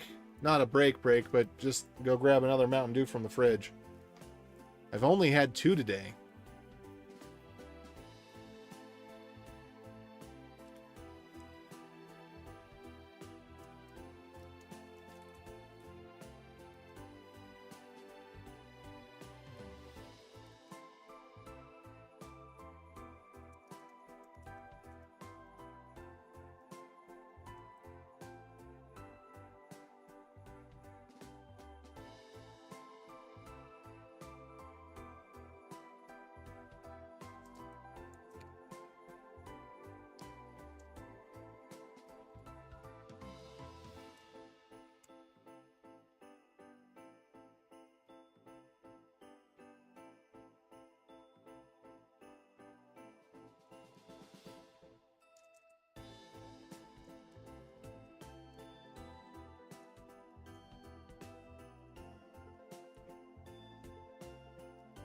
Oh, backfire! Backfire incoming!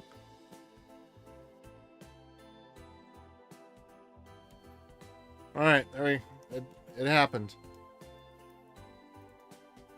What's worse? Hearing it and not being sure, or not hearing it but being absolutely sure that it happened? Nobody knows. Nobody knows.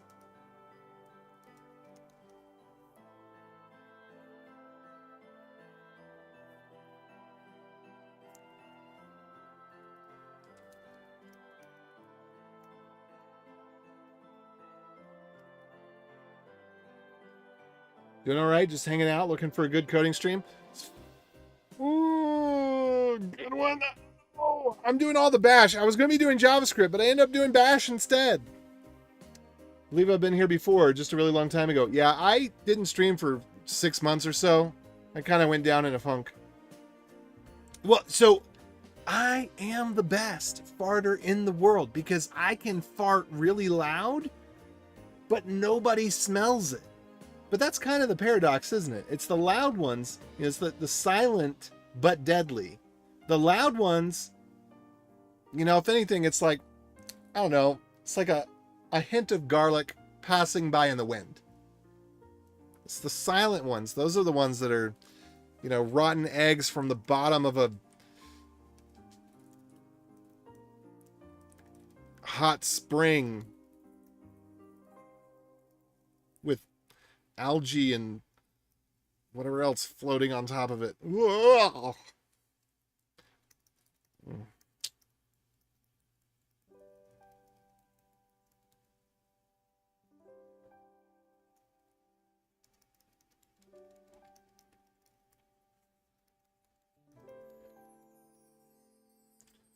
Okay, so what is this going to be?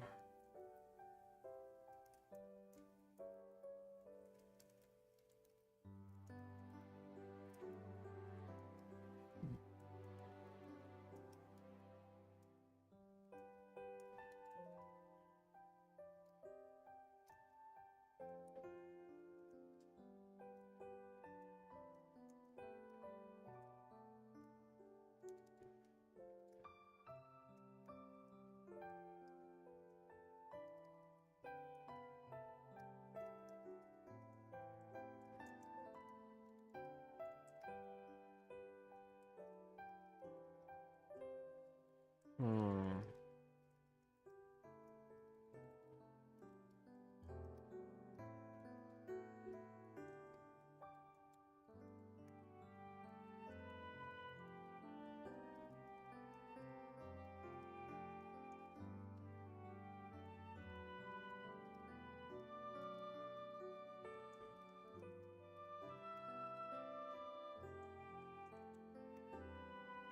Do, do, do, do, do.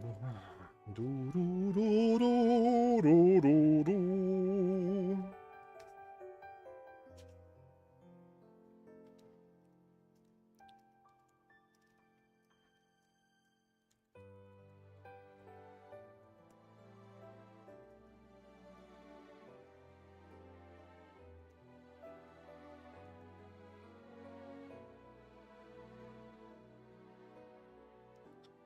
Dun, dun, dun, dun.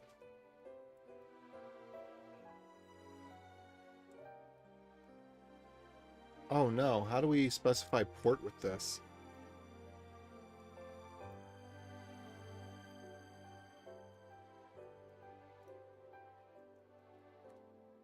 Alright, let's ask Jupiter.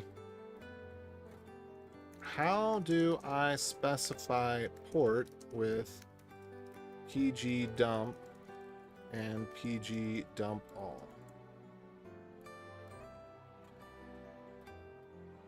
Dash P. Okay.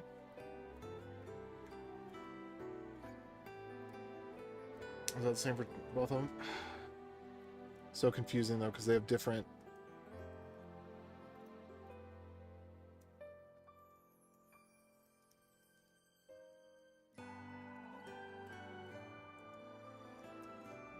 So I would say this is the one that I want most of the time, is the dump parts.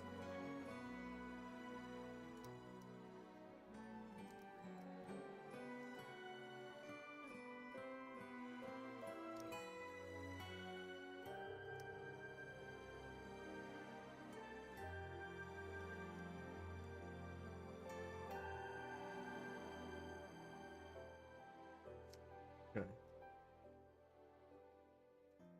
So I think with all of them, it's dash dash port. Okay. Here's the question. Do giraffes ever smell them? Nah. No, they don't. But there are some stinky bushes and trees, man.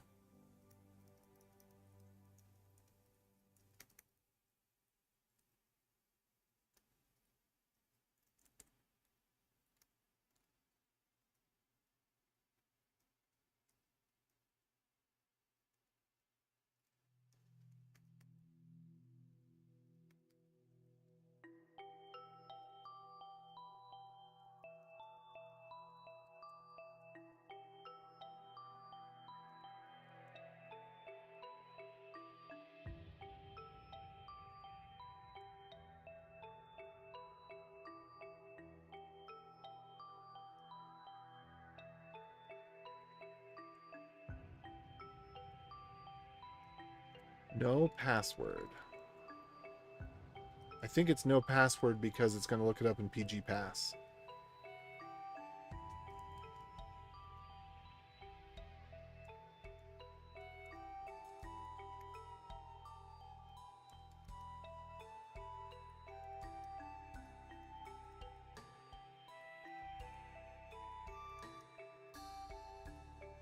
All right, so we're going to get rid of the privileges here, and we're going to do port.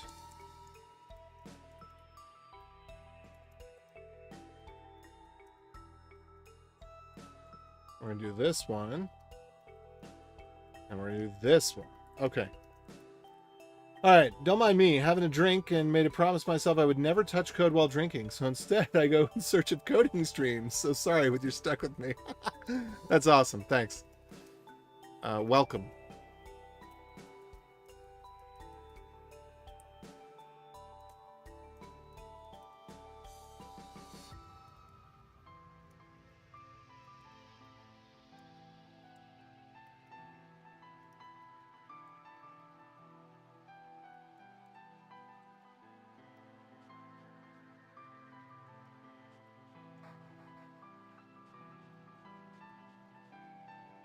Oh, whoops. Webby them commentary.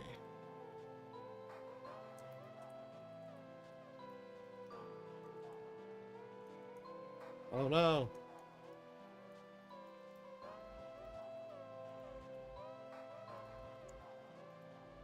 I don't know if I actually need the helper comment here.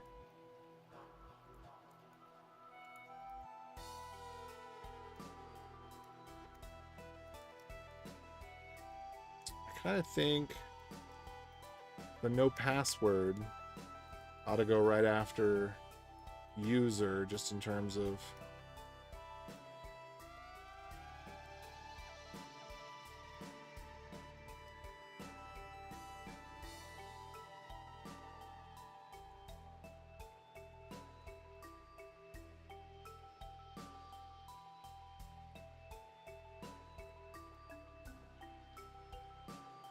okay, so this is all good.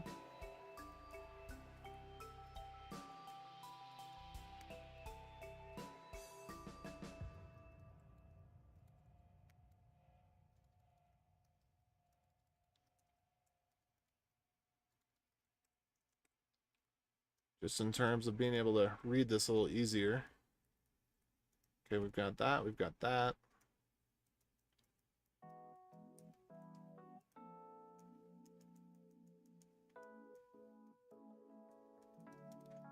Then we got this one. Globals only. I don't know about that.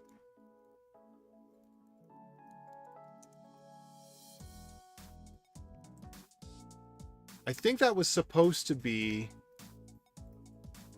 the H store and whatever.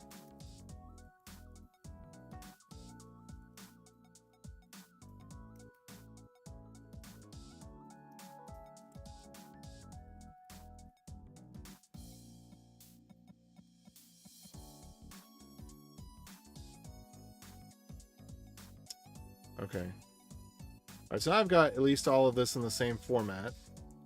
So all of this is going to go from G user to B user. I'm sure about that. All that's going to go from GDB to BDB. Sure about that. And what else we got? We got any G's left over in there? No. All the G host is going to go to B host. All right, and then down here, what I'm going to do is be PG host, PGDB, and PG user.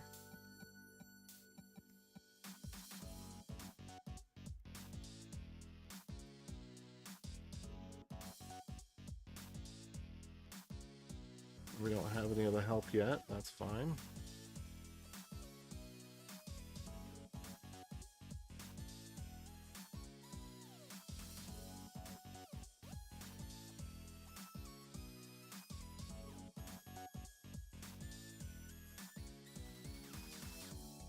Okay, and then that's unused, of course, because how are we going to do this? We're going to do pgdb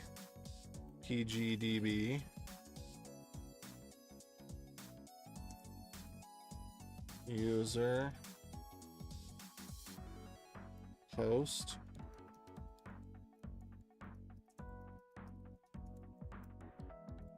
port user db, or do I do user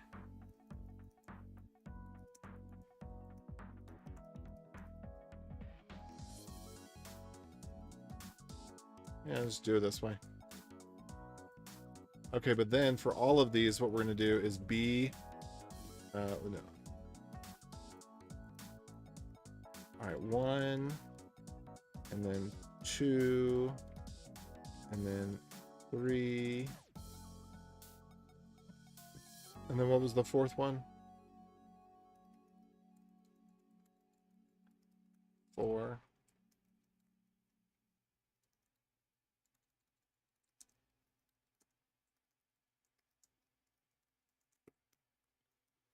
All right, and so then this becomes bpg host.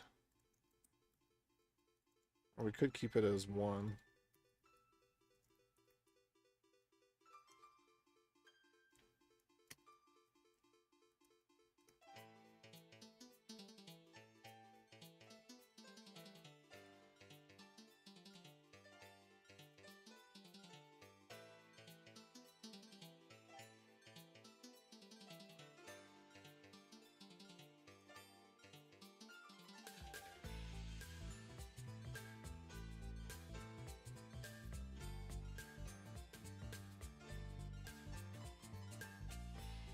All right.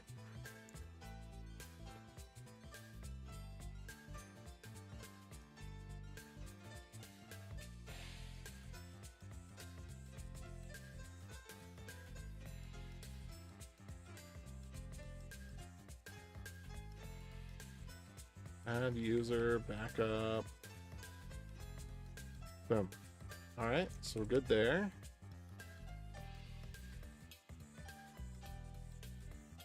What did I say about this in my commit message for it? Or did I not do that yet? Okay, portable schema and data backup.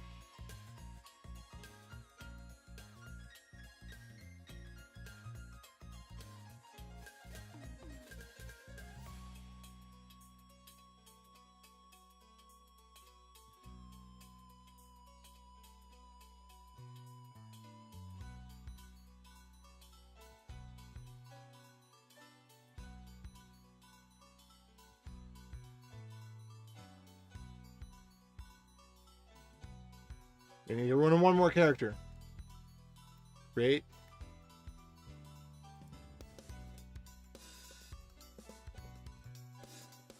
Creates portable across instances, SQL schema, and data backups.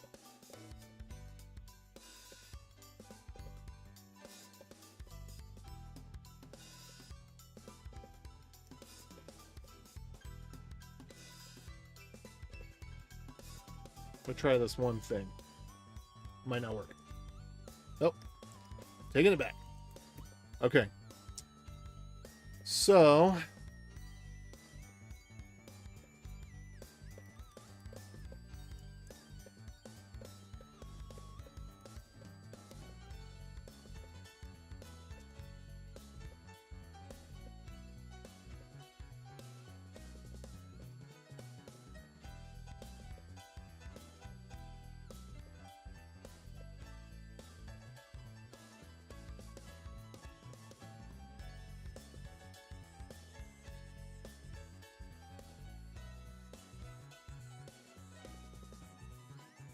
All right, so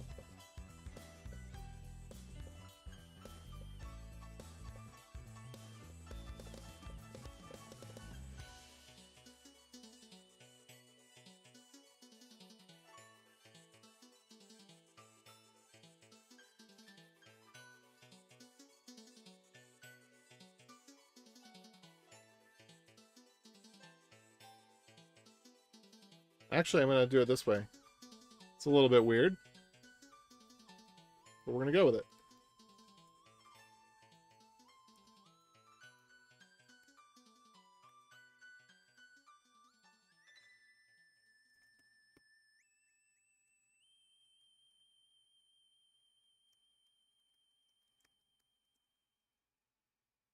Did I mess it up? What? No, it's not. The host is not optional.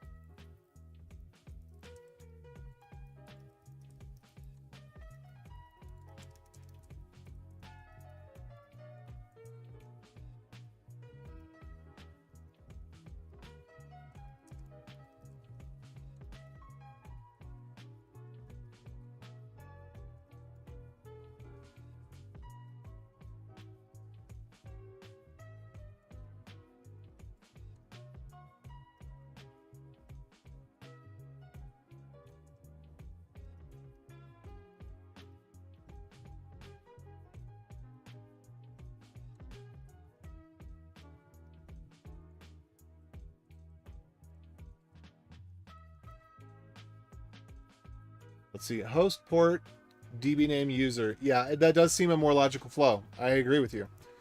But I'm not optimizing for category. I'm optimizing for function, which I think is one of the great.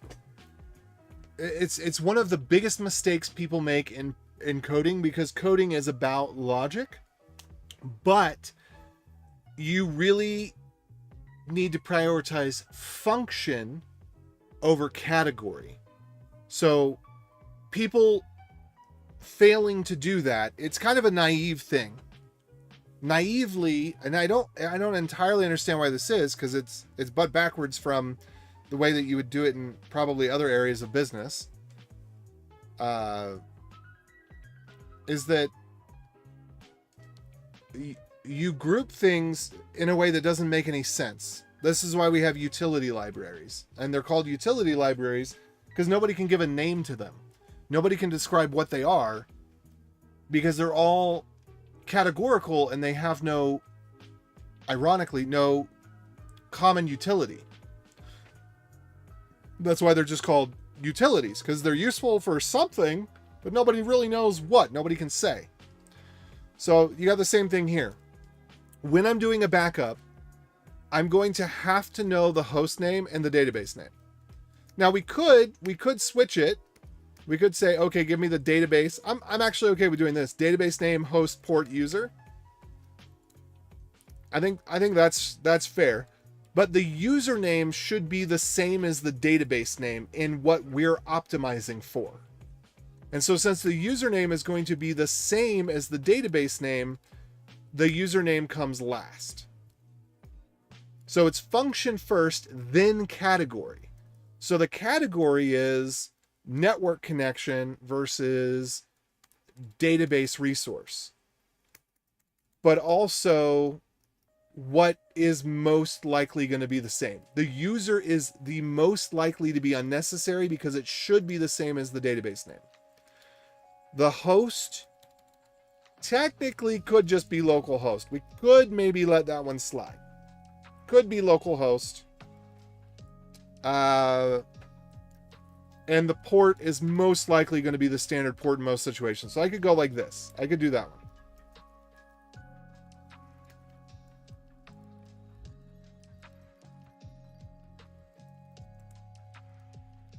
So, yeah, you have to pick which logic you're going towards, and category is usually not very helpful.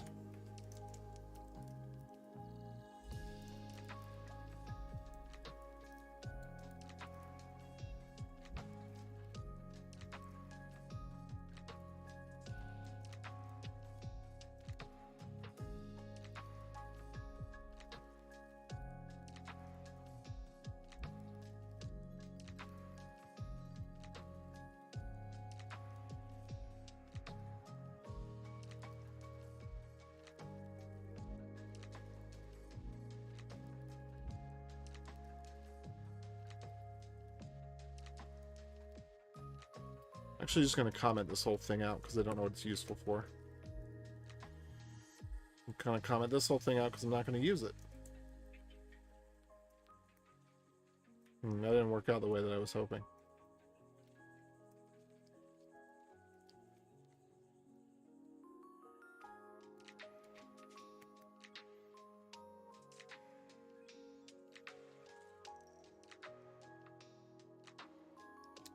So, okay, but here's the thing. If I was going to parse a connection string, that would be different. But what I'm going to do, so the way that the PG dump utilities work already doesn't give you a connection string.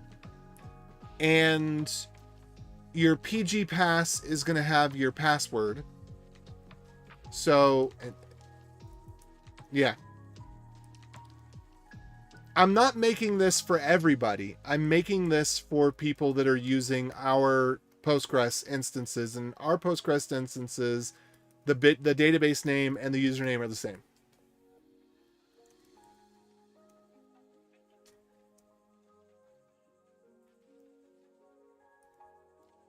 So I don't want to exclude everybody, but it's 100%.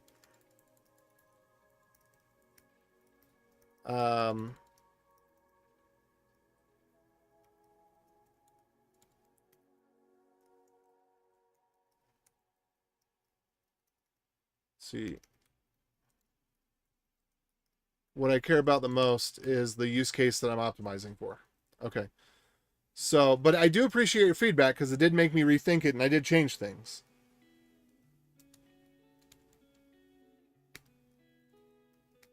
So, fundamental good came out of this.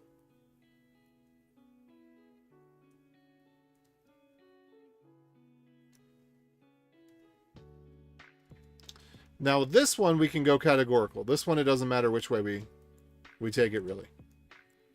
We can do it in the way that you more typically see it. That's fine. So it can be user, host, port, database. That mapping is fine. But with the command line tool, it's, it's about what are you going to type, what's going to get saved in your history. So what do we say here? User, host, port, database.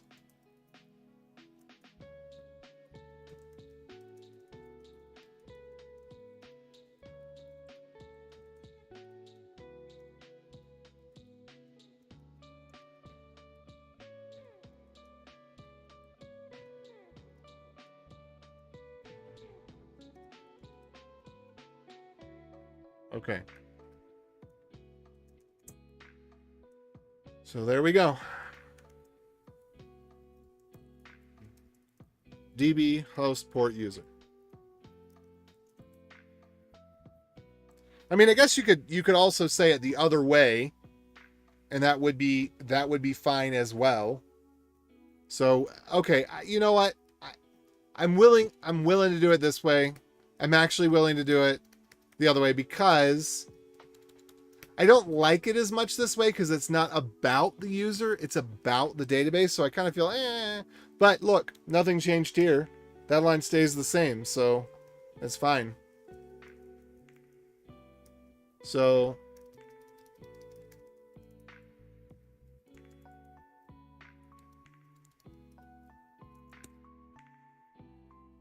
there we go. But user comes the @ sign, user at blah blah blah blah blah, right?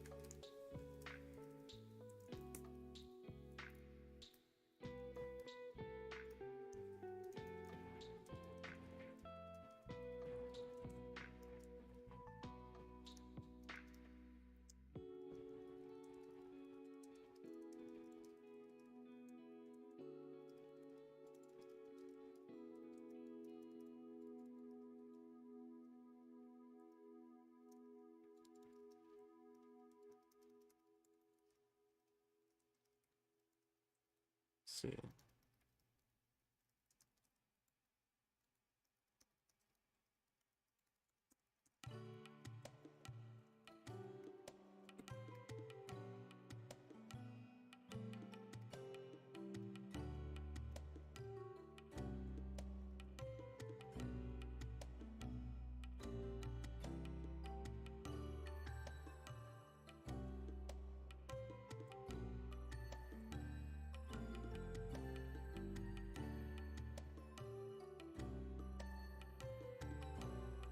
Okay, so let me go take a look at this again just to see.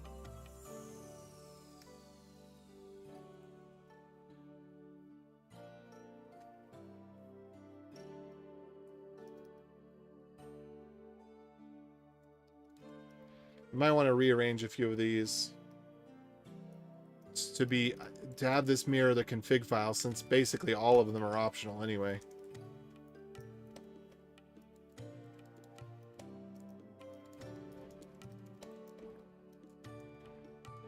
All right, let's see what this ends up being.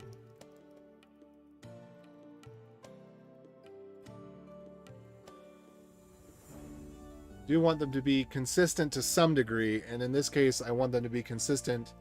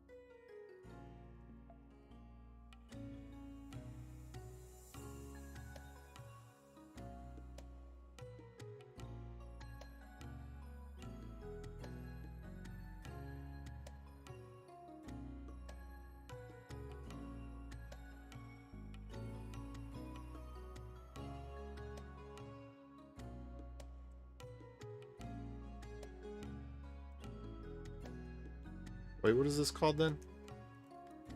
HBA conf? Same user? Okay, so wait, how is this? Connection type, same user, role.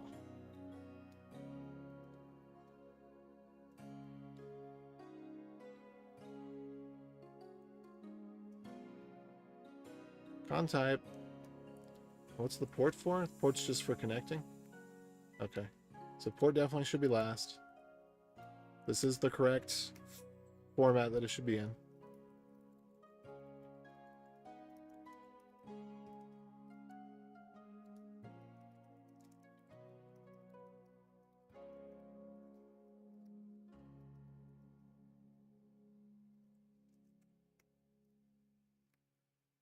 Okay, so let me go back down here and look at this one more time.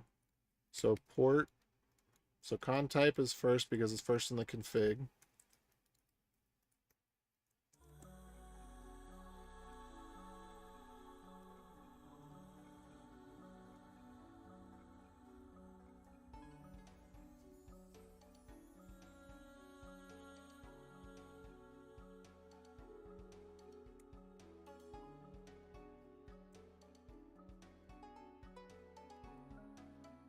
Ah, okay. From top to bottom, everything, all over again. Dang it.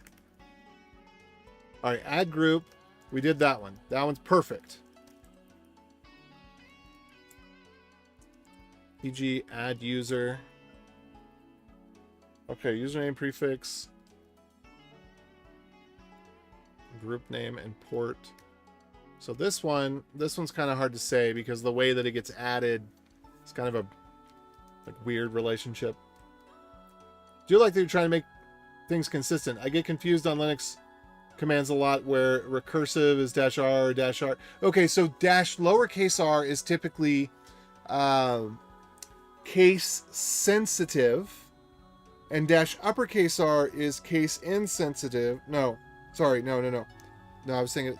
Sorry, I don't know why I said that. I brain fart. Lowercase r is don't follow symlinks. Uppercase r is do follow symlinks. It's typically it's lowercase r unless there's a special feature about it. But yes, I very much pay attention to that stuff. I care very much about it. Okay, so username Group name and port.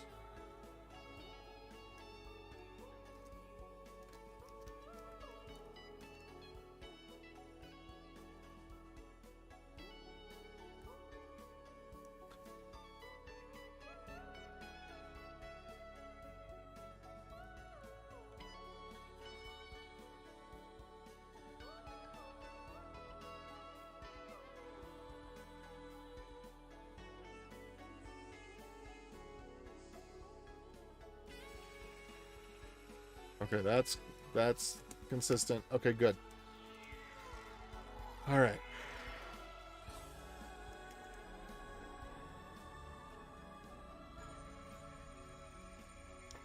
All right. Group user password port. Group user password port. All right. User port group. User port group.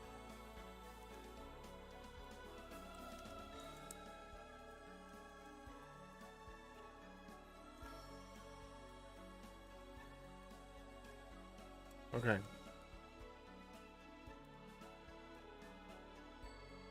And then PG backup is the one I was just in. So this should be perfect. As perfect as can be.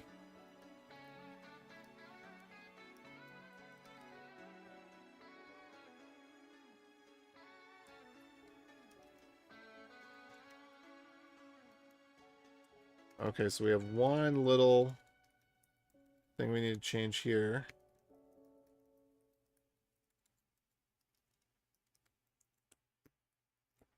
All right, so that's good now. Ah, yes. Yes, okay. Chone and Schmod use -R. That is correct. CP, actually, you should be using R with CP. But it's lowercase r with SCP. And it's A with rsync. Yeah. Well, here's the thing is I actually don't memorize how to use commands. I memorize a sequence. Like, for example, it's netstat peanut. It's rsync. It's ls laugh. It's rsync alien versus predator. Because avpa is kind of hard to, it's, so I don't memorize how to use commands. I memorize the one set of flags that always works for that command. Because really what they should have done is have like a no recursive. Because when do you want to copy? You want to copy a folder, but you just want to copy the name of the folder? Come on now. Come on. When do you ever want to copy something and not want it to be recursive? So I think that we do have a problem. And that again, in the theory of Unix, they were thinking too categorically and they weren't thinking practically. They weren't thinking about function. They were thinking about form. And form ever follows function. Edward Sullivan, right? Is Edward? It might not be Edward. Hold on. So form ever follows function. Let me make sure I'm not getting my names crossed. Lewis Sullivan. Sorry, Lewis Sullivan. I thought that was wrong. I don't know why Edward was in my brain. Lewis Sullivan. Form ever follows function.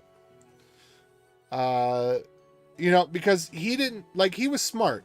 He was the architect that didn't want buildings to fall over and didn't want the glass windows to start fires in the middle of the street. And, he was a real thinker. So the funny thing is, before technology, computers and all that, all the people were making the stupid mistakes in architecture. That was, thank goodness that we have computers so we can just screw up on stuff that literally doesn't matter, other than when the power grid goes out and people die in the hospitals. But, we screw around on stuff that literally has no functional benefit to society in terms of survival. Thank heavens. Because before, all the people that are the brainiacs in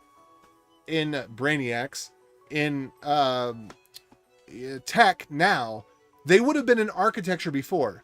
And the consequences in architecture are deadly a lot of the time. So, yeah, but anyway, they weren't thinking about how the tools would need to be used.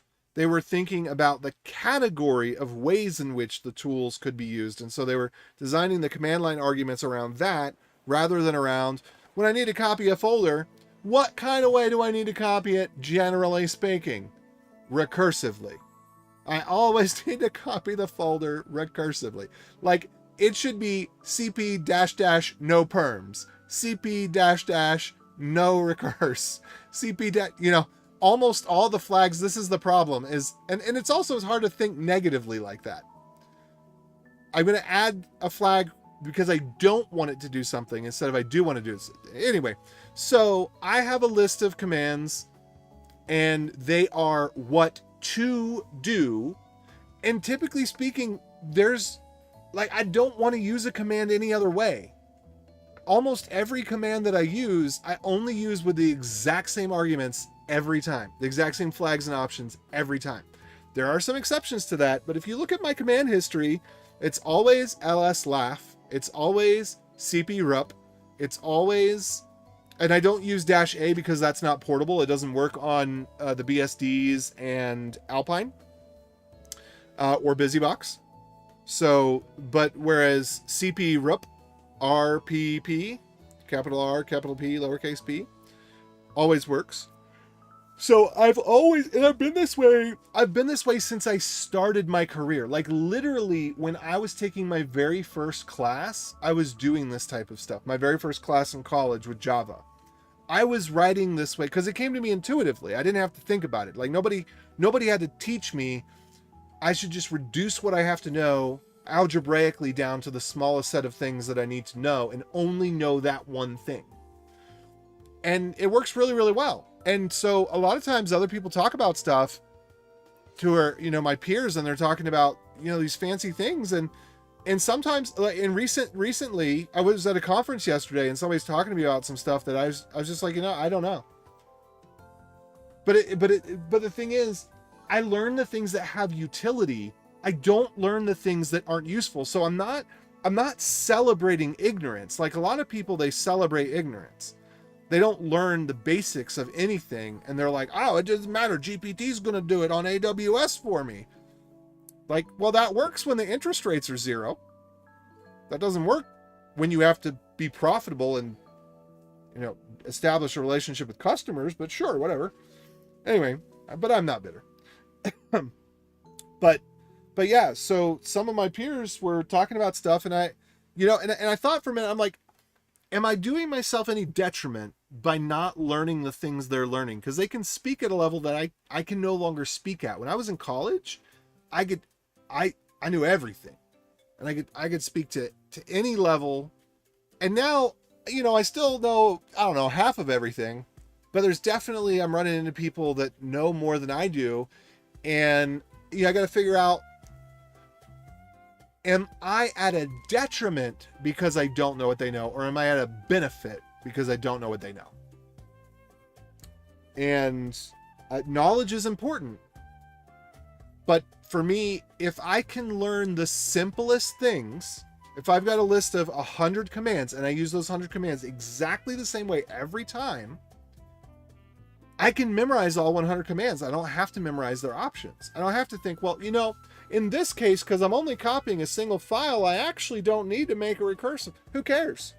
If it's a single file, it's recursive. You know what's going to happen? It's going to copy the file just fine.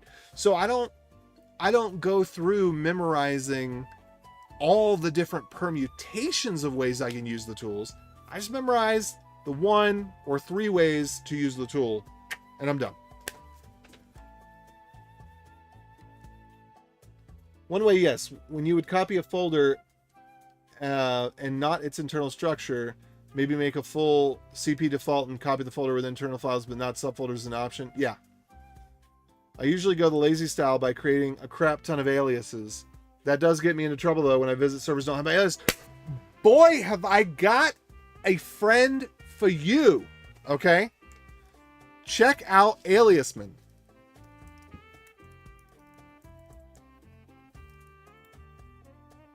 There you go. Boom. So what this will do is it will consolidate all of your aliases here, and it will load them in all the different shells. So when you're in a new environment that you haven't been in before, all you need to do, and this is super easy to remember because it's webinstall.dev for all the tools /aliasman. And it doesn't matter if you use webby.sh or webinstall.dev. It may in the future, because I'm trying to deprecate webinstall.dev so that it doesn't have to do auto detection, because there was problems with auto detection and just having it be webby.sh for POSIX and webby.ms for Windows. Ended up, I think that's a win. Plus it's a little shorter, it's a little less to type. Who cares? But and then having it be to sh rather than bash. Also, a little less to type, but that means it's compatible on Alpine and BSD and BusyBox, etc., etc. So anyway, so it's really easy to remember. That's the main thing, is it's super easy to remember. I need to install something from the web. What's the website to install things? The website to install things. Web install. What was that website to install things? It was web install. Webinstall.dev, right? So webby.sh aliasman, and you got aliasman. Now you either put your alias.env in Git or in a gist or wherever you want to put it. But if you've got aliases that have credentials in them, source that separately. But this will put all of your aliases in alias.env in a proper place for it.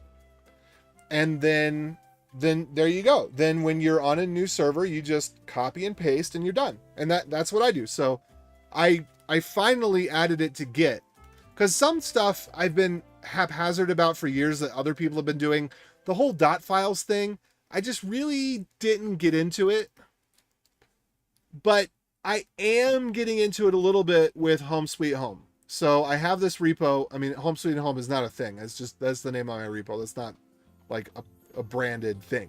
It's just mine. And so I've got envman here. And the important thing is that I segregate. This is one where I segregate by category rather than function. Okay. When it comes to security, I segregate by category. Public versus non-public, because this is required.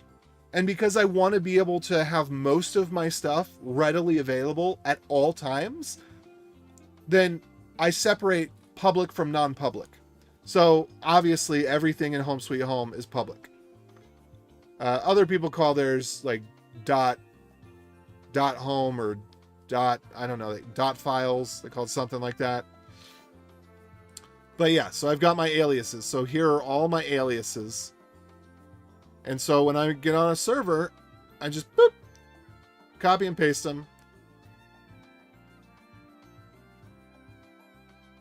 And then I have, let's see, I think fish, config.fish. Yeah, this is just loading my aliases, my functions, my iTerm integration, PyEnv. The funny thing is I only use PyEnv for testing, installing it.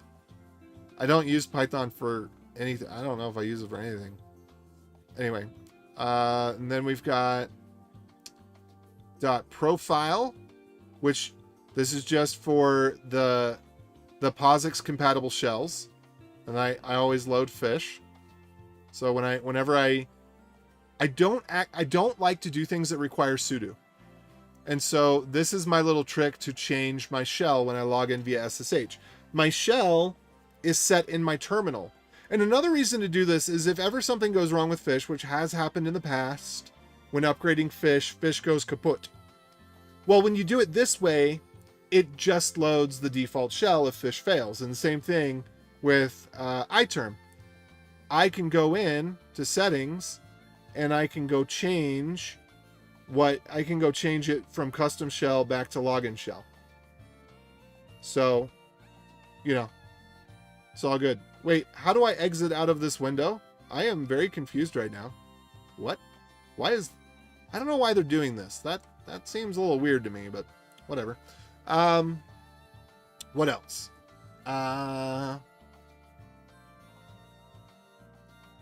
public versus non-public.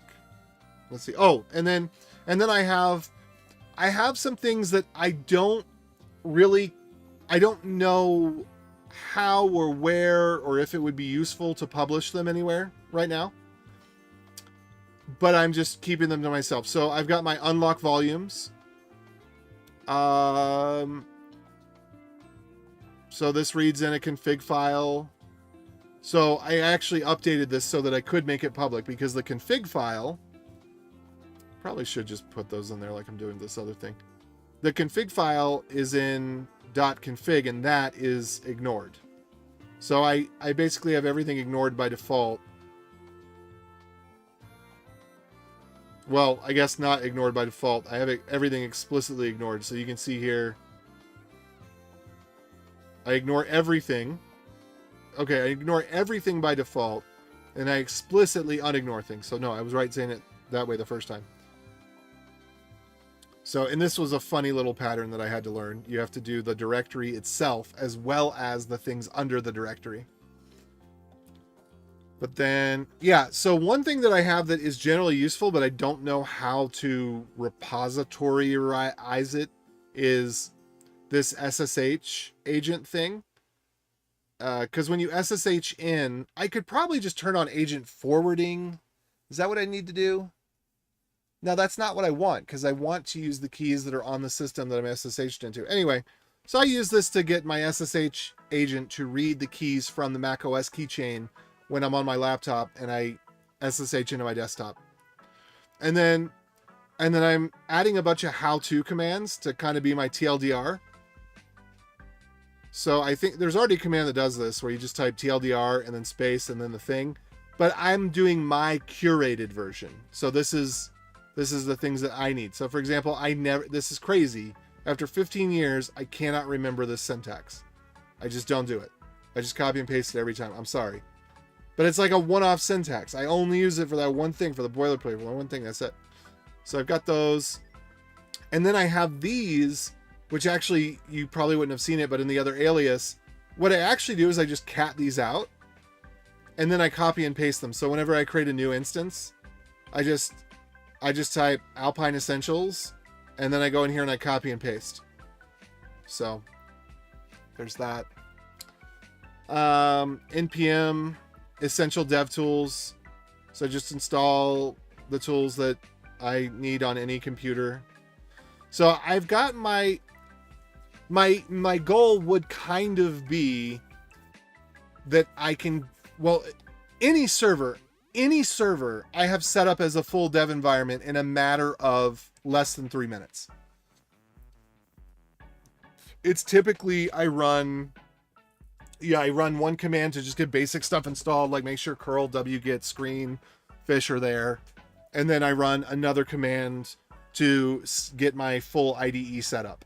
So my full IDE setup is Vim Essentials. It's Vim Essentials, and then I also do Vim Commentary. But Vim Essentials doesn't have anything that you need to know.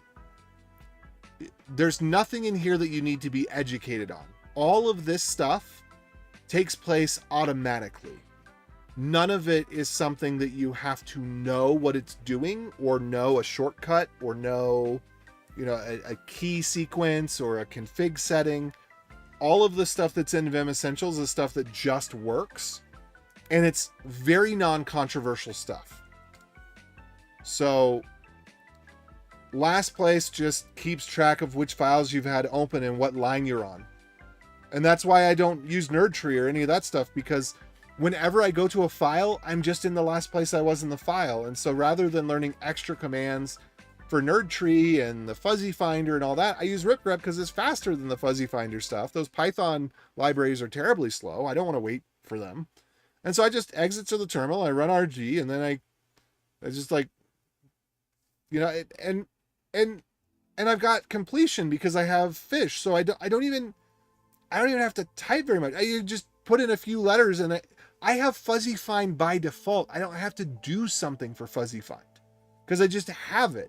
Like I only just recently learned, after 15 plus 20 years, probably closer to 20 years, I only just learned about Command R. But I don't need to use it because I use fish. I have Command R by default, you know? Like, if I want to, okay, I was doing a command and it ended in dump. I just type dump and I hit up.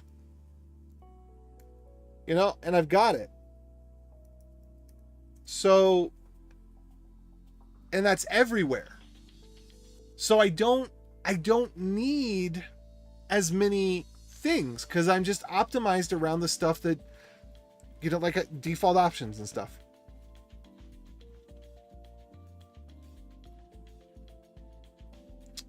Oh yeah, and it is nice when you use, I don't use Fish's automatic ability to save functions. I use aliasmen instead.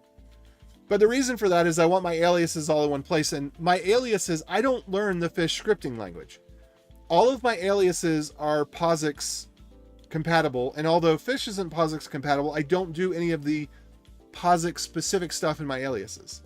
So my aliases are portable across SH when I'm on Alpine, ZSH when I'm on a different Mac system, Fish when I'm in my normal environments that are already set up, Bash when I'm on an Ubuntu server or other Linux server that I don't want to install, a GNU server, I guess I could say, that I don't want to install Fish on for whatever reason, you know.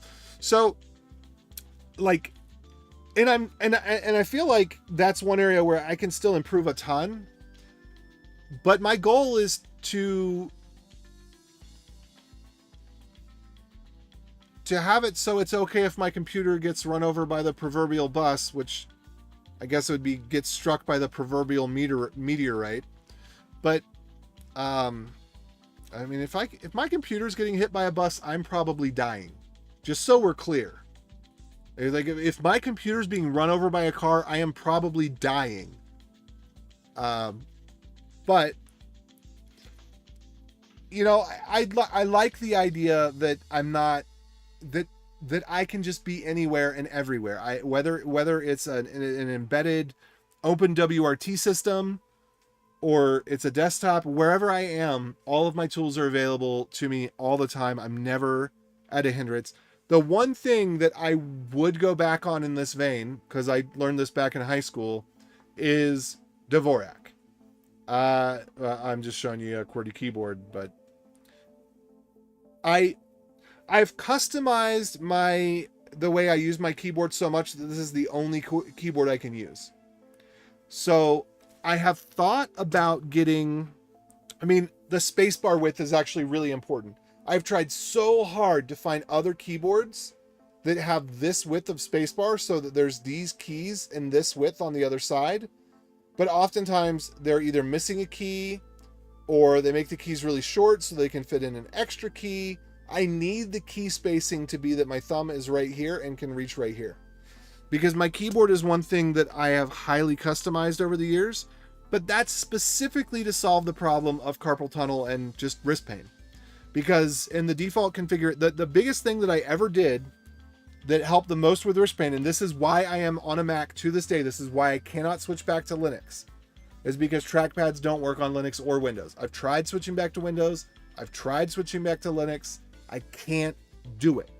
And I can't do it because the trackpad doesn't work. The trackpad that they come with doesn't work, but even a Mac trackpad just sucks. Like their drivers don't have the curves right. They don't have the easing right on the responsiveness. And there is a way to do it in Windows, but it was one of those Denver coder things. Wisdom of the Ancients.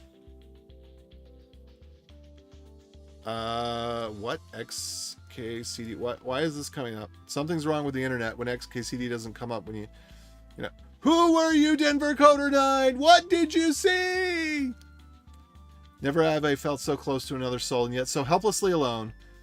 When I Google an error and there's one result, I throw my someone the same problem and no answer, last posted to in 2003. Okay. So there is a way to get the easing correct on Windows. Somebody explained that they had done it and what registry key they had altered, or registry group, but they did not say what values they used. And yeah, so it is possible to adjust the response curve on Windows to match the Mac response curve.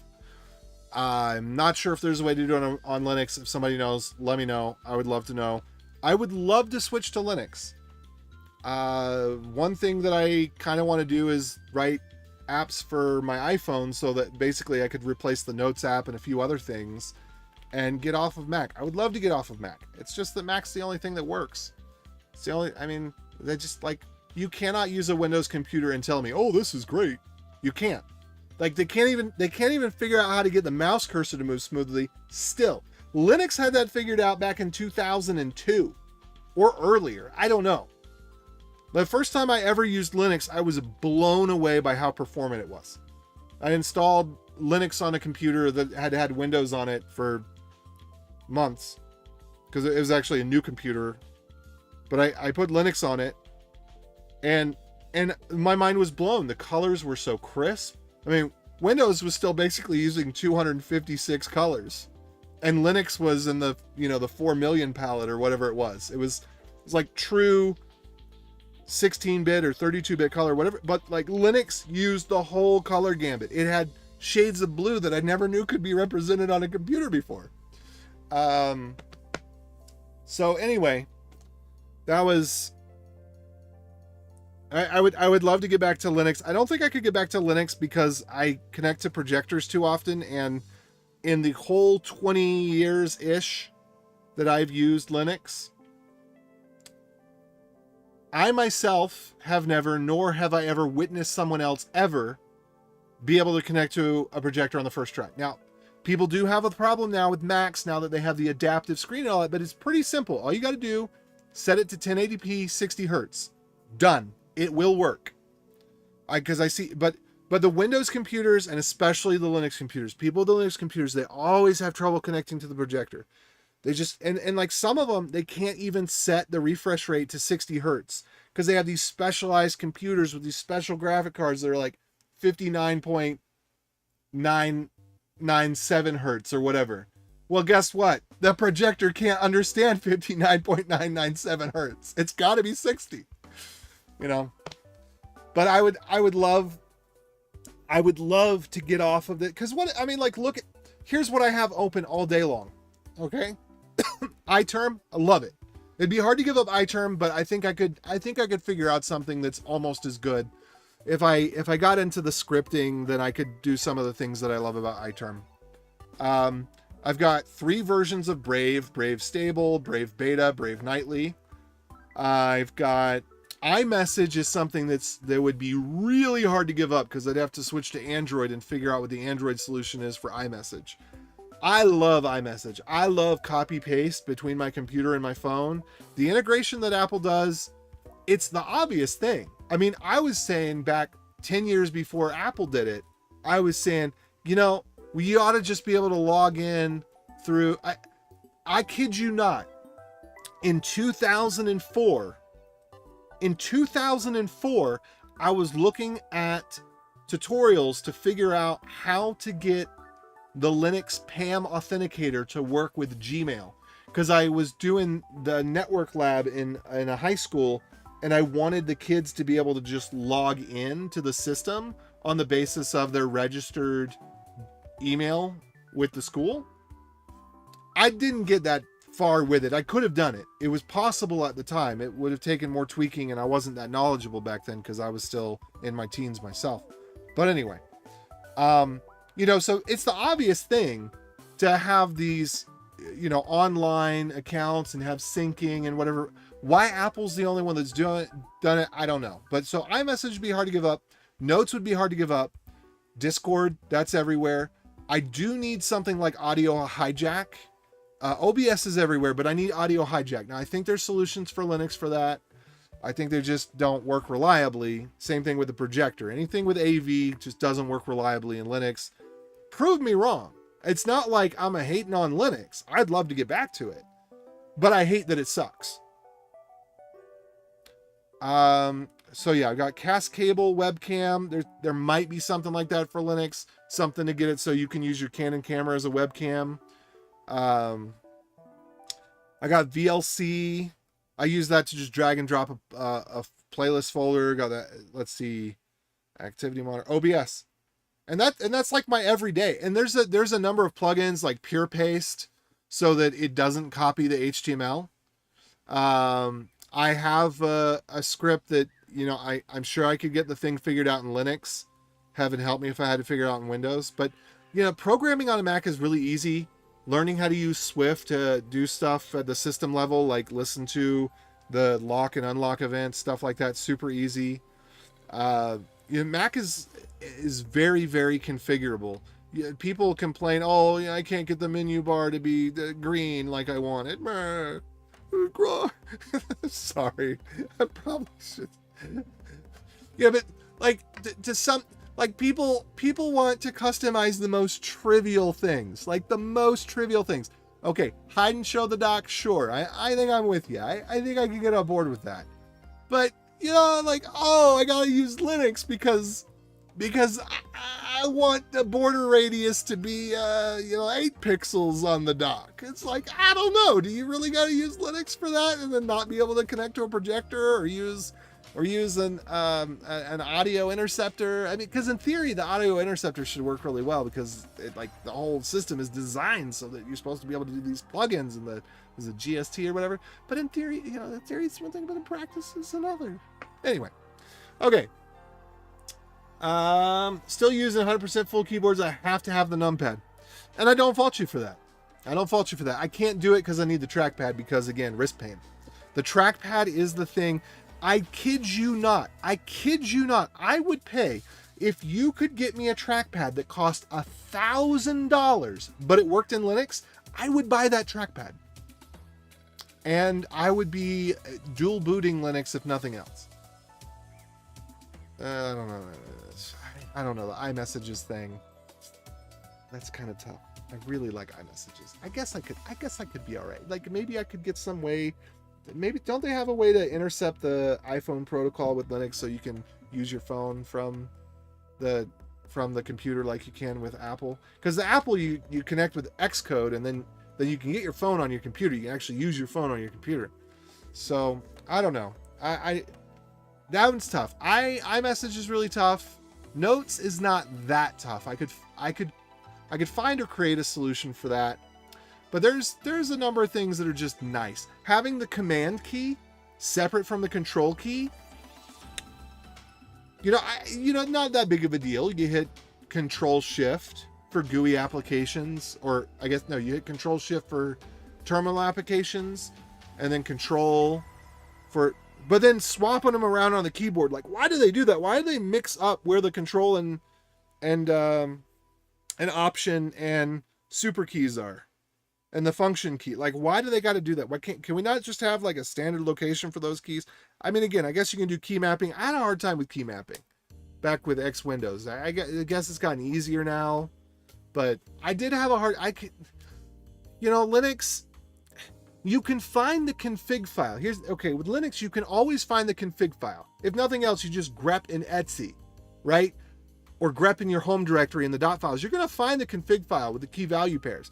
The problem is when you change them, it doesn't work. I remember changing the scan lines or something. I don't remember exactly what it was, but you couldn't just set the resolution. You could find the config file for your monitor, but you couldn't set the resolution. You had to set like hsync times magic number divided by pi. Like, could you, it is a computer. Could you not do that math for me? Could you not just let me put in the resolution? And if you're probing the monitor, and you know what the monitor, do I really need to look up this like manual thing and set an hsync value? Could you not just say, oh, if you want it to be this resolution by that resolution, we have the table of all the values for the hsync and vsync. We'll just pick the right ones. But no. And so maybe I am a little bit, maybe my heart does hurt a little bit over my experience with Linux. It was so promising, and I don't know. But the trackpad's what got me. The trackpad is what got me. I bought a Mac for the trackpad, used it on Linux, switched to Mac because people were razzing me. They're like, you've got a Mac, but you're running Linux on it. Weirdo. And I was like, no, but Linux is the best. And they're like, but you do know that Mac is BSD, right? And BSD is even better than Linux. Plus, you get the extra, no, I lost the copy buffer, but what did I get? I don't know. There's a bunch of that stuff. Okay. Hello, what's up? All right. So I used to use a Logitech trackpad with Linux back in the day, the T650 or something. Now I know there were some Logitech devices that people really loved that had the balls. They were super ergonomic, but they've disappeared or fallen out of favor, or they just produce crap now. They don't have the nice glass ball, the solid ceramic or glass ball like they used to. I don't know, but yeah, and the ThinkPads had really good nubs on them. People love the nubs. They use the little nipples and they just rub the nipple with their thumb until they got what they wanted. People love that on the ThinkPad. I didn't really get to experience that because ThinkPads, they got bought by Lenovo and then they, in crapification. All right, had to have my company purchase it for me because it was and is still expensive. Send me a link. I'm open to trying. I don't know. I don't think I can do anything except for the trackpad. Oh wait, Logitech track. Oh, you are saying it's a trackpad. I don't care how expensive it is. It could be $500. Oh, it is $500. I don't know if I subliminally saw that first or what. If it works as good as an Apple trackpad, I will pay that $500. You tell me that this is just as good as an Apple trackpad, I'll pay the $500 right now. Actually, maybe not because I got bills to pay. But like January, I'm getting caught up on some stuff because I'm not doing some stuff that I don't know. Anyway, but I'll pay $500 for a trackpad. I just want the best tools money can buy. I want the tools that make me more productive and better at doing my job and making money. So anyway, I don't use Linux as a fallback. I use Linux as my primary and only use other OSs as fallback. I would love to be there, but you tell me that you can connect to a projector, just any random projector. You can go into an office. Somebody says, hey, go to a meetup and you can connect to a projector and you can get it working in less than 5 minutes. Okay, so I'll give you some wiggle room. But if it's 15 minutes, half an hour, let me reboot my computer. I got to switch versions of Wayland. It's just, I got to go manually edit my HSync, VSync preferences and Etsy X. And I thought it would get better, but somebody bought a framework laptop, and isn't that supposed to be a Linux laptop? Isn't that part of its thing? Is it's Linuxy, and can't get connected to a projector at a business. Just come on, man. You tell me that you can get an audio mixer set up so you could have a mic. You could do some YouTubing. You could have a mic. You could have either virtual or physical mixer, and then plug in, say, the mic and this. So listen to this. Okay, this goes through. This is connected up with the mic. So that right there, when I look on my software mixer, I press this button. That goes through the mic channel. That's part of the virtualized mic. So I'm not picking that up from another application. I'm mixing the mic and the soundboard together, and I'm giving them the same delay as the video, so that hopefully when I'm speaking, my lips sync up, and you hear the button not actually when I press it, but about not quite a quarter second later, so that it lines up with when you actually see it. Anyway. What am I working on today? I'll get back there in just a second. I broke his focus. He was working on some bash functionality, but now I got him on an OS rant, lol. Yeah, that's what I do, my friend. Can't guarantee it's the same as an Apple touchpad. I've never used an Apple touchpad, so I don't have an experience with it. Okay, imagine magic. I mean, it's ironic in a way because they call it the magic trackpad, but it is. I like everything about it is perfect.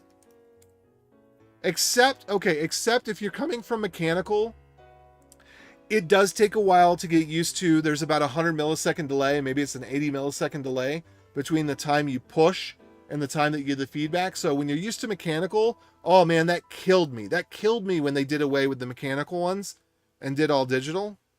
Oh, it broke me. But okay, hold on just a second. Look at this. Should I buy one of these right now? I'll buy this right now.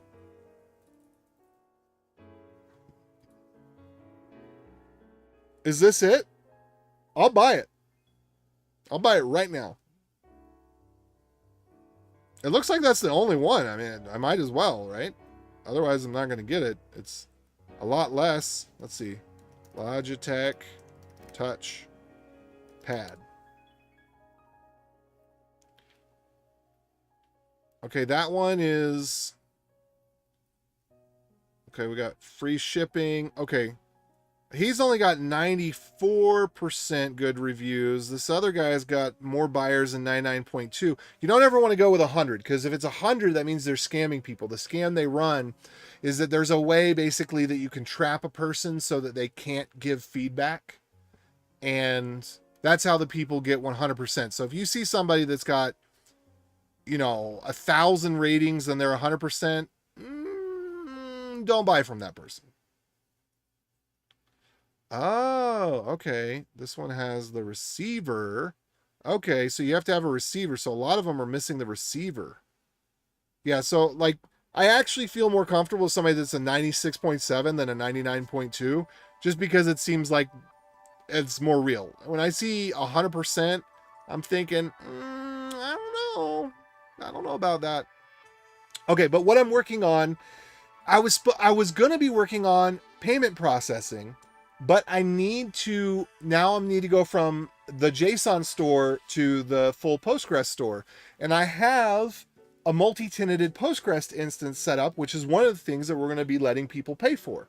And so what I did was I'm upgrading all my scripts, documenting them, getting them so that they have help and all that stuff. So I've got like a collection of 10 scripts, and I'm just updating the scripts. And that's what I've spent the last 5 hours on, is updating these scripts instead of actually deploying the database. But, I need to codify this information, because if I don't get it in a repository and get the documentation for it, it's very simple stuff. Like for me to have you replicate my success only will take seconds. But for me to go through and do the knowledge work to figure it out again would take just as long, because my brain is full. And I'm not kidding about that. Like every day, I just got stuff dropping out the bottom.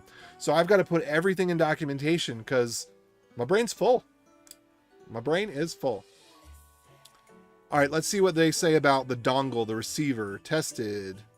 Works. I do not see the receiver here. So I'm going to click no on that one. I'm glad that some of them say no receiver, because I would not have known that I need a receiver. Touchpad only. Okay. What good is the touchpad if you don't have the receiver? Okay, this one's got a chip in the corner. Grade A works perfect. It's not a grade A if it's got a chip in the corner. Okay, let's just be clear. That's not grade A. That's grade C. That's immediately grade C. When you've got a major, like if you've got a hairline, got some hairline scratches or something, that's grade B. When you have an immediately visible, noticeable chip, that is grade C. So works great can be grade C, but grade C, cosmetics are important for grade A. Grade A is cosmetics. Okay.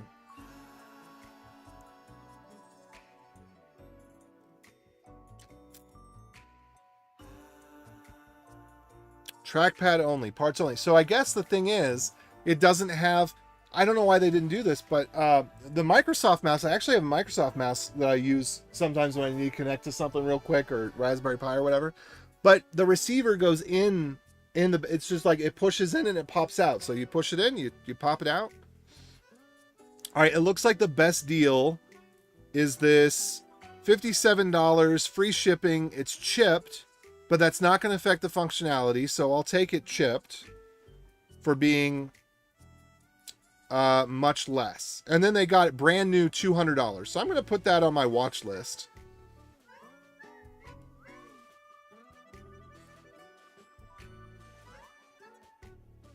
But I'll try it out. Oh, this is hilarious. There's one that's completely smashed, broken. They want $36 for it. Anyway.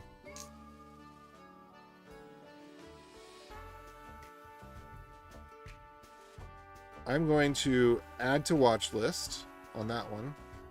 But I'll buy this one and I'll see. Works perfect, grade A.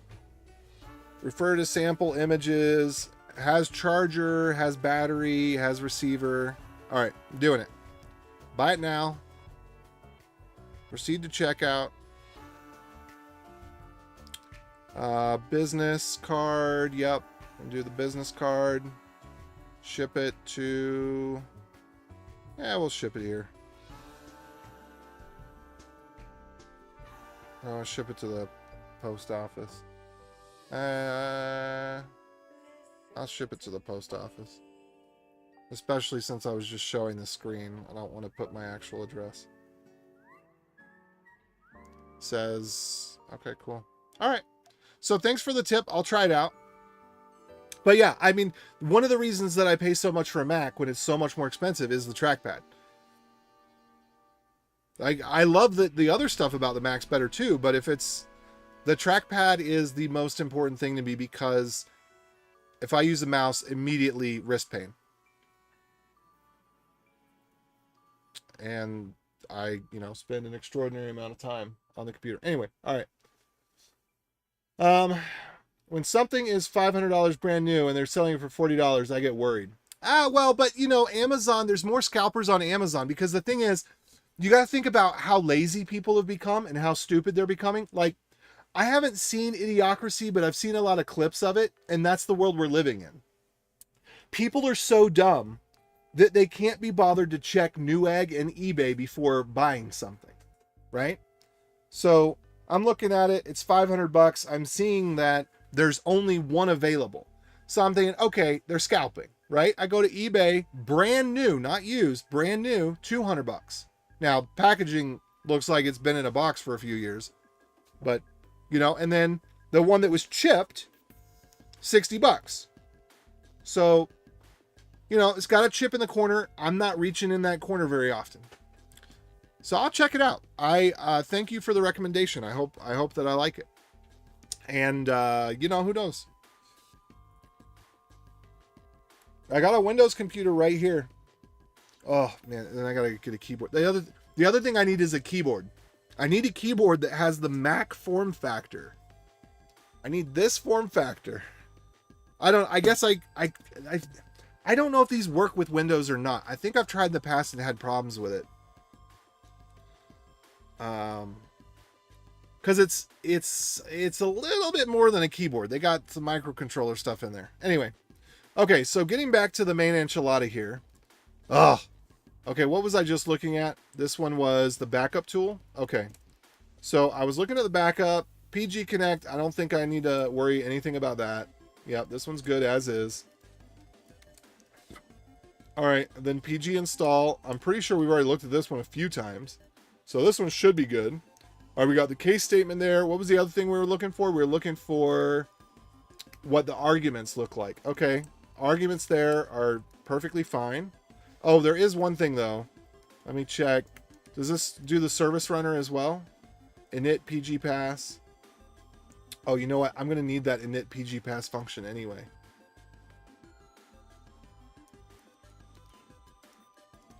We're going to copy that over into PG store credential. We're not ready for this one yet. I'm just copying it in there. All right. So we got PG password. This one is resetting a password. Okay, this one still has that in there. Let me go back and grab from one of the other ones, the backup or whatever. Yeah. So I'm going to go grab this here. Oh, actually, and another thing. Hold on. case, I'm going to look at pg install.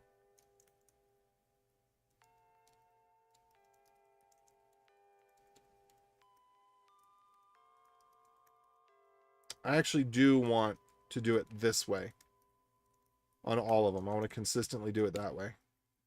So case, so then pg add user. This is actually the first one. So I'm going to do the same thing. I'm going to bring this up. It's a little bit of duplication in the sense that I'm reading this variable twice, but I think it's the right thing to do.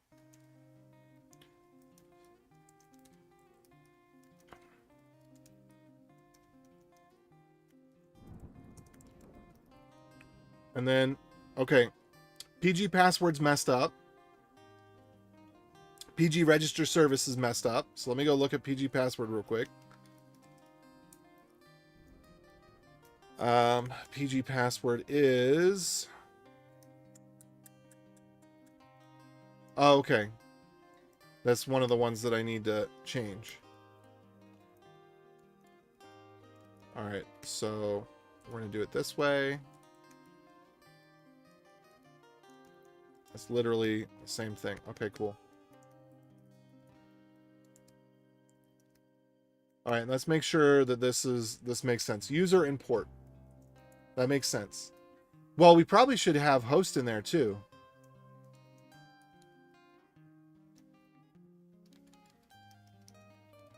Yeah, okay.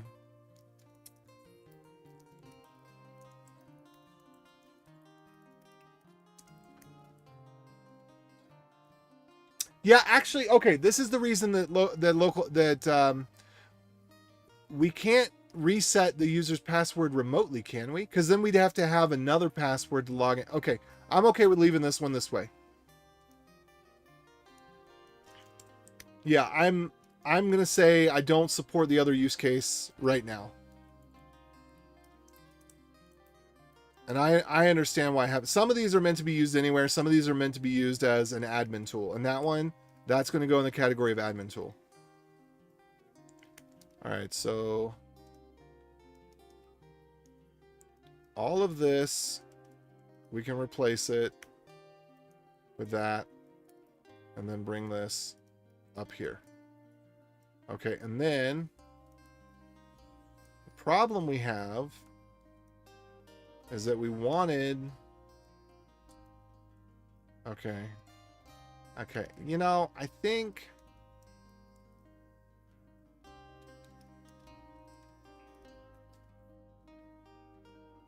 Oh, crap. All right. This would be system user, not PG user.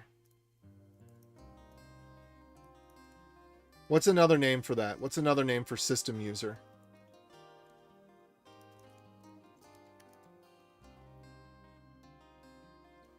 Login user, maybe?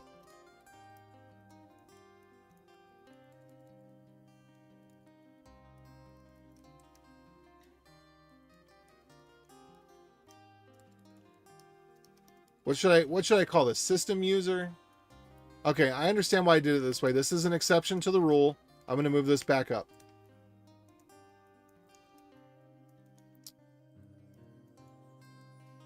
Okay, so that's not PG user, right? Yeah.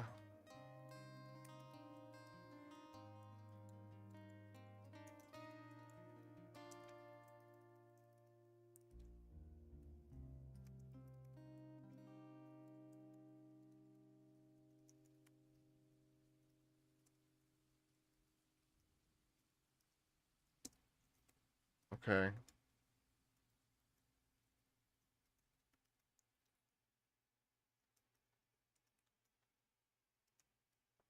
Okay.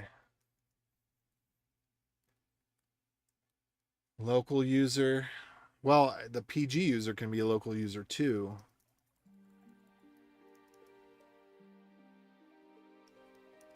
How about OS user?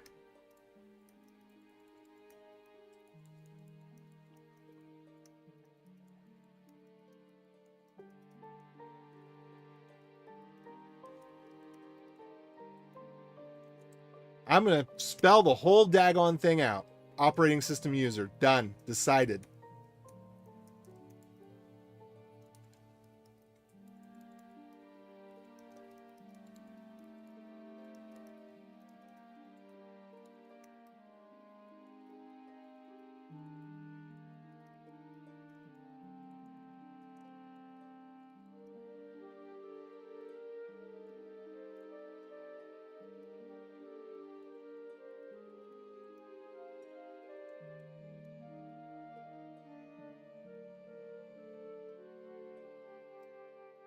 This is the way.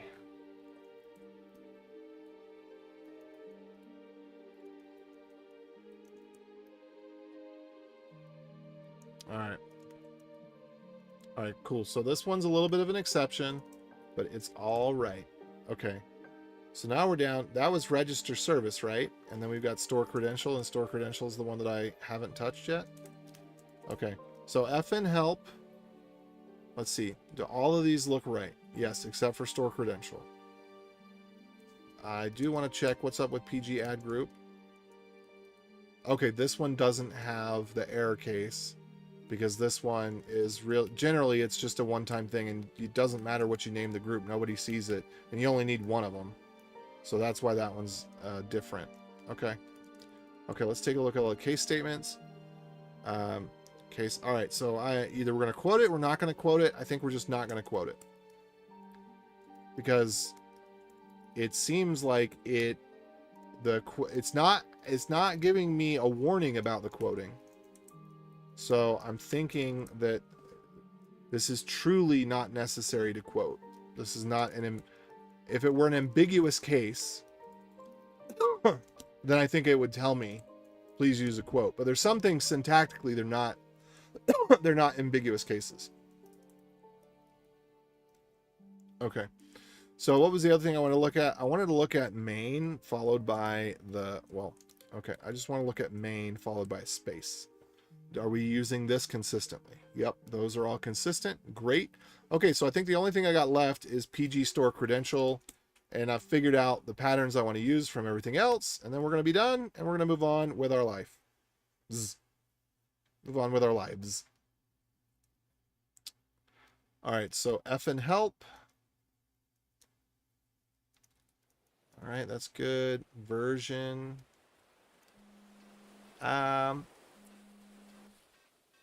You know, I'm going to refer back to this one here.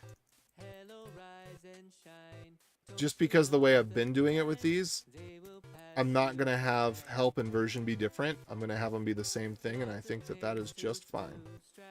A little bit of extra spacing there, but whatever. That's all right. That's not a big deal.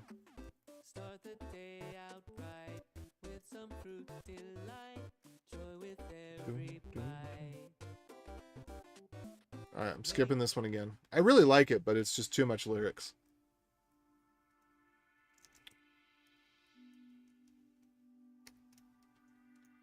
All right, so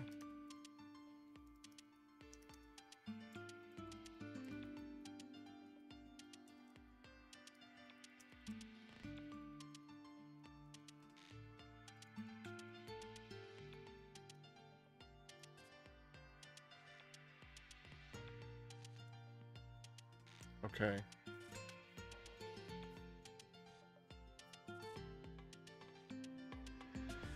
Oh, this is an interesting one.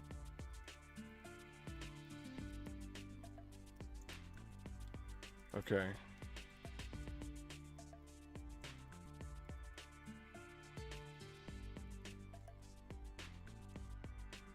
Our password will be matched, saved. Oh, and there was some places where there's output that I'm not. Okay, one last thing. Okay, I need to make a list of to-dos.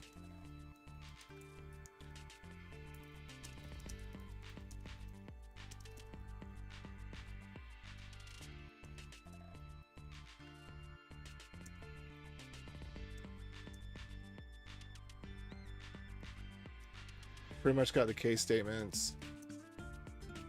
Pretty much got all the main at. Yeah. Okay, this one's far more complex than I gave it credit for.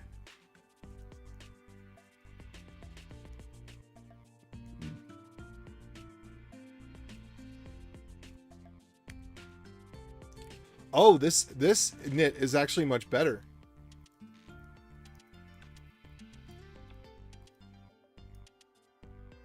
Ooh, I think I'm gonna have to replace. Yeah, okay, okay.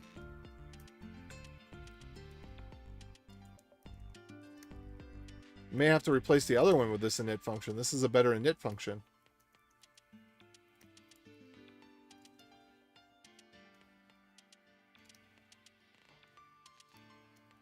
Yeah, I like this init function.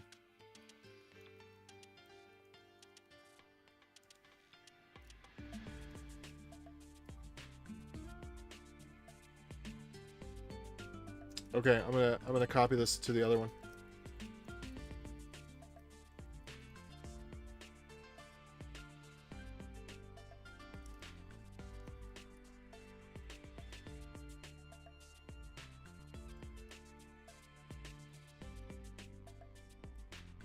All right, so here's the difference. So this one is going to create it if it doesn't exist. The reason it's going to create it if it doesn't exist is so that it can grep without an error. Then it's going to check and see, does it have this header in the PG_pass file, which is going to serve as documentation. If it doesn't, then it's going to put the header at the very top. Now, next, it's going to check and see if it's got this example or this bit of documentation in there as well. And if it doesn't, then it's going to add that.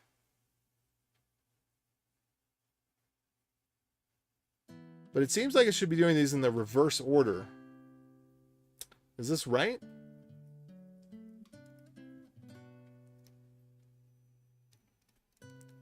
Okay, header. It seems like this should be the reverse order. Because if it doesn't have this, it's going to add it. Oh, actually, no. I agree with the order. The order is the correct order. Because the other documentation goes on top. Got it. Okay. Yeah. All right, so that's pretty good.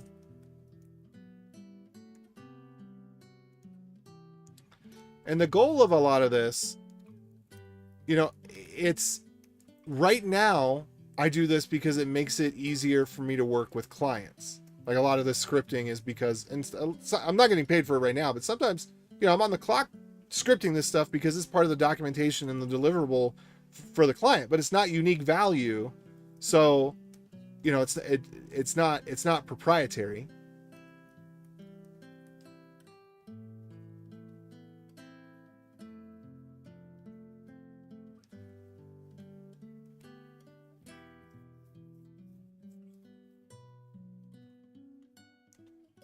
Okay. So this one's a little bit different.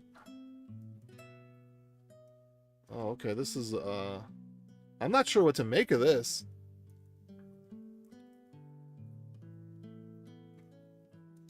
I got a lot going on here.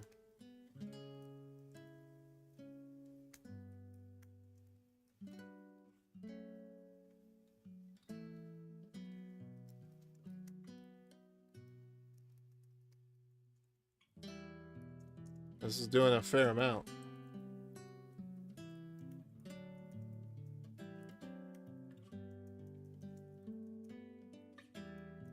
Okay, then how do we want to do it? Space PG_pass PG URL. Yeah, so we probably should just take away the PG URL option.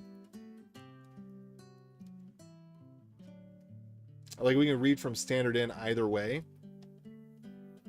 But the reason we don't want to have, well, no, because I'm documenting here use space. So you use space to have it not save in your history. Because if you don't use the space and you put the URL there, well, then you're just saving it in your history. And then you're going to dox yourself on screen sometime or something, you know? And then you got it, and you got it in a place you didn't realize you had it in. I make those mistakes sometimes. I forget that, you know, tokens are in the Vim history buffer.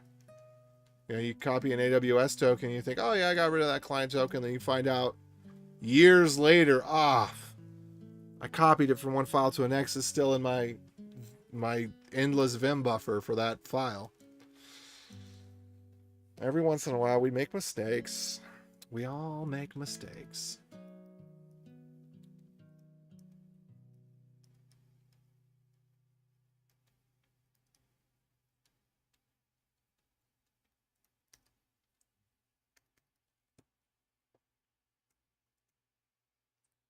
Yeah, this one's a big one. I really would like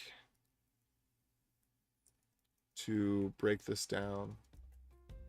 Save to PG Pass.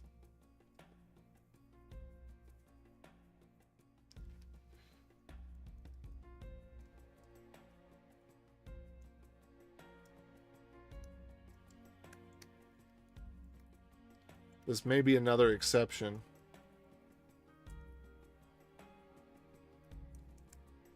Let me check comments here. We are back. What? Decided equals this is the way. I have spoken. Yeah. Mm-hmm.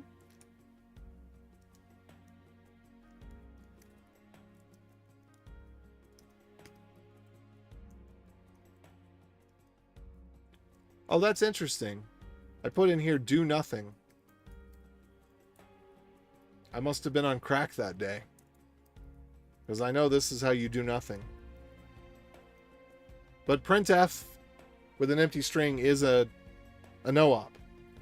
It evaluates the empty string and then prints a zero-width string, which does not advance the cursor. That's not quite a no-op because something does happen. But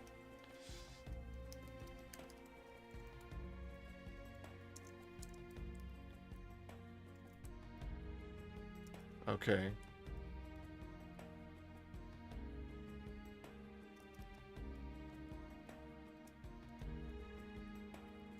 All right. So I actually have this the way that I want it if I do it this way. This is...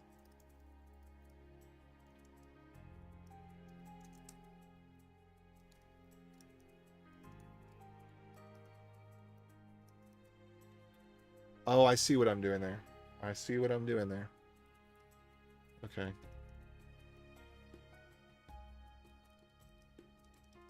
All right. How about this?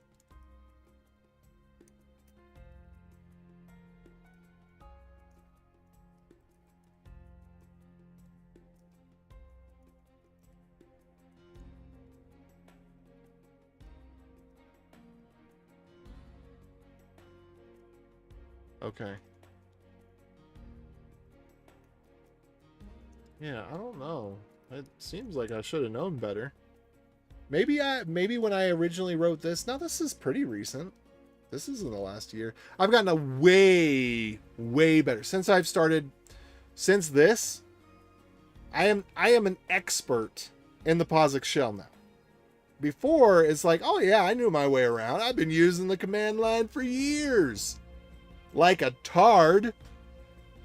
You know, it's amazing how things you use casually for years. You take on a job where you have to, or a project, because that wasn't a job, that was just a project. But you take on a project where you really have to understand just the basic stuff, and you realize, man, I've been cruising around and I never learned the basics. I never learned like the very simple things, like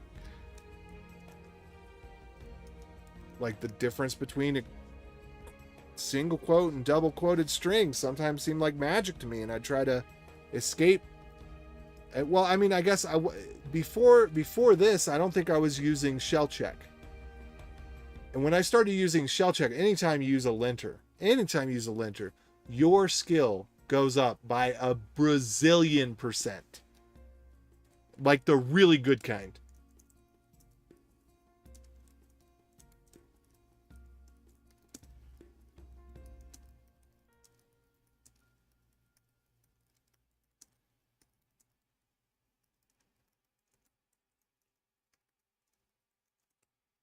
All right, so those are my to-dos. What was I just in? All right, so I gotta figure this one out. I wonder if I can break this down anymore at all. Probably not. So here I'm parsing it. And you know, I mean, I guess I could parse it and then, but then the question is, well, how do you pass it in? Because there's not a way to do arrays. And so the only way that I'd be able to do it is to do the same thing again. But I will do this. Let's see. I guess we could make these into individual functions. No, because I think the way that I end up having to do this host port, yeah, this is highly specific. Wait, why am I doing this? Oh, because I couldn't figure out how to make the not apply to just one. Let's see. I'll ask GPT. I don't think there is, but I'm going to ask GPT. Is there a simpler way to write this if?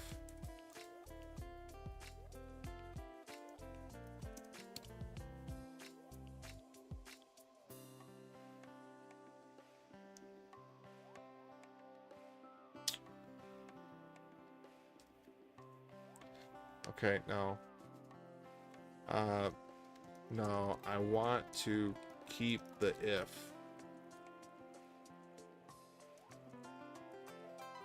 Can I negate without a subshell?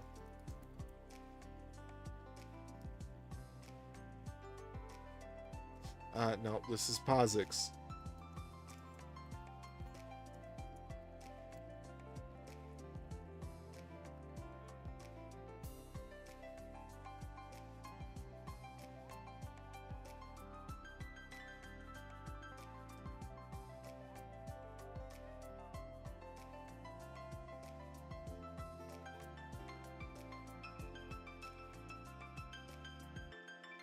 Let's see.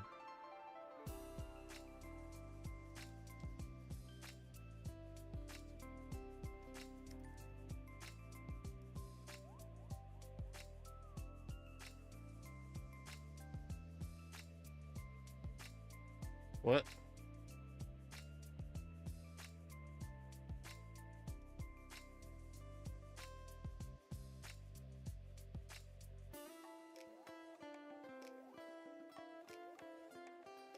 I think I might be able to do -v.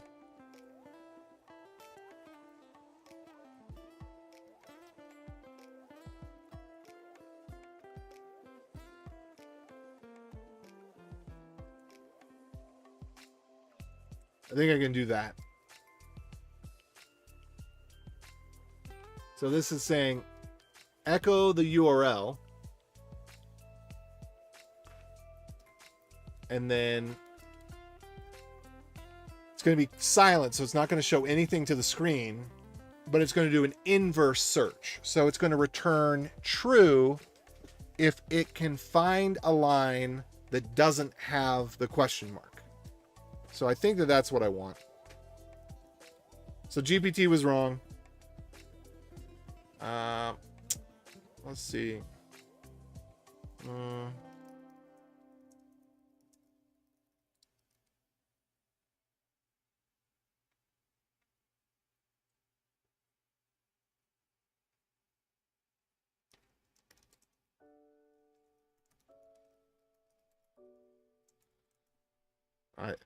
I don't know if it actually gets the training data or not, but I can't use O1. I can't use O1 until September 21st because on the first night that I used it, I think that you only get about 30 minutes of processing time. You know, it says this took 27 seconds, this took 70 seconds, this took 48 seconds, right? I think you only get 30 minutes of processing time. So what I was trying to get it to do was to solve a problem, a calendar problem, but GPT-01, like, it looks cooler, it sounds cooler, but it's not, from what I can tell, it's not really any better.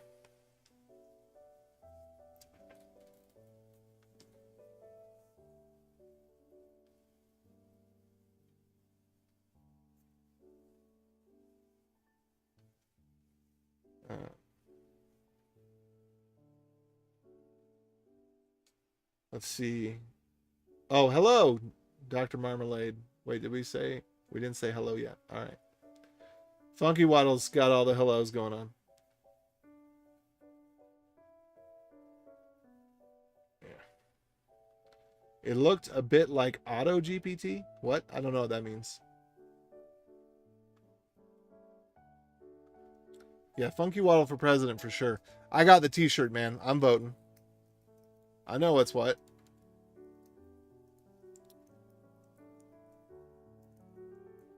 So I think I'm going to go back to inlining these because I just don't think there's much of a better way. It's kind of ugly. It's a little scary, but honestly, this is just one of those things. Again, this is an exception to the rule. Normally, this is not how I like to do it. I like to have it cleaner and easier to read, but this is just one of those things where, you know, the alternative is literally writing a parser. You know, it's just, I'm doing some funky walkadoo here. That's what I got to do. So it's what I'm doing. But I did make sure all of this was POSIX compliant. For example, I had before, I think instead of graph, which is weird, I think I had something like character. But anyway, it doesn't work on BusyBox TR. It's not a true POSIX TR. So.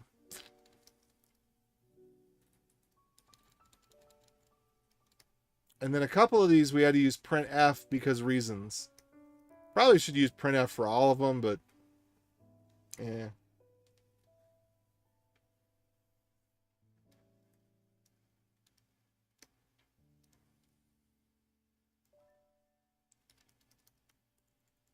Yeah, like this one, I'm pretty sure that all of the ones with the password should be printfs. I'm not 1,000% sure on that, but I'm as close as I can be. I don't know. Let me undo it. I had it this way for some specific reason. Unfortunately, it's not documented. But, oh, the new line. The new line. That's why. That's why. So if there was a new line, then TR replaces the new line with a star. It ends up being one longer. That's why.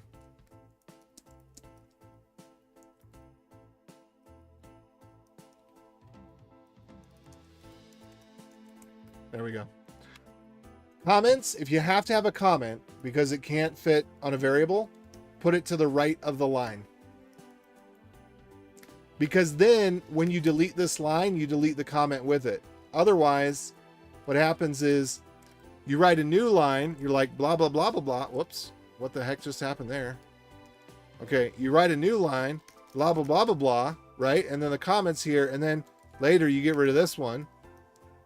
And then now, you know what I'm saying? So that's why comments, when you can't, like, try to avoid comments. Try to avoid them. Because they usually do more harm than good in the long run. All right.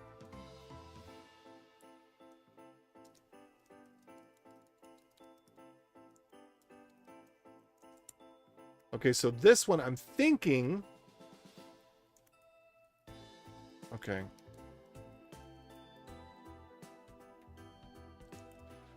I do want this to be read by another program, potentially.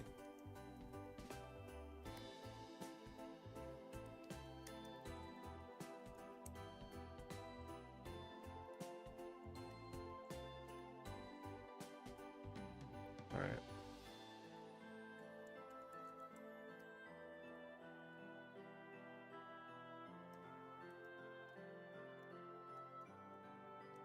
So it's not about, it's unfortunate it's called standard out and standard error.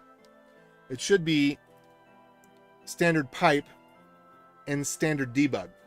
Those would be the better names, because standard out is what do you want to print out to the screen that another program is going to process. And standard debug would be, what do you want to show to the user? And Zig does this right.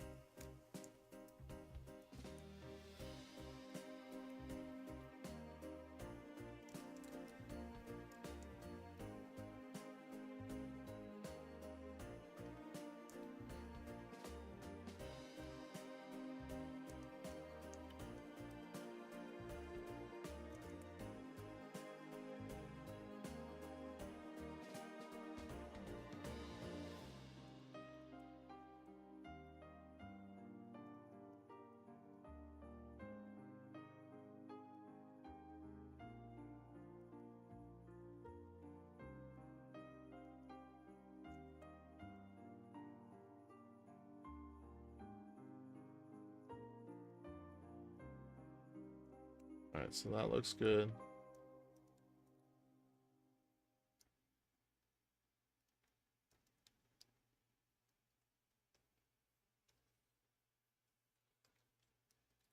I don't think this actually works. I don't remember.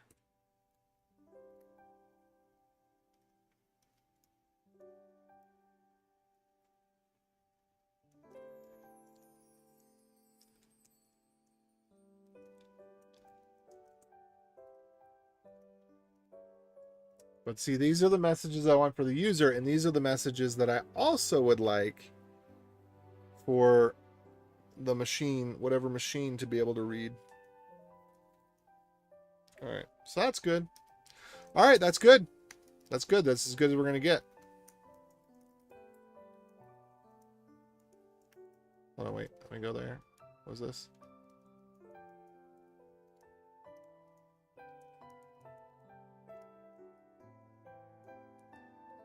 And then we got to handle the case that's not a TTY, in which case read will fail by reading nothing. So if GURL is a zero link string, then return 1.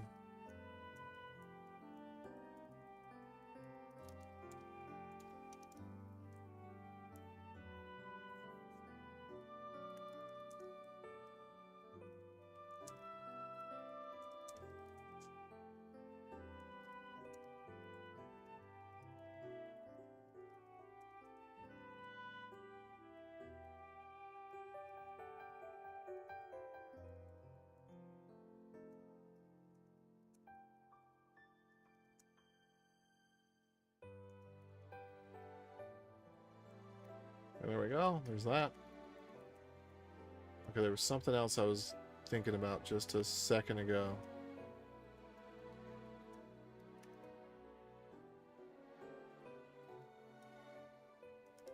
Oh, I remember now. So we got to pass this in. So we're going to get rid of all the G's. Don't tell your homies, but we're getting rid of the G's.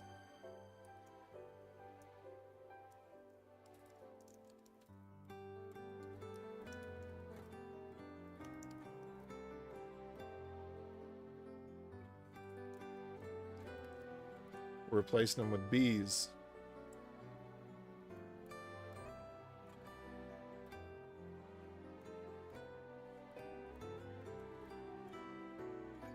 G for global, B for block scope, A for argument. So, oh, that's one thing I've been doing wrong, actually. I need to go fix that.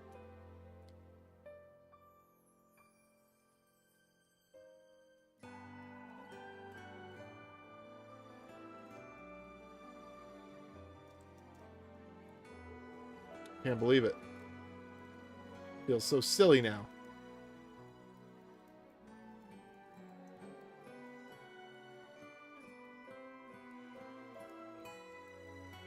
All right, that's something I got to update in all of them.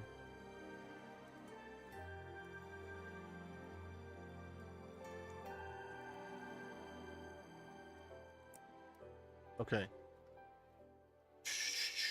I've wanted to run for a long time. Sadly, my wife won't let me. What? Oh, so I was thinking run as in go for a run, like go for a walk, go for a run. You know, I think that's one of the things that's a little bit messed up with society today, and I think that we honestly need to correct it, is men have become a joke, And it started out with good intentions of just like, hey, let's, we don't need to be so serious all the time. We can relax a little bit. We don't need to take on the burden of the world all the time. But then what happens is we place the burden of the world on the women, and that's not going well. So, we got to shoulder our burden. So when you say something like, and we're all guilty of this in this age, but my wife won't let me, maybe you should not burden your wife with all those things. Maybe you reason it out, you talk with her, and you let her know the decision that you've made, and the support that you're going to need.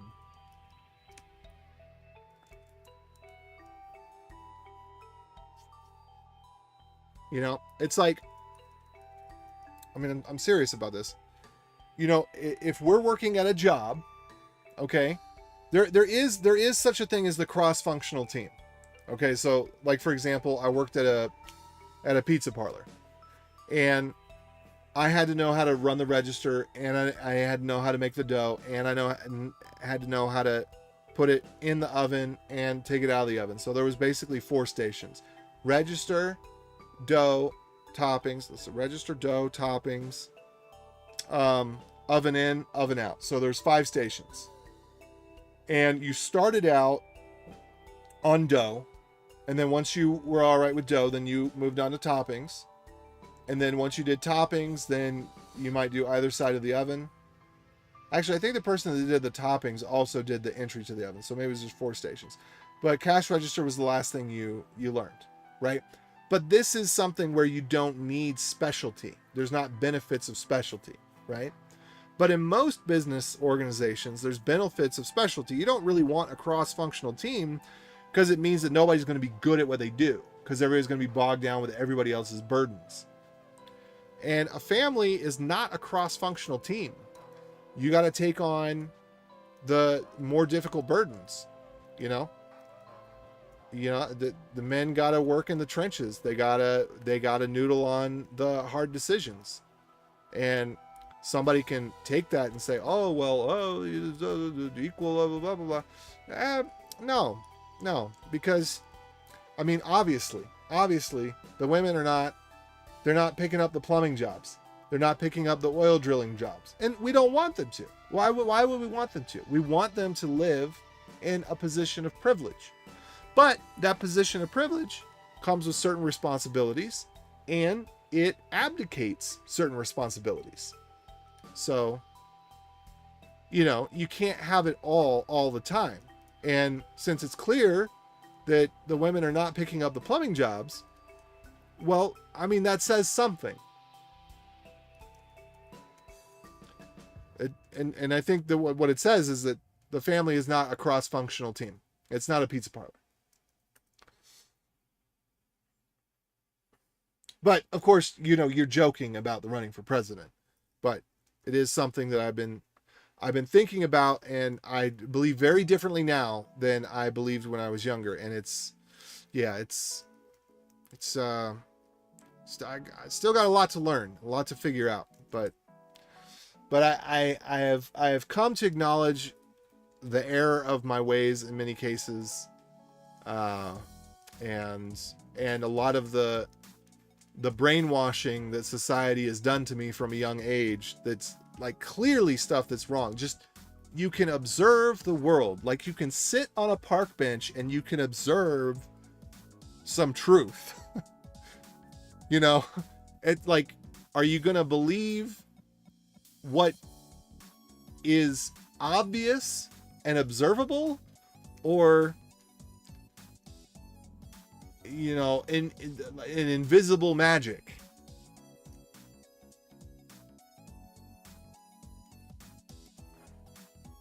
Okay.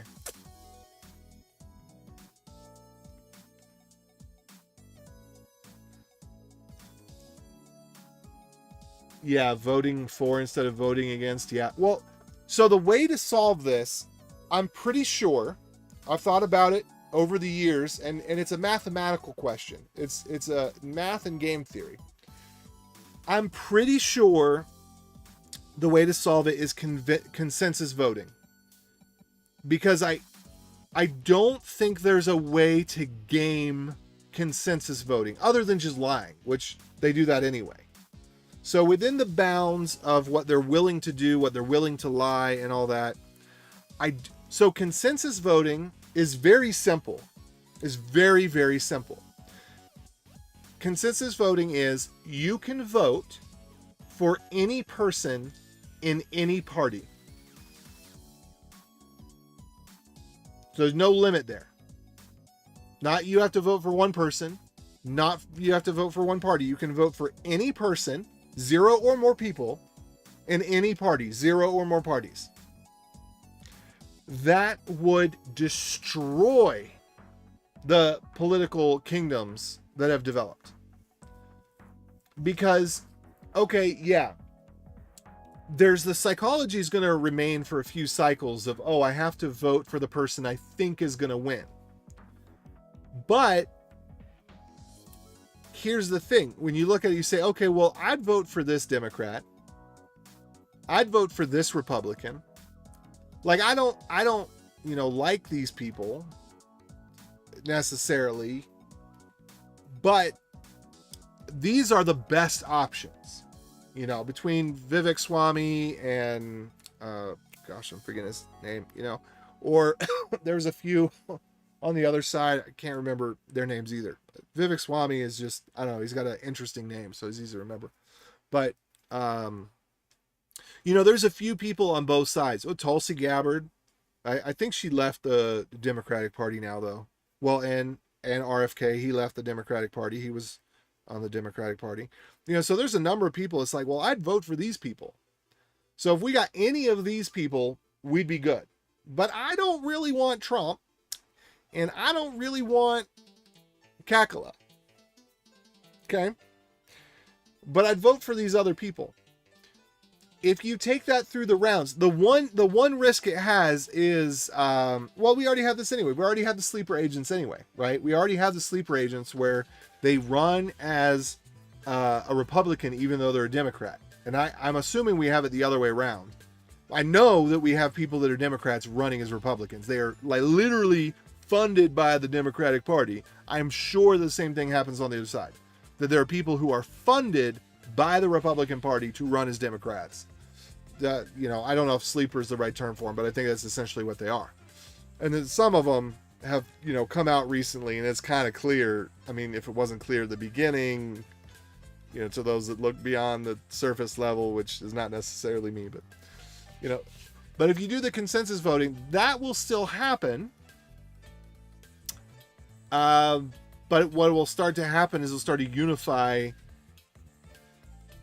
And then people will have to be honest about their differences, because their differences are what's going to make it in the final round that you vote for one versus the other. And so if you can vote more than once, you don't have to vote for the person that you think that is going to win, right? You don't have to vote for the person that you think that other people, because you're not voting for who you want. You're voting for who you believe other people will want. And you're voting for who you believe that other people are voting that they'll vote for. You're not voting for who you want. That's the problem. But with consensus voting, you vote for anybody in any party. And then at the end, you tally up the votes. And there's not going to be any votes for Kakala. There's not going to be too many votes for Orange Man. What you're going to have is you're going to have votes for most of the votes will be, now the first cycle of it, when people don't quite understand how the game works, it's a new thing, sure, it might totally get screwed up the first cycle, that's fine. But it won't be any worse than what we already have. And you can't have negative voting, you can't downvote anybody, you can only upvote, and no ranks, no ranking. And, when it comes to the end, they did a ranked choice voting where they did it really stupid, because if you're going to do ranked choice voting, if you were going to do it, you have to throw in the party votes at the end. So you can't have a ranked choice voting where you have one Democrat and two Republicans, and then because the Democrat gets all of the Democratic vote and the Republican votes are split, then the Democrat wins even though more people had voted for the Republican. I'm referencing. I'm not because of the Republican. This is a specific event that actually happened. I think it was in Alaska. But this was just dumb. This was just dumb because if somebody drops out of the race, and that I mean it was just, that was a really dumb way to do tiered voting, because if you're going to do the party alignment, then you have to throw in the votes together at the end of it. You can't split it out like that. You have to say, well, my first tier is Republican or my first tier is Democrat, and then within that tier I want this or that. If you're going to keep the split party system and do tiered voting, because it's not otherwise.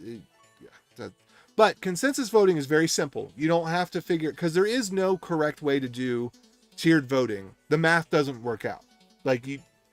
There is no mathematical system where it works out. It's an unsolvable problem, like the traveling salesman or the coin sort. You can come up with some solutions that have trade-offs, but there is no optimal solution. Consensus voting, there's an optimal solution. You vote for the people that you would be okay with them getting into office, and then you tally up the votes, and then the people who have the most votes make it onto the next round. You do the voting again, and so on, and then you end up with the people that people want the most. So even Democrats say, this Republican's not so bad. So my primary, I vote one vote for the Democratic Party, no votes for the Republican Party, but a vote for this Republican candidate. That kind of thing. Anyway, I'm not joking as running for POTUS. I completely would, but dragging someone's personal life into opposing campaign is just wrong. Vote for me because I will do this is completely different than my opponent did this as a teenager. Yeah. First to post has obvious problems. Ranking voting is better. I'm actually completely against parties in general. Running your own platform, not your party. No one is 100% their party. Yeah, that's but the things are the way that they are for reasons. They've evolved the way that they have for reasons. And this is the one thing that if Trump got elected, I wish he would disband the establishment. I really wish that he would. I wish that he would just turn the place upside down. And because he said something like that before, but he didn't follow through on it. So if he gets elected again, I don't know if he'll follow through it. But we need, the whole idea of clearing out the swamp, that needs to happen. Like that list, the problem is Trump's probably on the list too. The people that visited Epstein's Island. I mean, the Clintons are on there. The Bushes are probably on there.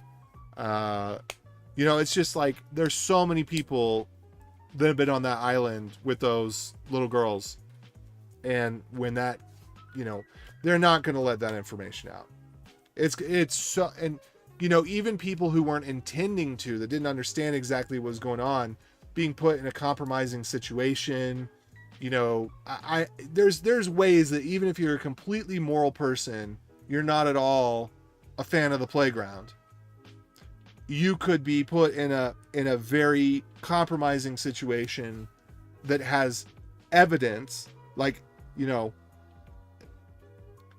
you could be put in a situation that no matter which way you look at it looks bad, but you didn't actually do it, so there could be people like that, but we need to clear all those people out. They just need to go.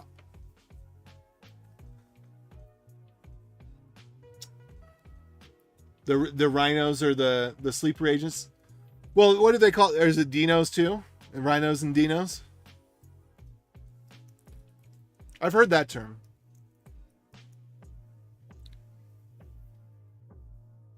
What's funny is at the state level, the Libertarian Party, I believe, is the most popular party because it's the one that makes sense. Live and let live. Don't get in my way. Don't tread on me. Let me do my thing. That's what everybody wants. it's so weird that when it gets to the federal level, that the libertarians have no sway. But if you look at the state level, like libertarians are all, because in the state people don't, people just vote the way they want to vote. In the state, people aren't gaming like, oh man, if this person gets elected. I mean, some people are, but at the state level, you're not gaming it so much. At the state level, it's like, yeah, this is the person that I believe in. I'm gonna vote for him. That's that.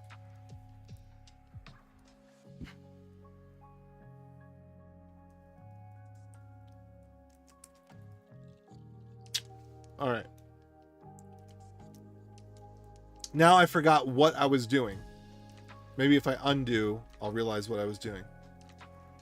Okay, undo, redo.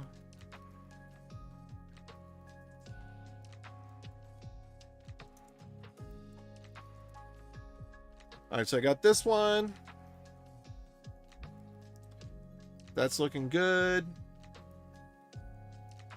That's the init. I actually want the init on top. That's perfectly fine. Okay, so I'm going to go through, I think this is going to be my last pass. Oh, I put note. Do I have two of these? Oh, I've got to-do.txt. All right, nix extra spaces. So now at this point, at this stage in the game, here's what we do. We take this, and I do check all.sh, and then I just put in front. See, I don't use multiple cursors. I've never found a good solution for multiple cursors, number one, but also, there we go. That took me less time it would have taken to do multiple cursors because I just selected the lines that, all right, so check all. Okay, so what am I looking for? I want to get rid of these empty lines. I want to make sure the two primary things are, let's see.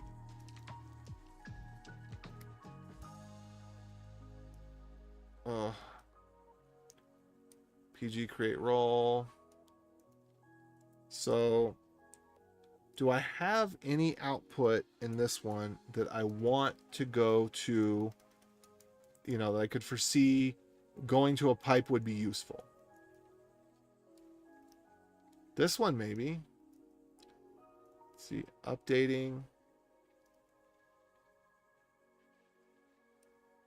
Well, this is just information that prints out every time. There's nothing really unique about it. There's nothing. Yeah, I don't know. I don't think that there's actually any useful information.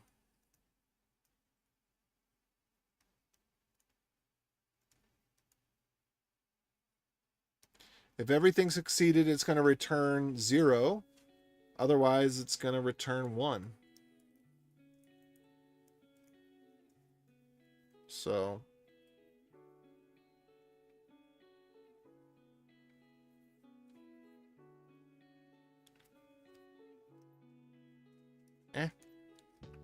kind of want to get rid of this just so it shows help by default.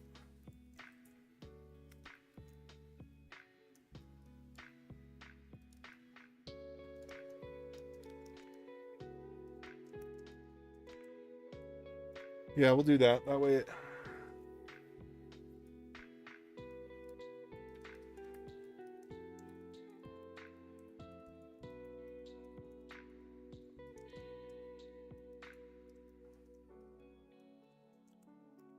All right, feeling pretty good about that.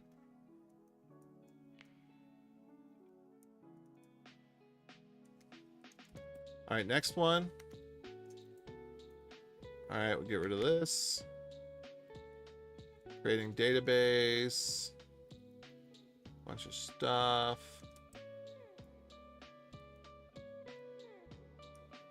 Yeah, we're basically just going off of exit code here, and I think that's fine. Okay, this output, yeah, that output, I actually do want to be able to pipe that. That's useful.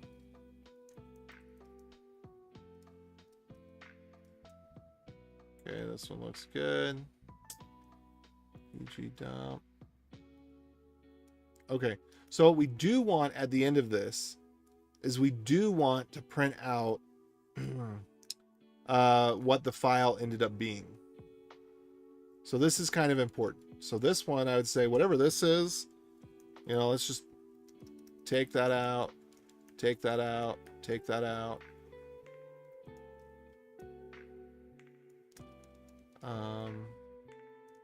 Same thing with this one.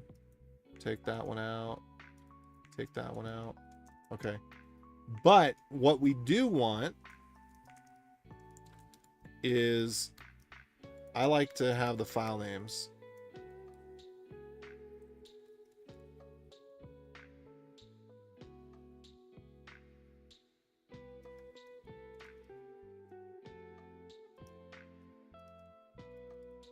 Yep.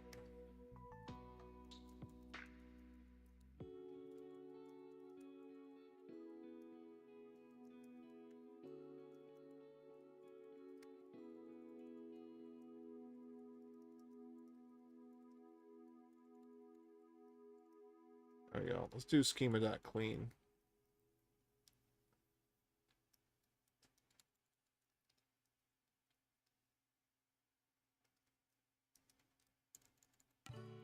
Or schema drop first.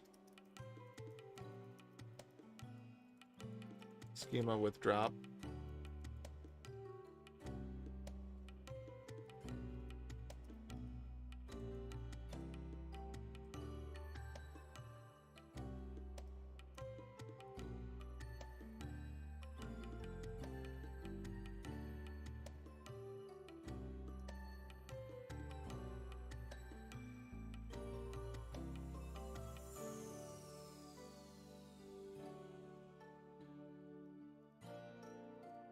Maybe calling it .clean's all right. That mirrors what the option is. Schema. Well, actually, it's dangerous though, so I want to have the word drop in there.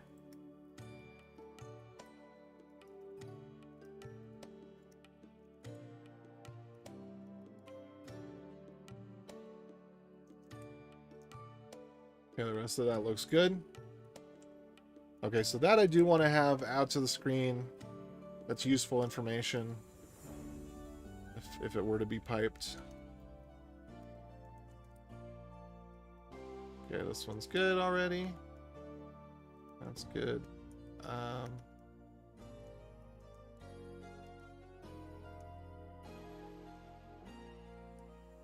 Find or installed. Is there anything that we need there? No, I don't think so. Set default user. I actually will take this out.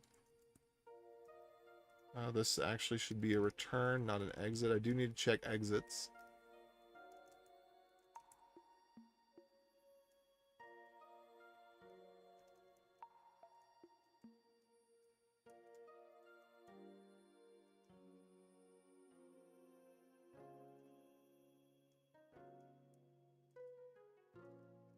Okay, find or install. Do we have anything that we wanted to...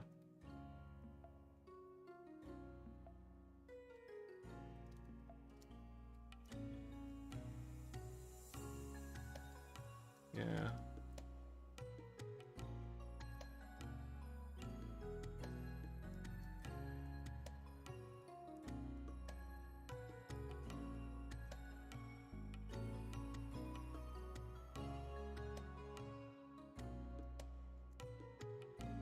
Okay.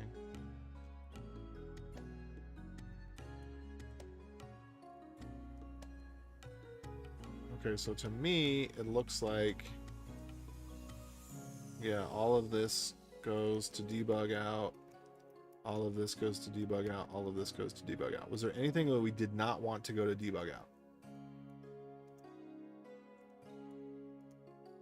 Because that looked like all debug out to me.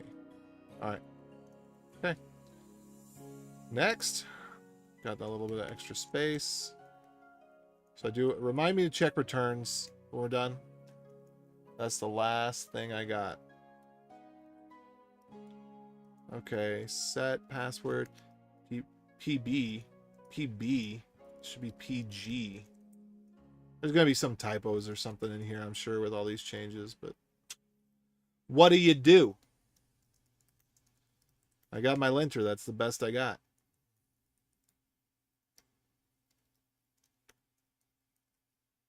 Don't forget to check the returns. The exits. Returns. Got it. Whew. Lifesaver.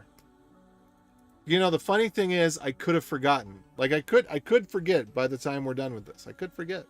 I'm a very forgetful person.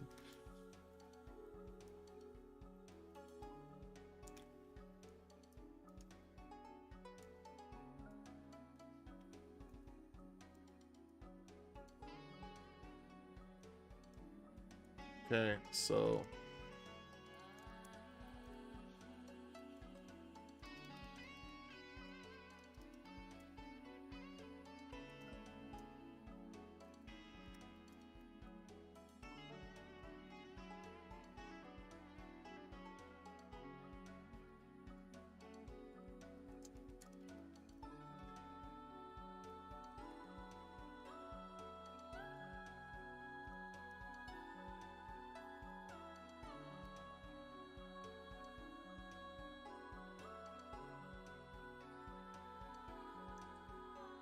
all right.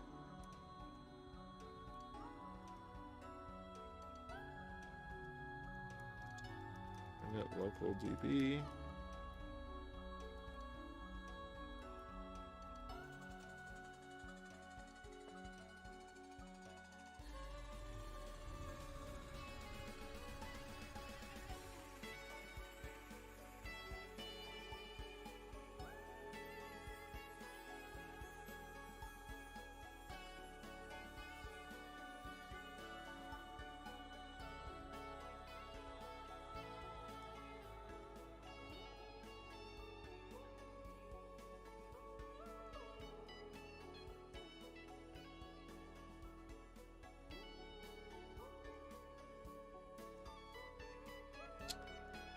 All right.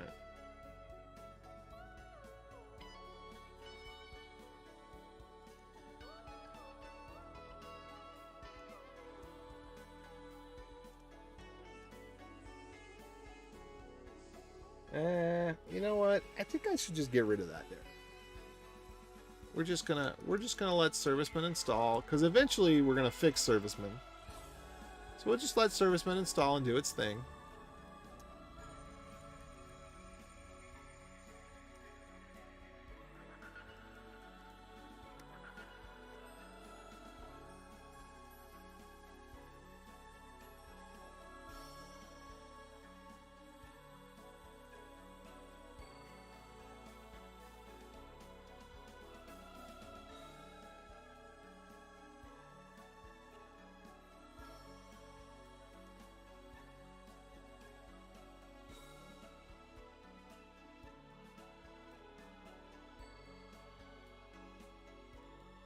There we go.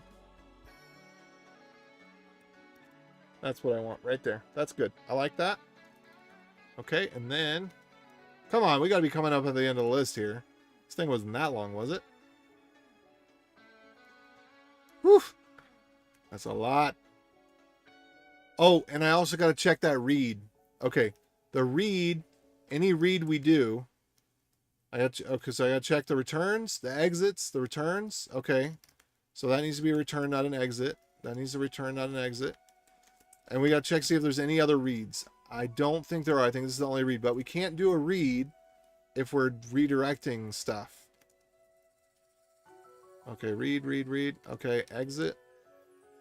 Okay, good. No exits. All right, we're good. Okay, so here's the plan then. Okay, so what we're going to do is we're going to do...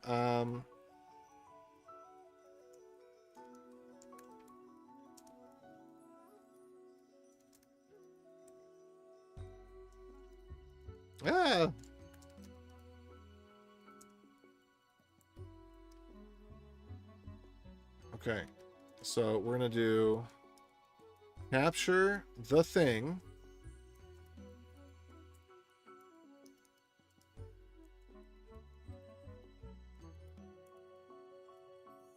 And then it's going to be get add the thing, get commit -m f the thing. That's it, right?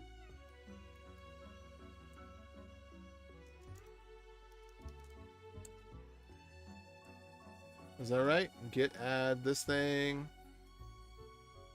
Git commit F. Okay, that's it.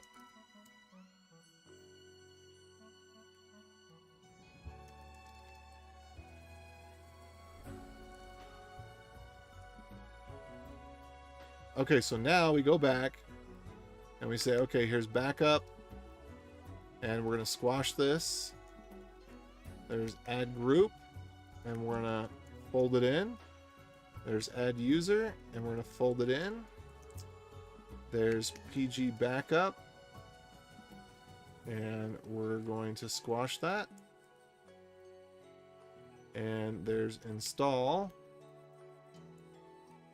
We're going to fold that in. There's password. We're going to fold that in. There's credential. We're going to get that in. Fold that. Oh, we're going to squash that one. And then we're going to do, where's the register? Fold that in. So let's just take a look again. We got that one, we got that one, we got that one, we got that one, we got that one, we got that one, we got those ones, we got those ones. Okay, does all that look correct? Okay.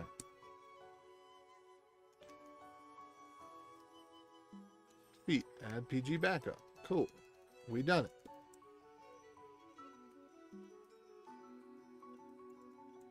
Add PG store credential.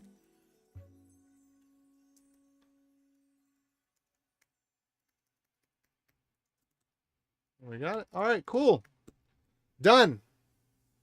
Oh, so much work. Probably never be worth it.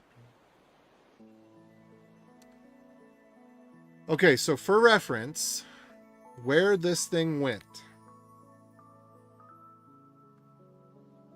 If you're interested in these utilities, there they are. Is this for a startup? Kind of, sort of. Kind of, sort of is. All right. So this is what we're looking at now.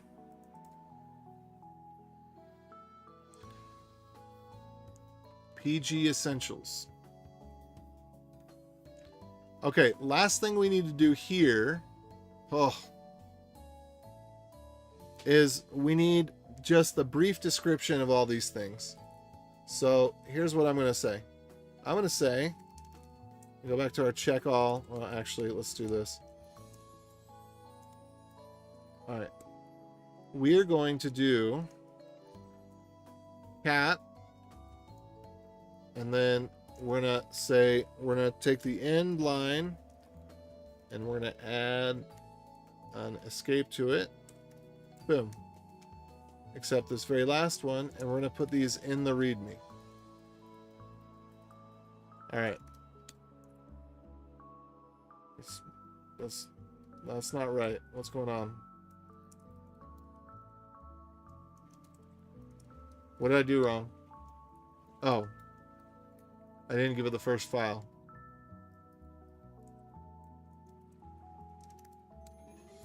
Okay, so now what I'm going to do is I'm going to take the help. No, you know, we're going to do one better. We're going to do one better. Hold on. How are we going to do this?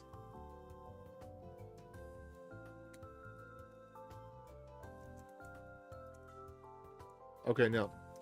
No, what we're going to do is we're going to create a group. Hold on. We're going to redo this. So we're going to create a group. We're going to start all of these with dot slash. Oops. Try that again. We're going to replace the start with dot slash. Okay, there we go. So this should print the help for all of these. And then that should go into the README. So what we're going to do as well is, actually, let me back up a little bit. We're going to do something similar to what we did before. We're going to do a capture group here. We're going to capture all of these. And then we're going to say echo the thing. And then we're going to say run the thing. Boom, right? And we're going to do that into readme.md. That's how we're going to solve this problem. Okay, so now I go into readme. What? Oh, that actually was correct. I did the right thing. Let me try get restore readme. And then we're going to go back to check. So because they all errored, this is what they were supposed to do when they errored. So we can just add help to the end of each of them.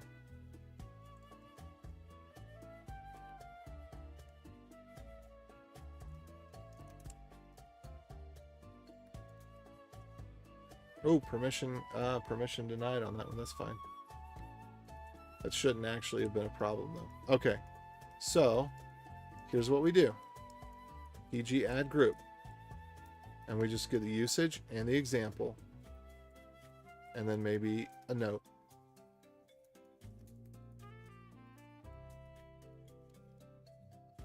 Actually, I think we can do one better still. Okay? So we're going to try this one more time. Get restore readme. Because what we can do is we can put in for each of these. We can put in that.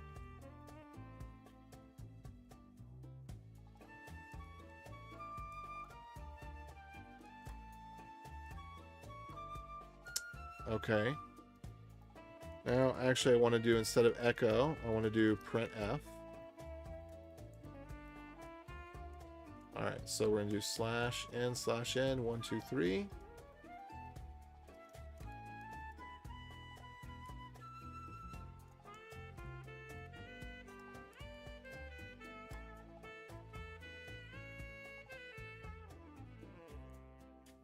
Whoops, that didn't work. Oh, /r. I don't know why it's /r here, but oops. Oh.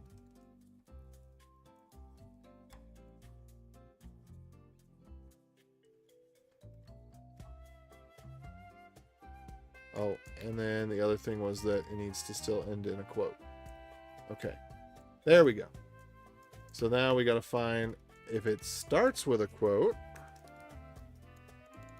What we'll do is we'll make it start with a triple tick. We'll do text.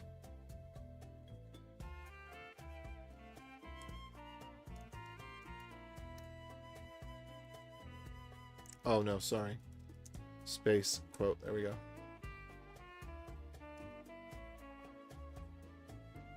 Okay, so the very first one won't have it, but all of the other ones will have it. Expressions don't expand in single quotes, that's fine. Oh, whoops. We got something else wrong here. Okay, so it's going to need to have text /n.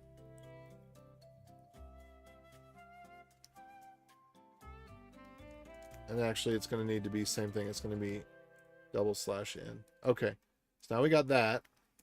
And then we just need one more. Oh, wait, did I do this wrong? Hold on, I think I did this wrong. Let's back up, back up, back up, back up.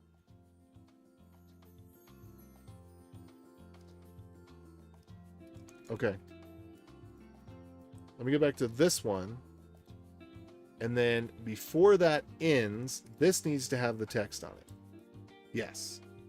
Like that. Okay. So then this one does not need to have the text on it.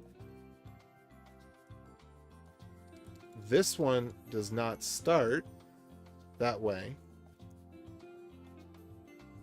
But this one, oh, whoops. Printf.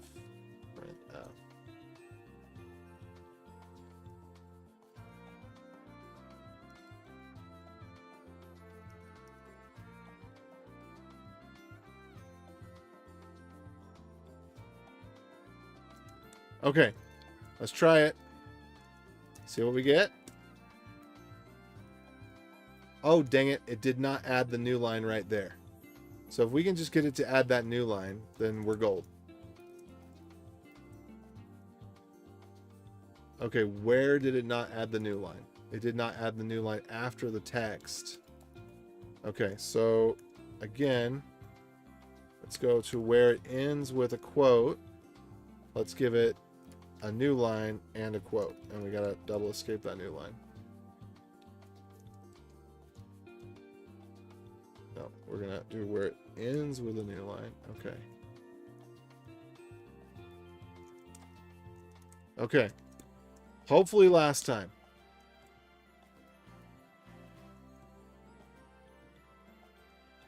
And then we just get rid of all the copying stuff. Which I maybe could have done that programmatically. And I'll put this thing in an issue. I don't really want to commit it to the repository. Maybe I do, actually.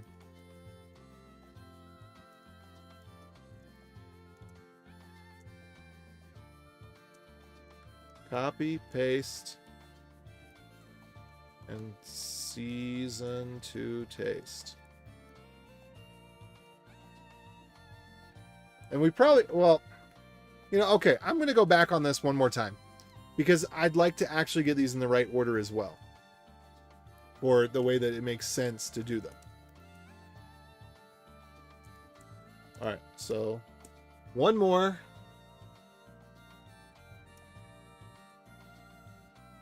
So the logical order of this is going to be that install comes first.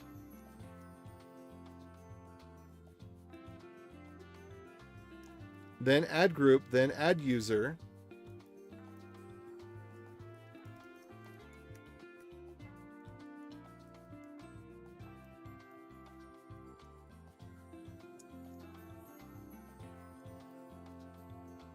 Copy, paste, and season to taste.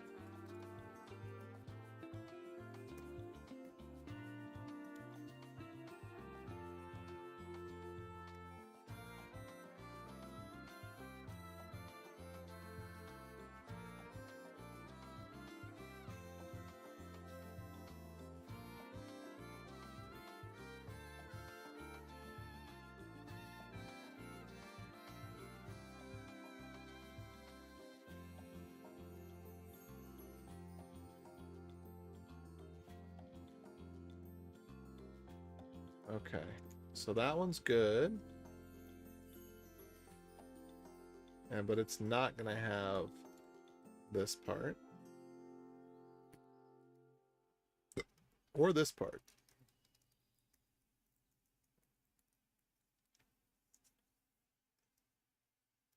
Then this one is not going to have this part. And the one again's going to have an extra that part. Okay. Maybe I should just save this as a script for building the README. I think that might be reasonable.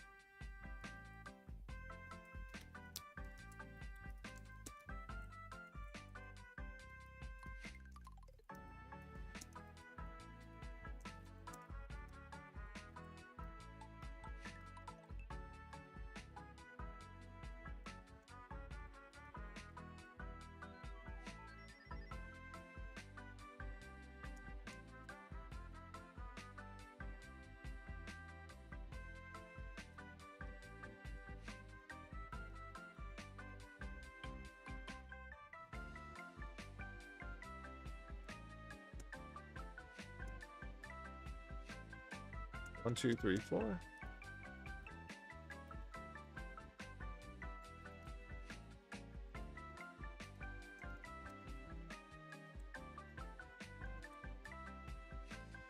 Okay. So let's just make this thing go away. So up here, I'm going to open up shell check disable equals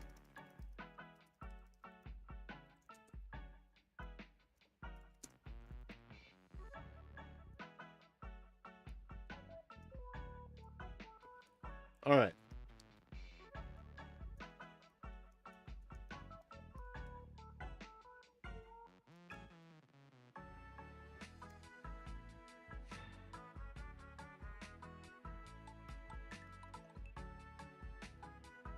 Maybe, just maybe, it would make more sense to separate these out like this. Not sure.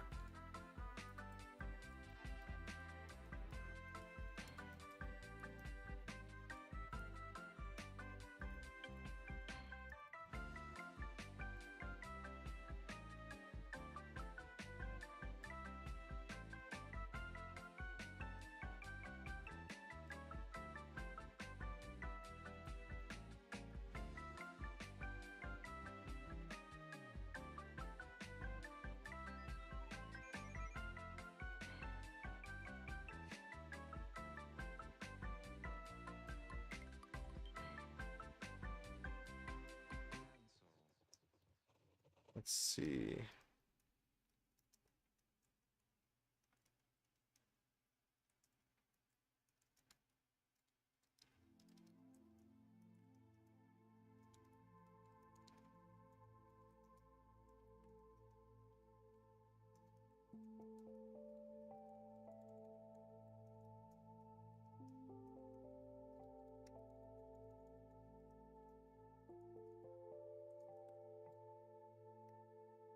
All right. Okay, so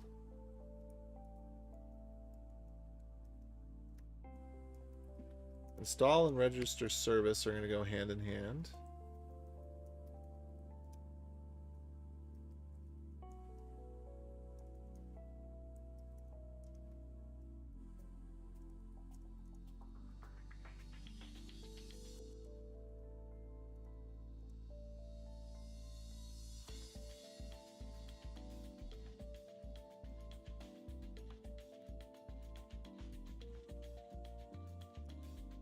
Let me get this list of commands again in simple form.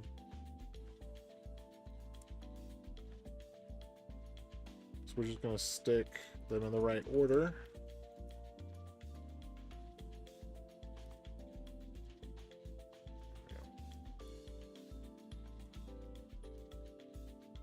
So let me get a capture group around that.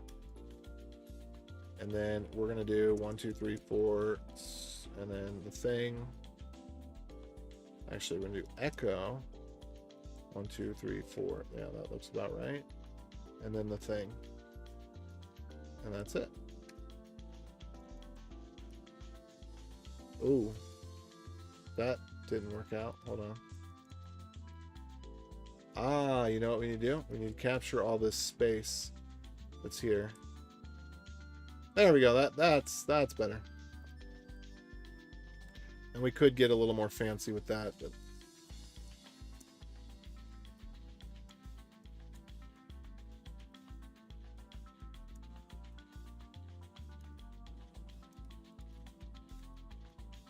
okay.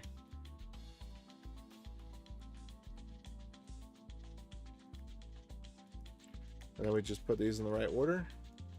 Install, register service, add group, add user. So put example connect, install, add group, add user, change password, store credential, change password, backup. And then we have to have a restore at some point, but be all right. Okay, so these just need to go in the same order. Example connect, install, register service.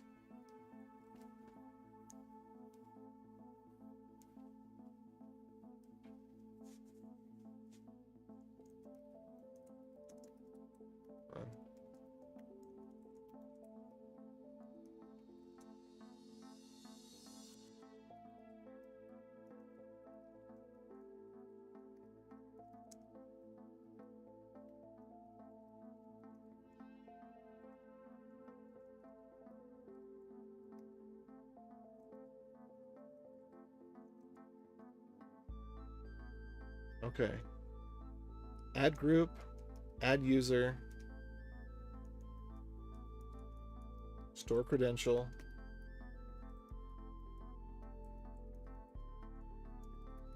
Reset password.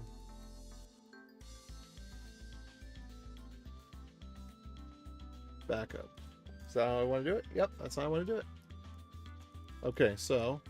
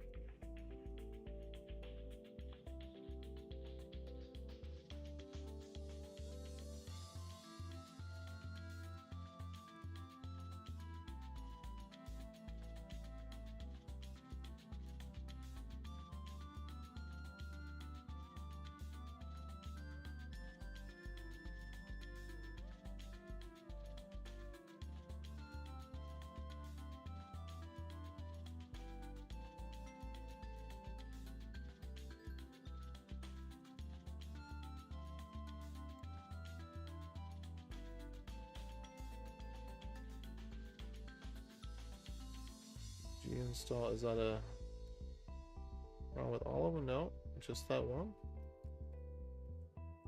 Okay, PG store credential. What was wrong with that one?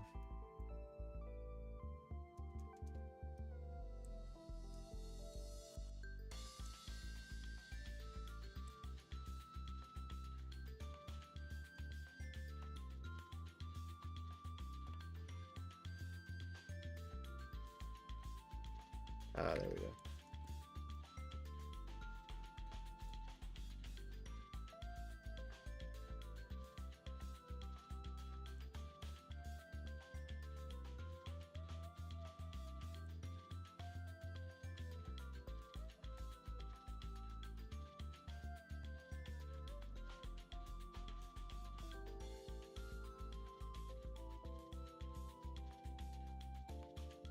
Okay.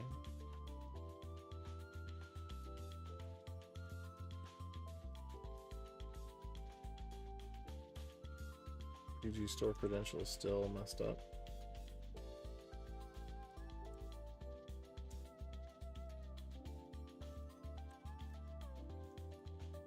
Okay, fn help.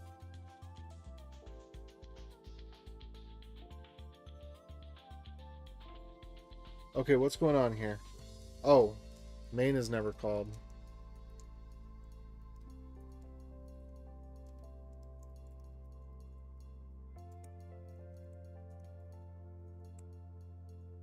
Alright, every file should have two mains. Yep, okay, now we're good.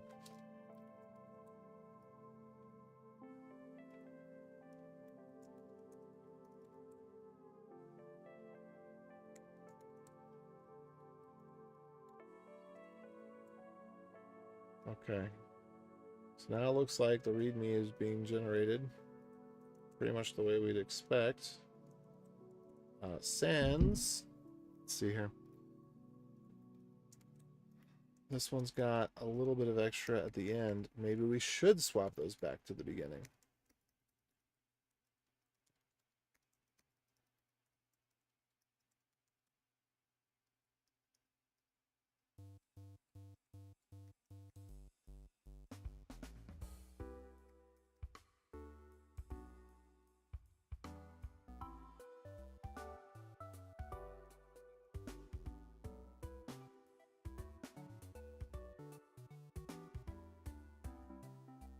It doesn't much matter. I just, this is one of those things where it's pathological. I just want things to be nice. But in this case, it is actually pathological because I'm wasting time on something that truly does not matter. Because as soon as I run prettier, it's going to do the same thing anyway. I just kind of wish that it wouldn't. All right, one last thing though, which hopefully can save us a little bit.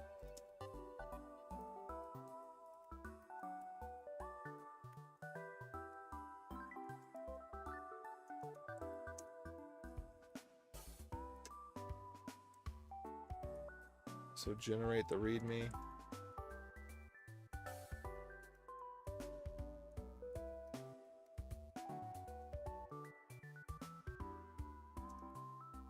Table of contents, PG Essentials, all the things, copying, and then we put in a little bit of this.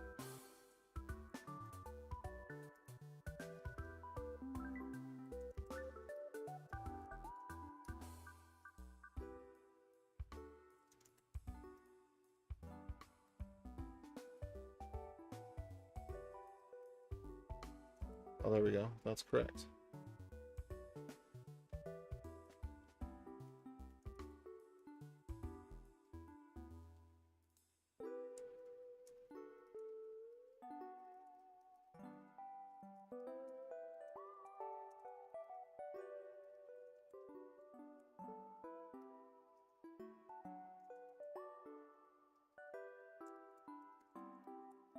Okay, so now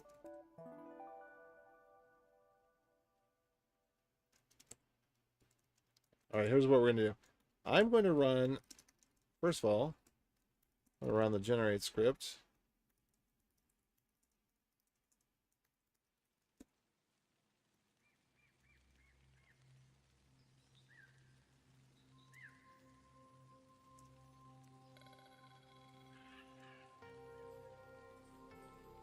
All right, so what I want to do here, and I'm not sure how this is going to work out, I want the empty lines to continue, but I don't want copying or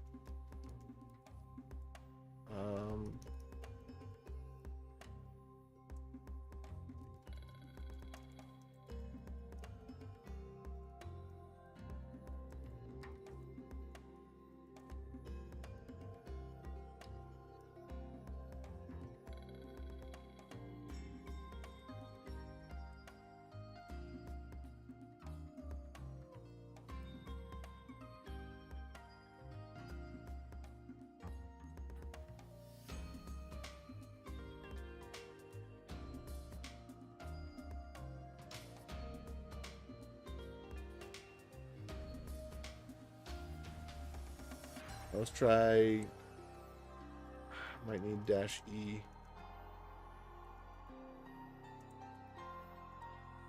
All right, there we go.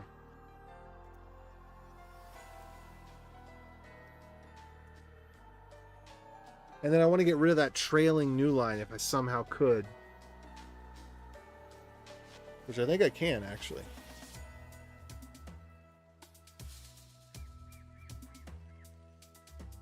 Can I get rid of that trailing new line?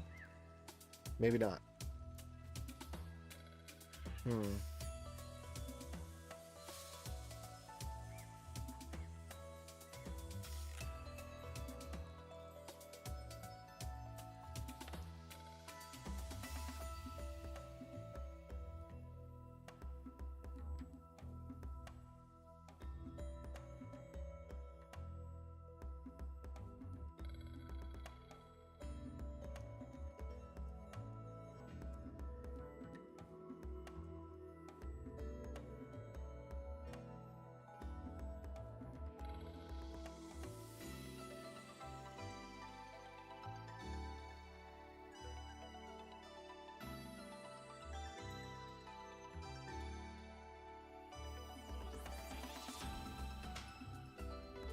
All right, let's see if this works. I doubt it will.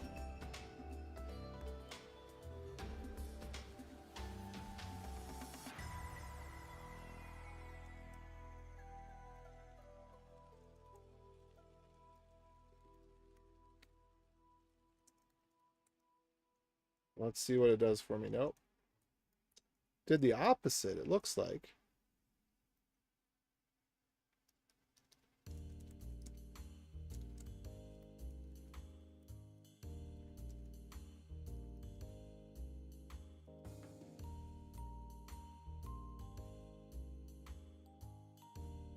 All right. Let me try a GPT. I want to remove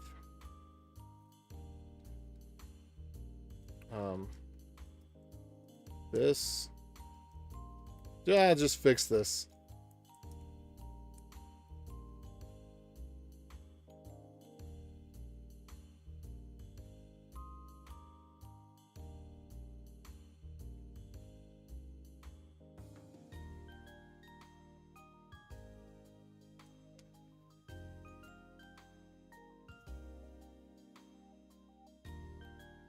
Let's see. Let's see if GPT got it right. That's something that I really don't care to learn. If it's right, I'll use it. Maybe. I'd prefer to have something similar, simpler. No, that did not work. Why am I not surprised?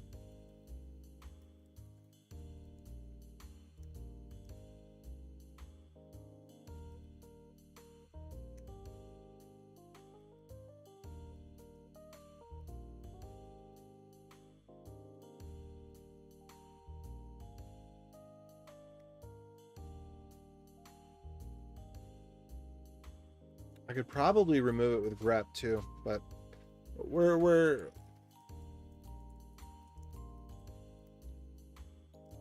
okay. So let's do this. We're gonna update this. F gen read.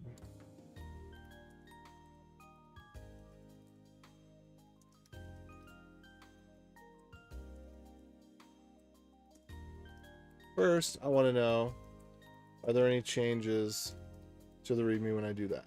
Okay, there's one space at the end, which is probably due to, okay, that's just a goofo.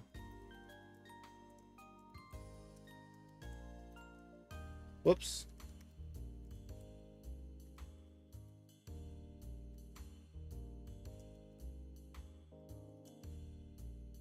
Okay, so now this should actually print out pretty printed. Which again, it's pathological to do that because I already have a tool that does it for me. But I just like the idea of it, you know?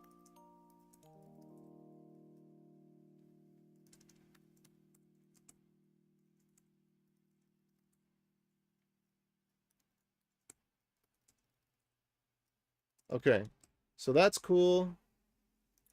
And then we're just going to go through and remove all the empty lines here.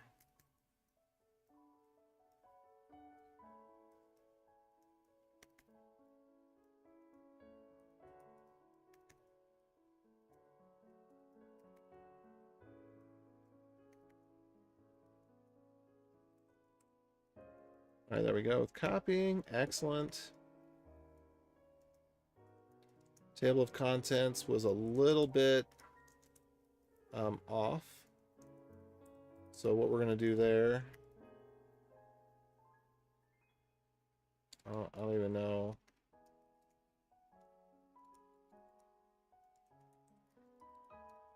Let's see if I can grab one of these.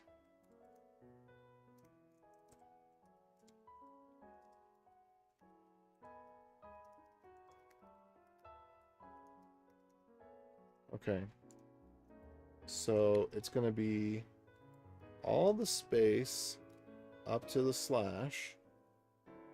It's going to be replaced with nothing.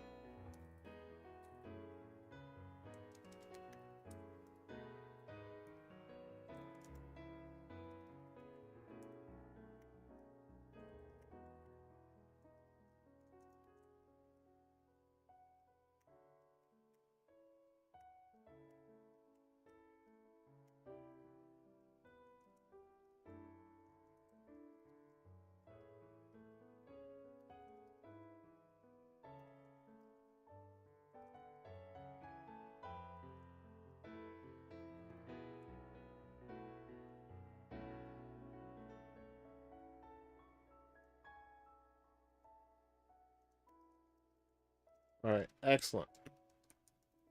Looking good, looking good, looking good.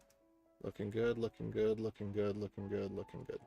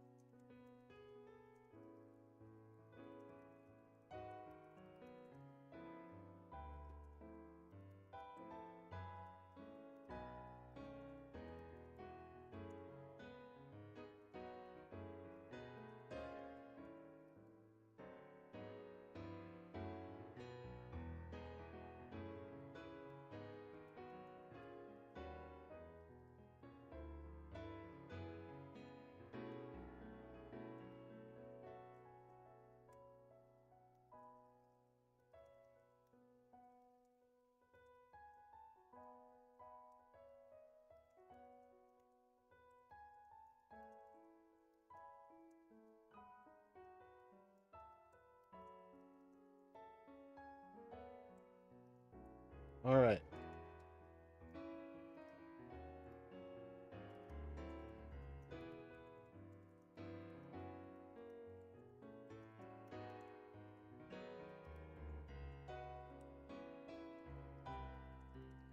And that's it. Okay, done.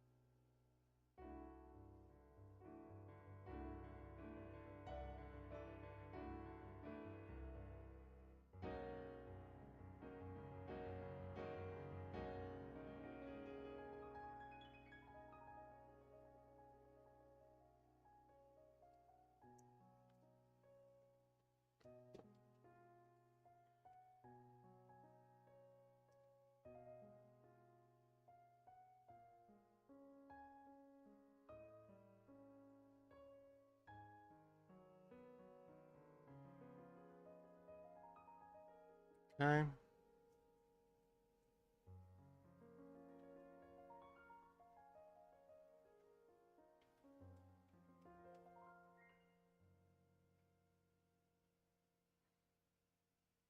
All right, so all of that, so that finally, after 7 hours, now I'm going to do the thing that I came here to do. Let's see. First of all, let me update the titles here.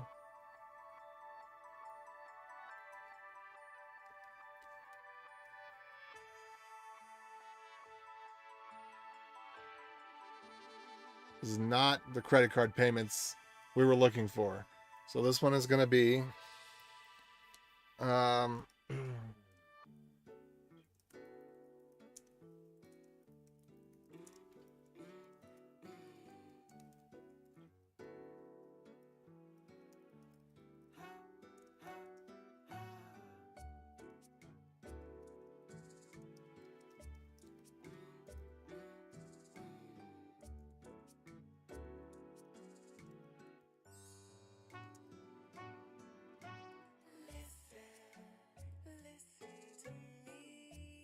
all right.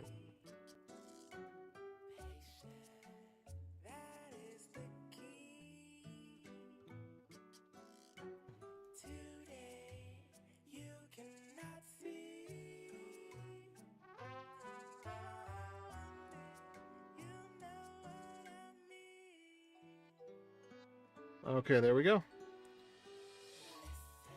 Oh.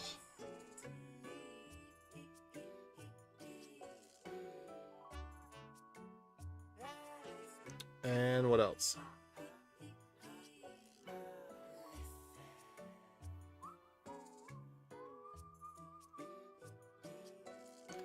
There's something else with an HBA file. No? Okay.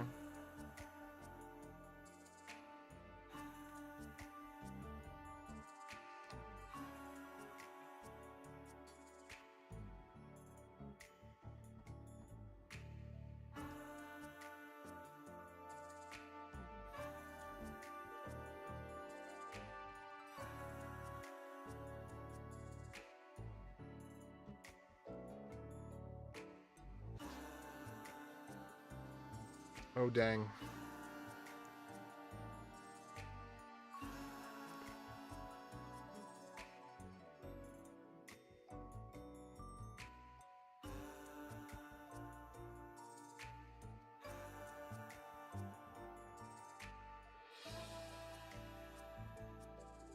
Hmm.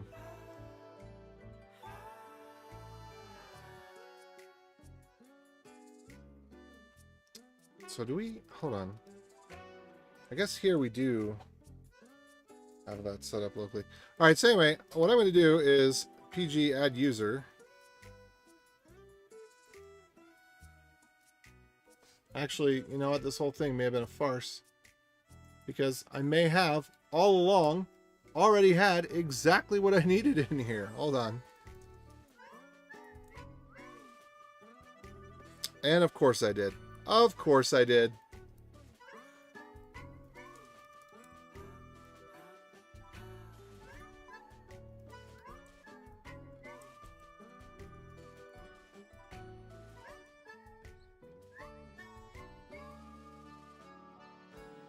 So it turns out the entire time I already had the Postgres user set up.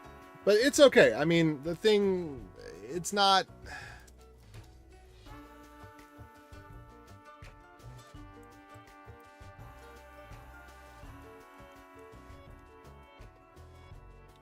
Getting all this stuff documented and getting it in a repository is fundamentally good and important. So...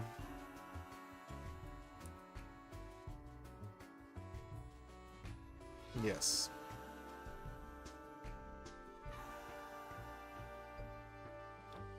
There are some more things.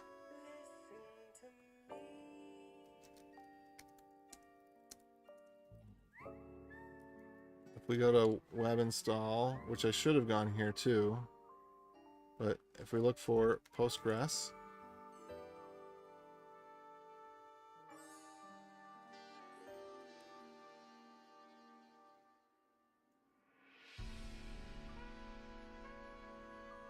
okay, a lot of this was already documented here. I do not know Unreal Engine.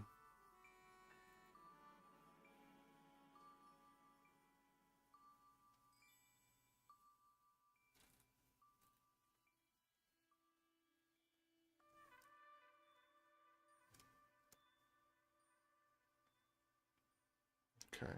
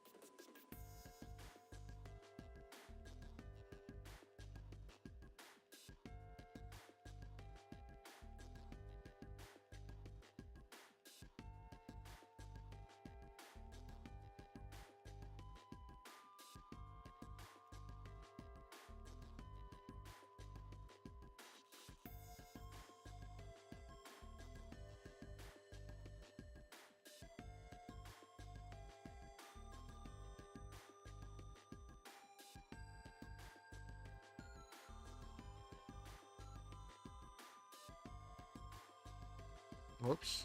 Let me try to grab that again.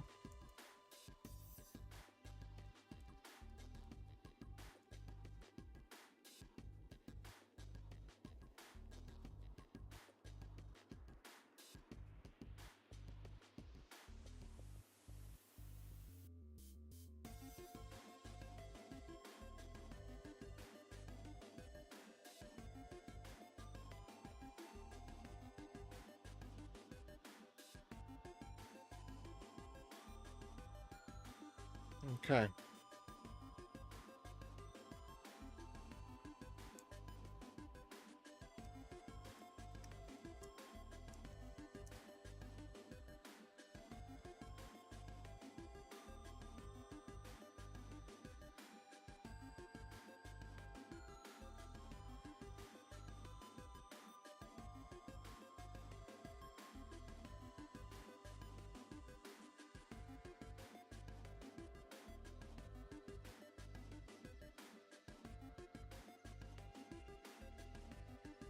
There we go.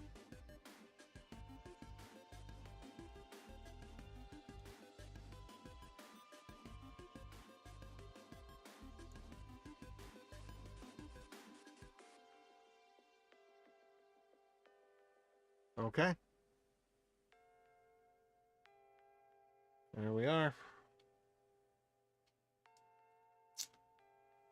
Got a good cross-reference going on.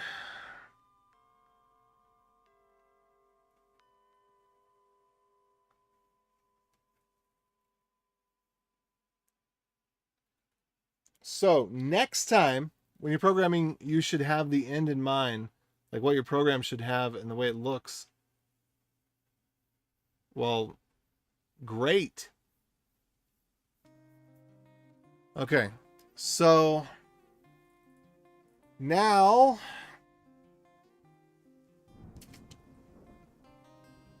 well, I mean, the good news is I finally got a lot of this Postgres knowledge transferred into scripts that are documented, that are in a repo, that now I have a central place to update these. And I think, well, I know I'd like to get this on Webby at some point. I think that there's needs to be a little bit of refinement before I do that. In particular,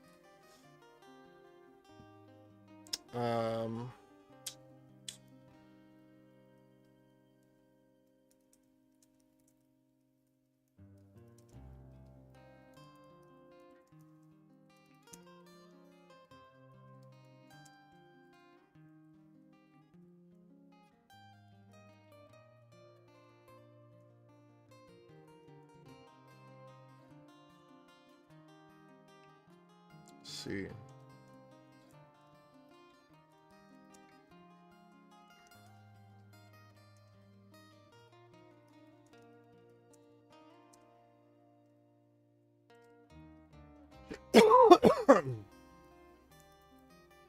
Where's that other HBA file?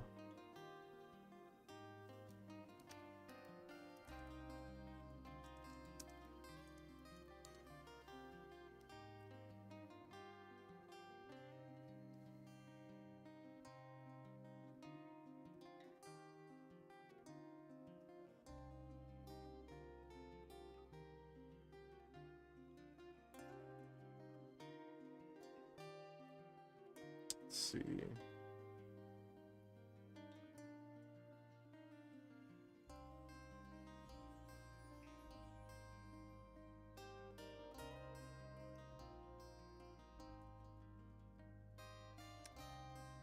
There we go.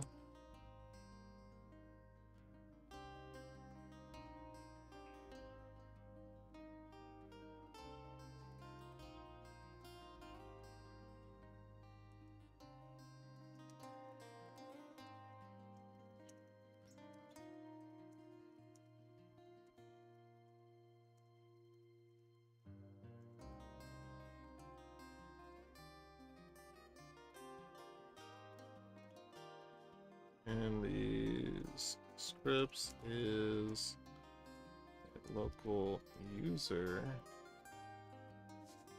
location.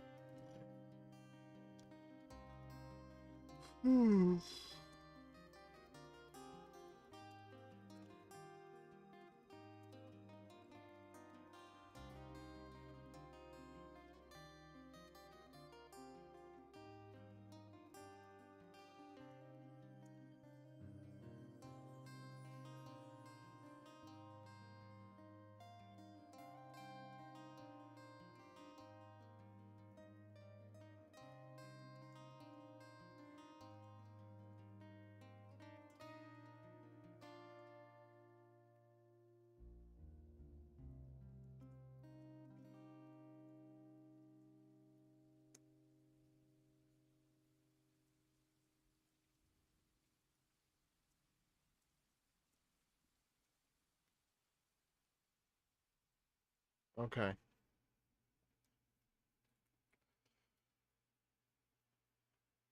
And there's definitely some stuff that needs to be figured out. But there we go. There's our Postgres essentials. Okay, so now we got all the Postgres stuff documented. So next time what I will be doing is actually doing what I was gonna do at the start, which is move over from the memory database to the SQL C. So that's where we're at.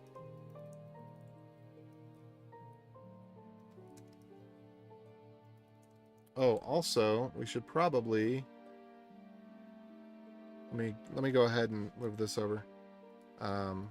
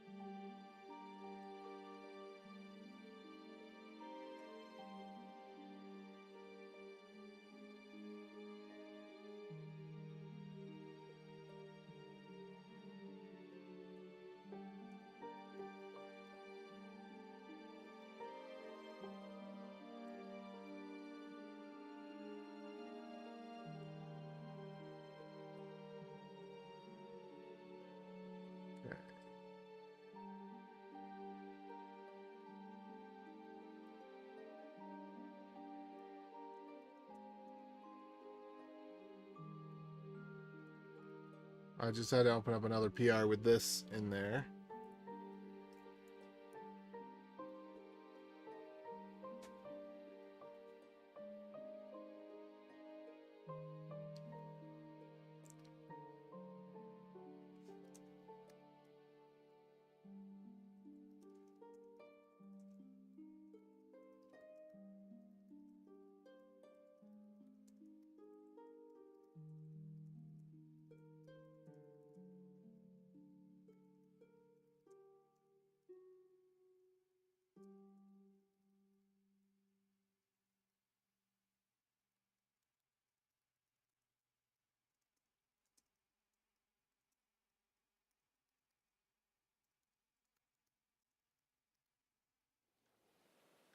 Okay.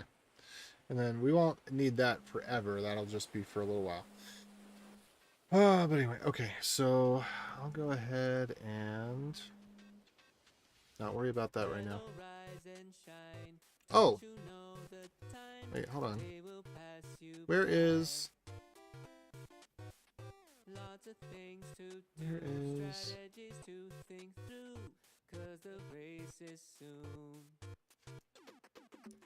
Start the day out right with some fruit. Oh, there we go. Joy with every bite. Mangoes and cherries, grapes and strawberries, yummy so very. So relax, unwind, your overthink and mind. Wait, where's the?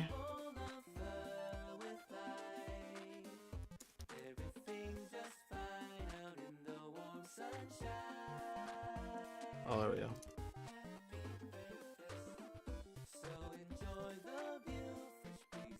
There we go. Okay, cool.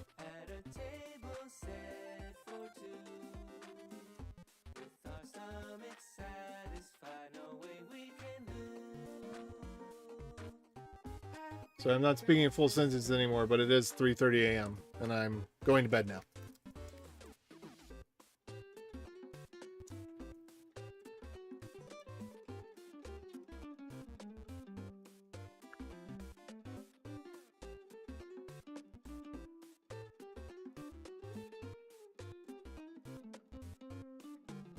Okay. SQL C, TypeScript plugin.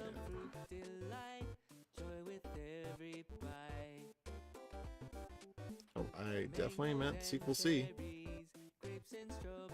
Let's see if they've updated recently.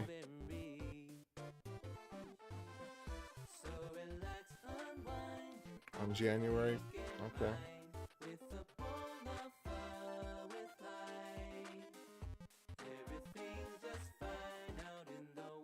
PG Lite what?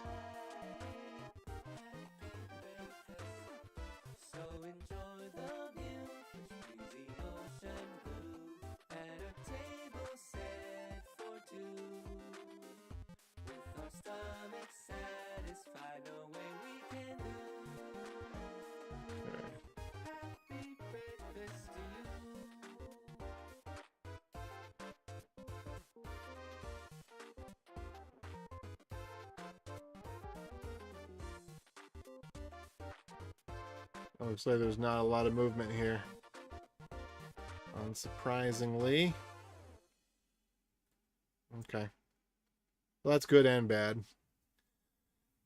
All right, so I don't know. I'm just gonna go because I don't even know how to finish my thoughts anymore because I am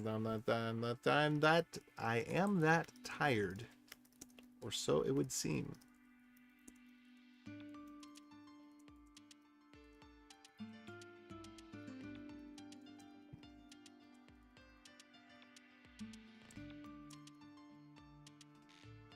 Oh darn.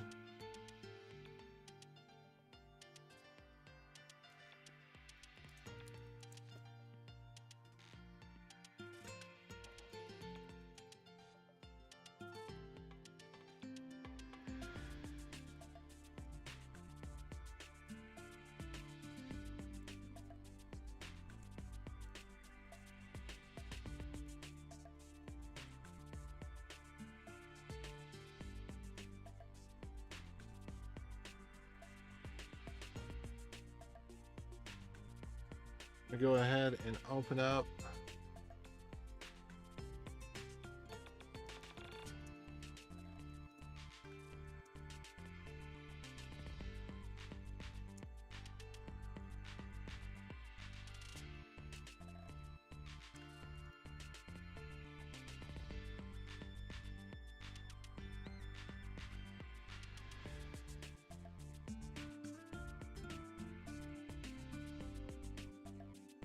Interesting. They're really trying to get people to upgrade. It says my branch protection rules won't be enforced on this private repository. Branch protection rules, you know, those are for public repositories only.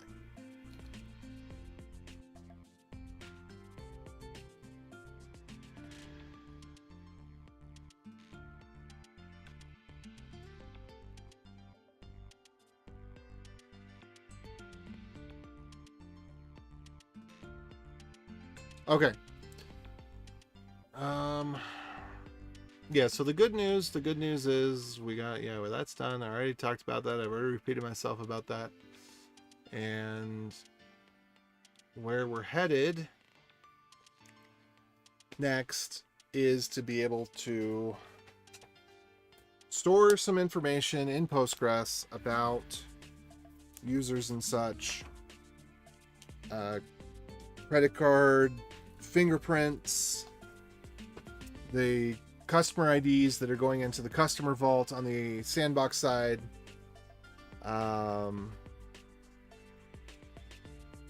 Yeah. And okay, so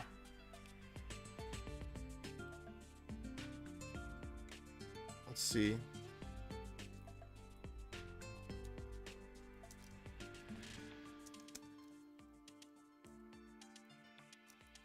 What?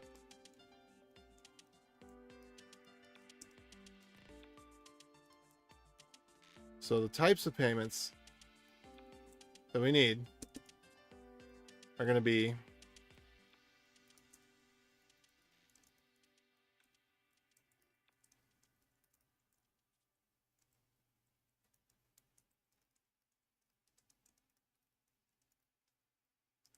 CPU time, Software license.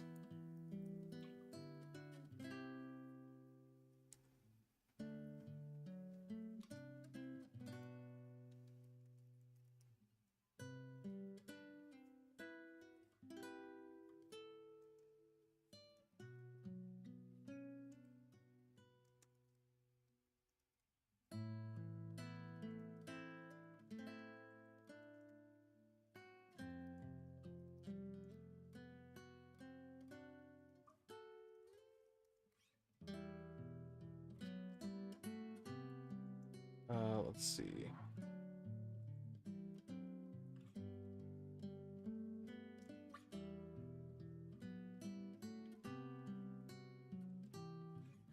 So what was it we were saying earlier? Software licenses. That's one thing we know we want us to be able to sell.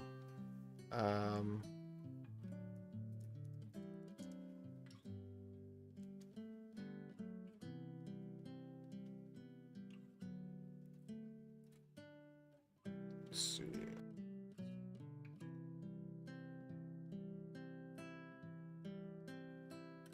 Backfire. Add some backfire. Okay, so CPU time, software license, background services. I don't know what else.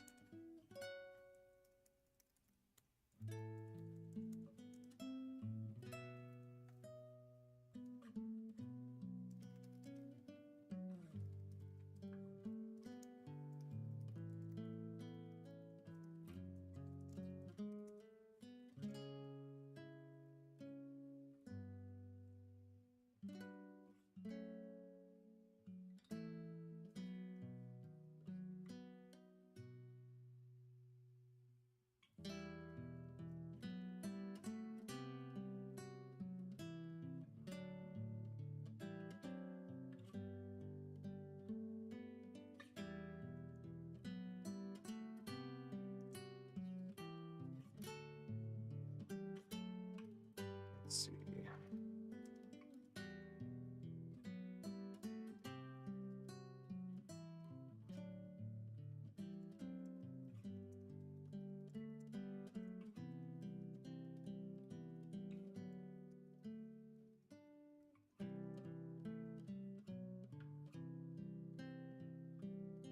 Okay.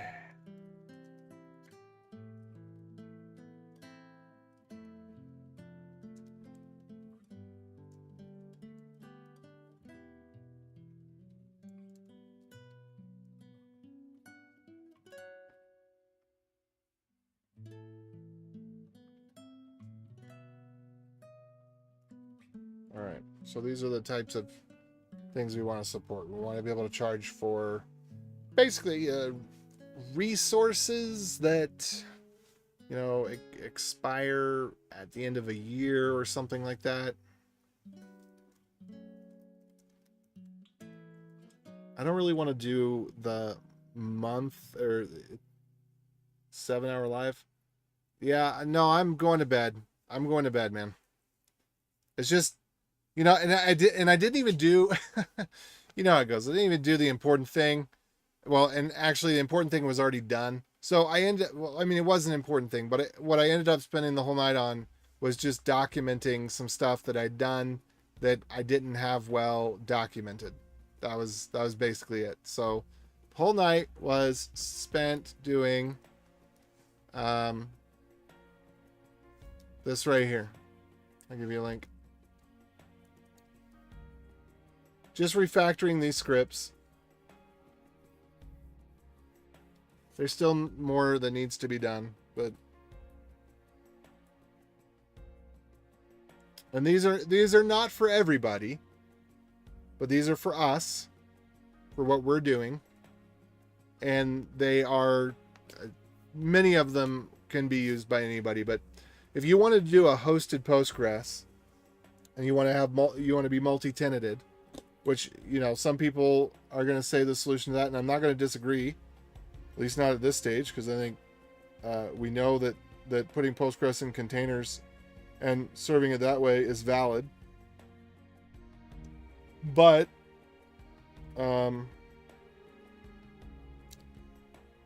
the purpose here.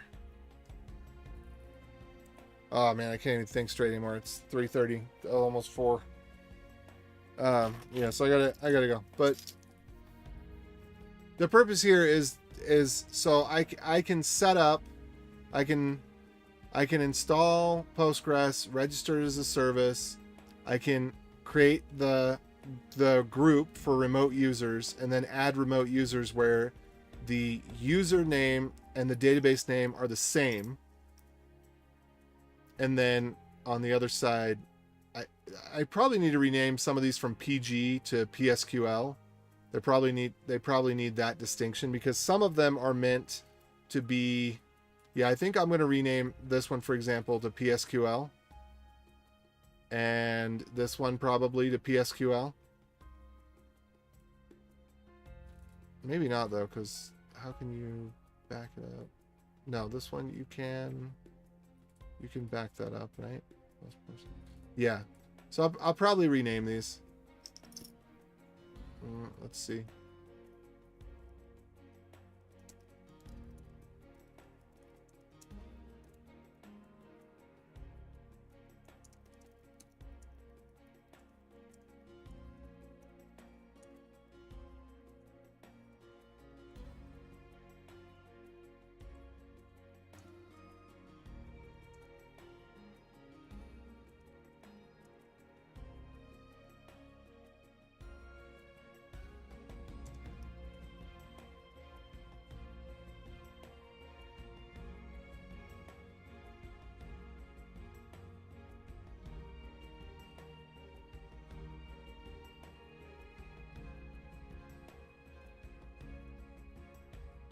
There we go.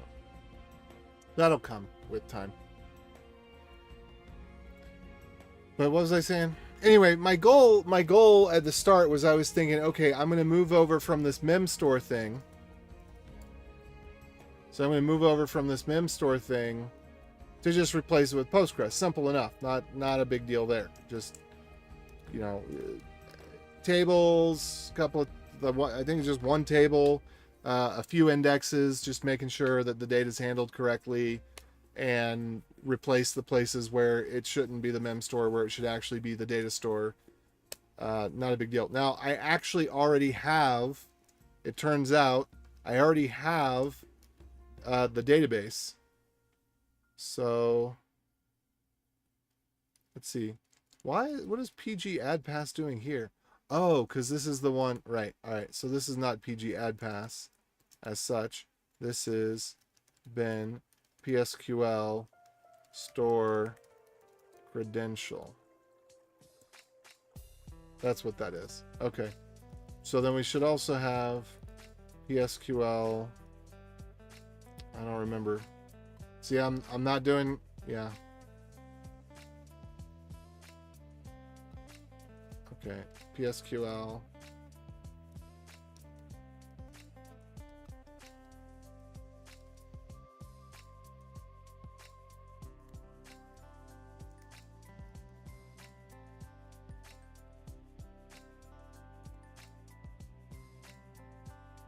Ah.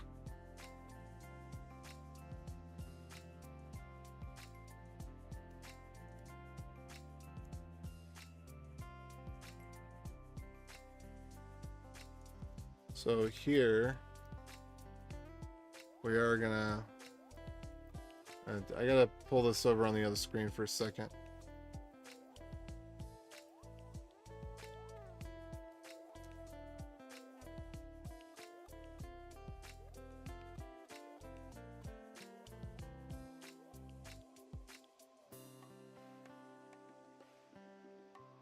Oh, interesting.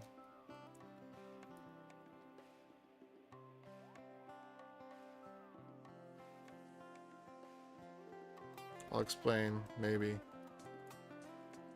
Maybe I won't.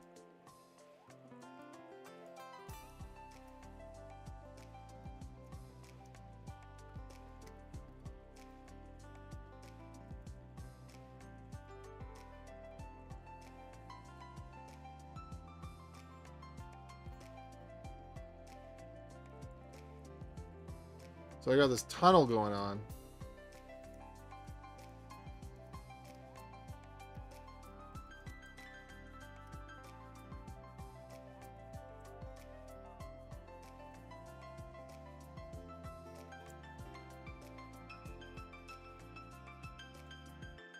All right, cool.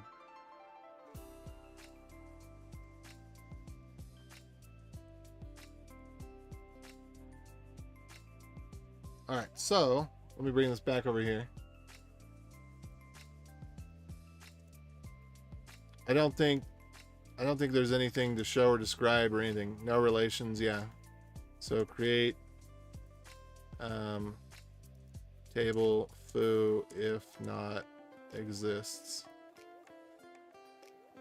And then I don't know, like ID varchar. Oh, that's identifiers are double quotes, values are single quotes, right?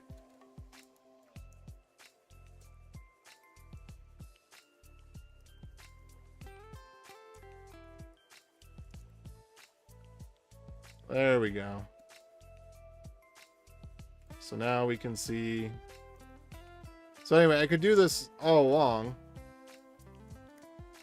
because I had already set up the database 5 months ago when I last worked on this. So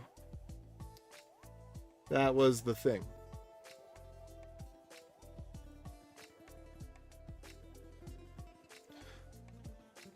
But yeah, I'm going to use SQL C.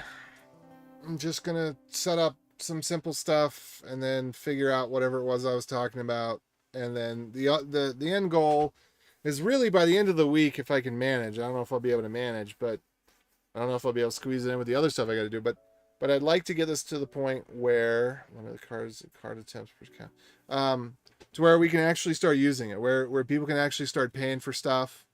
And I'm just gonna plow forward as much as I can on my own. But I can't think. So good night.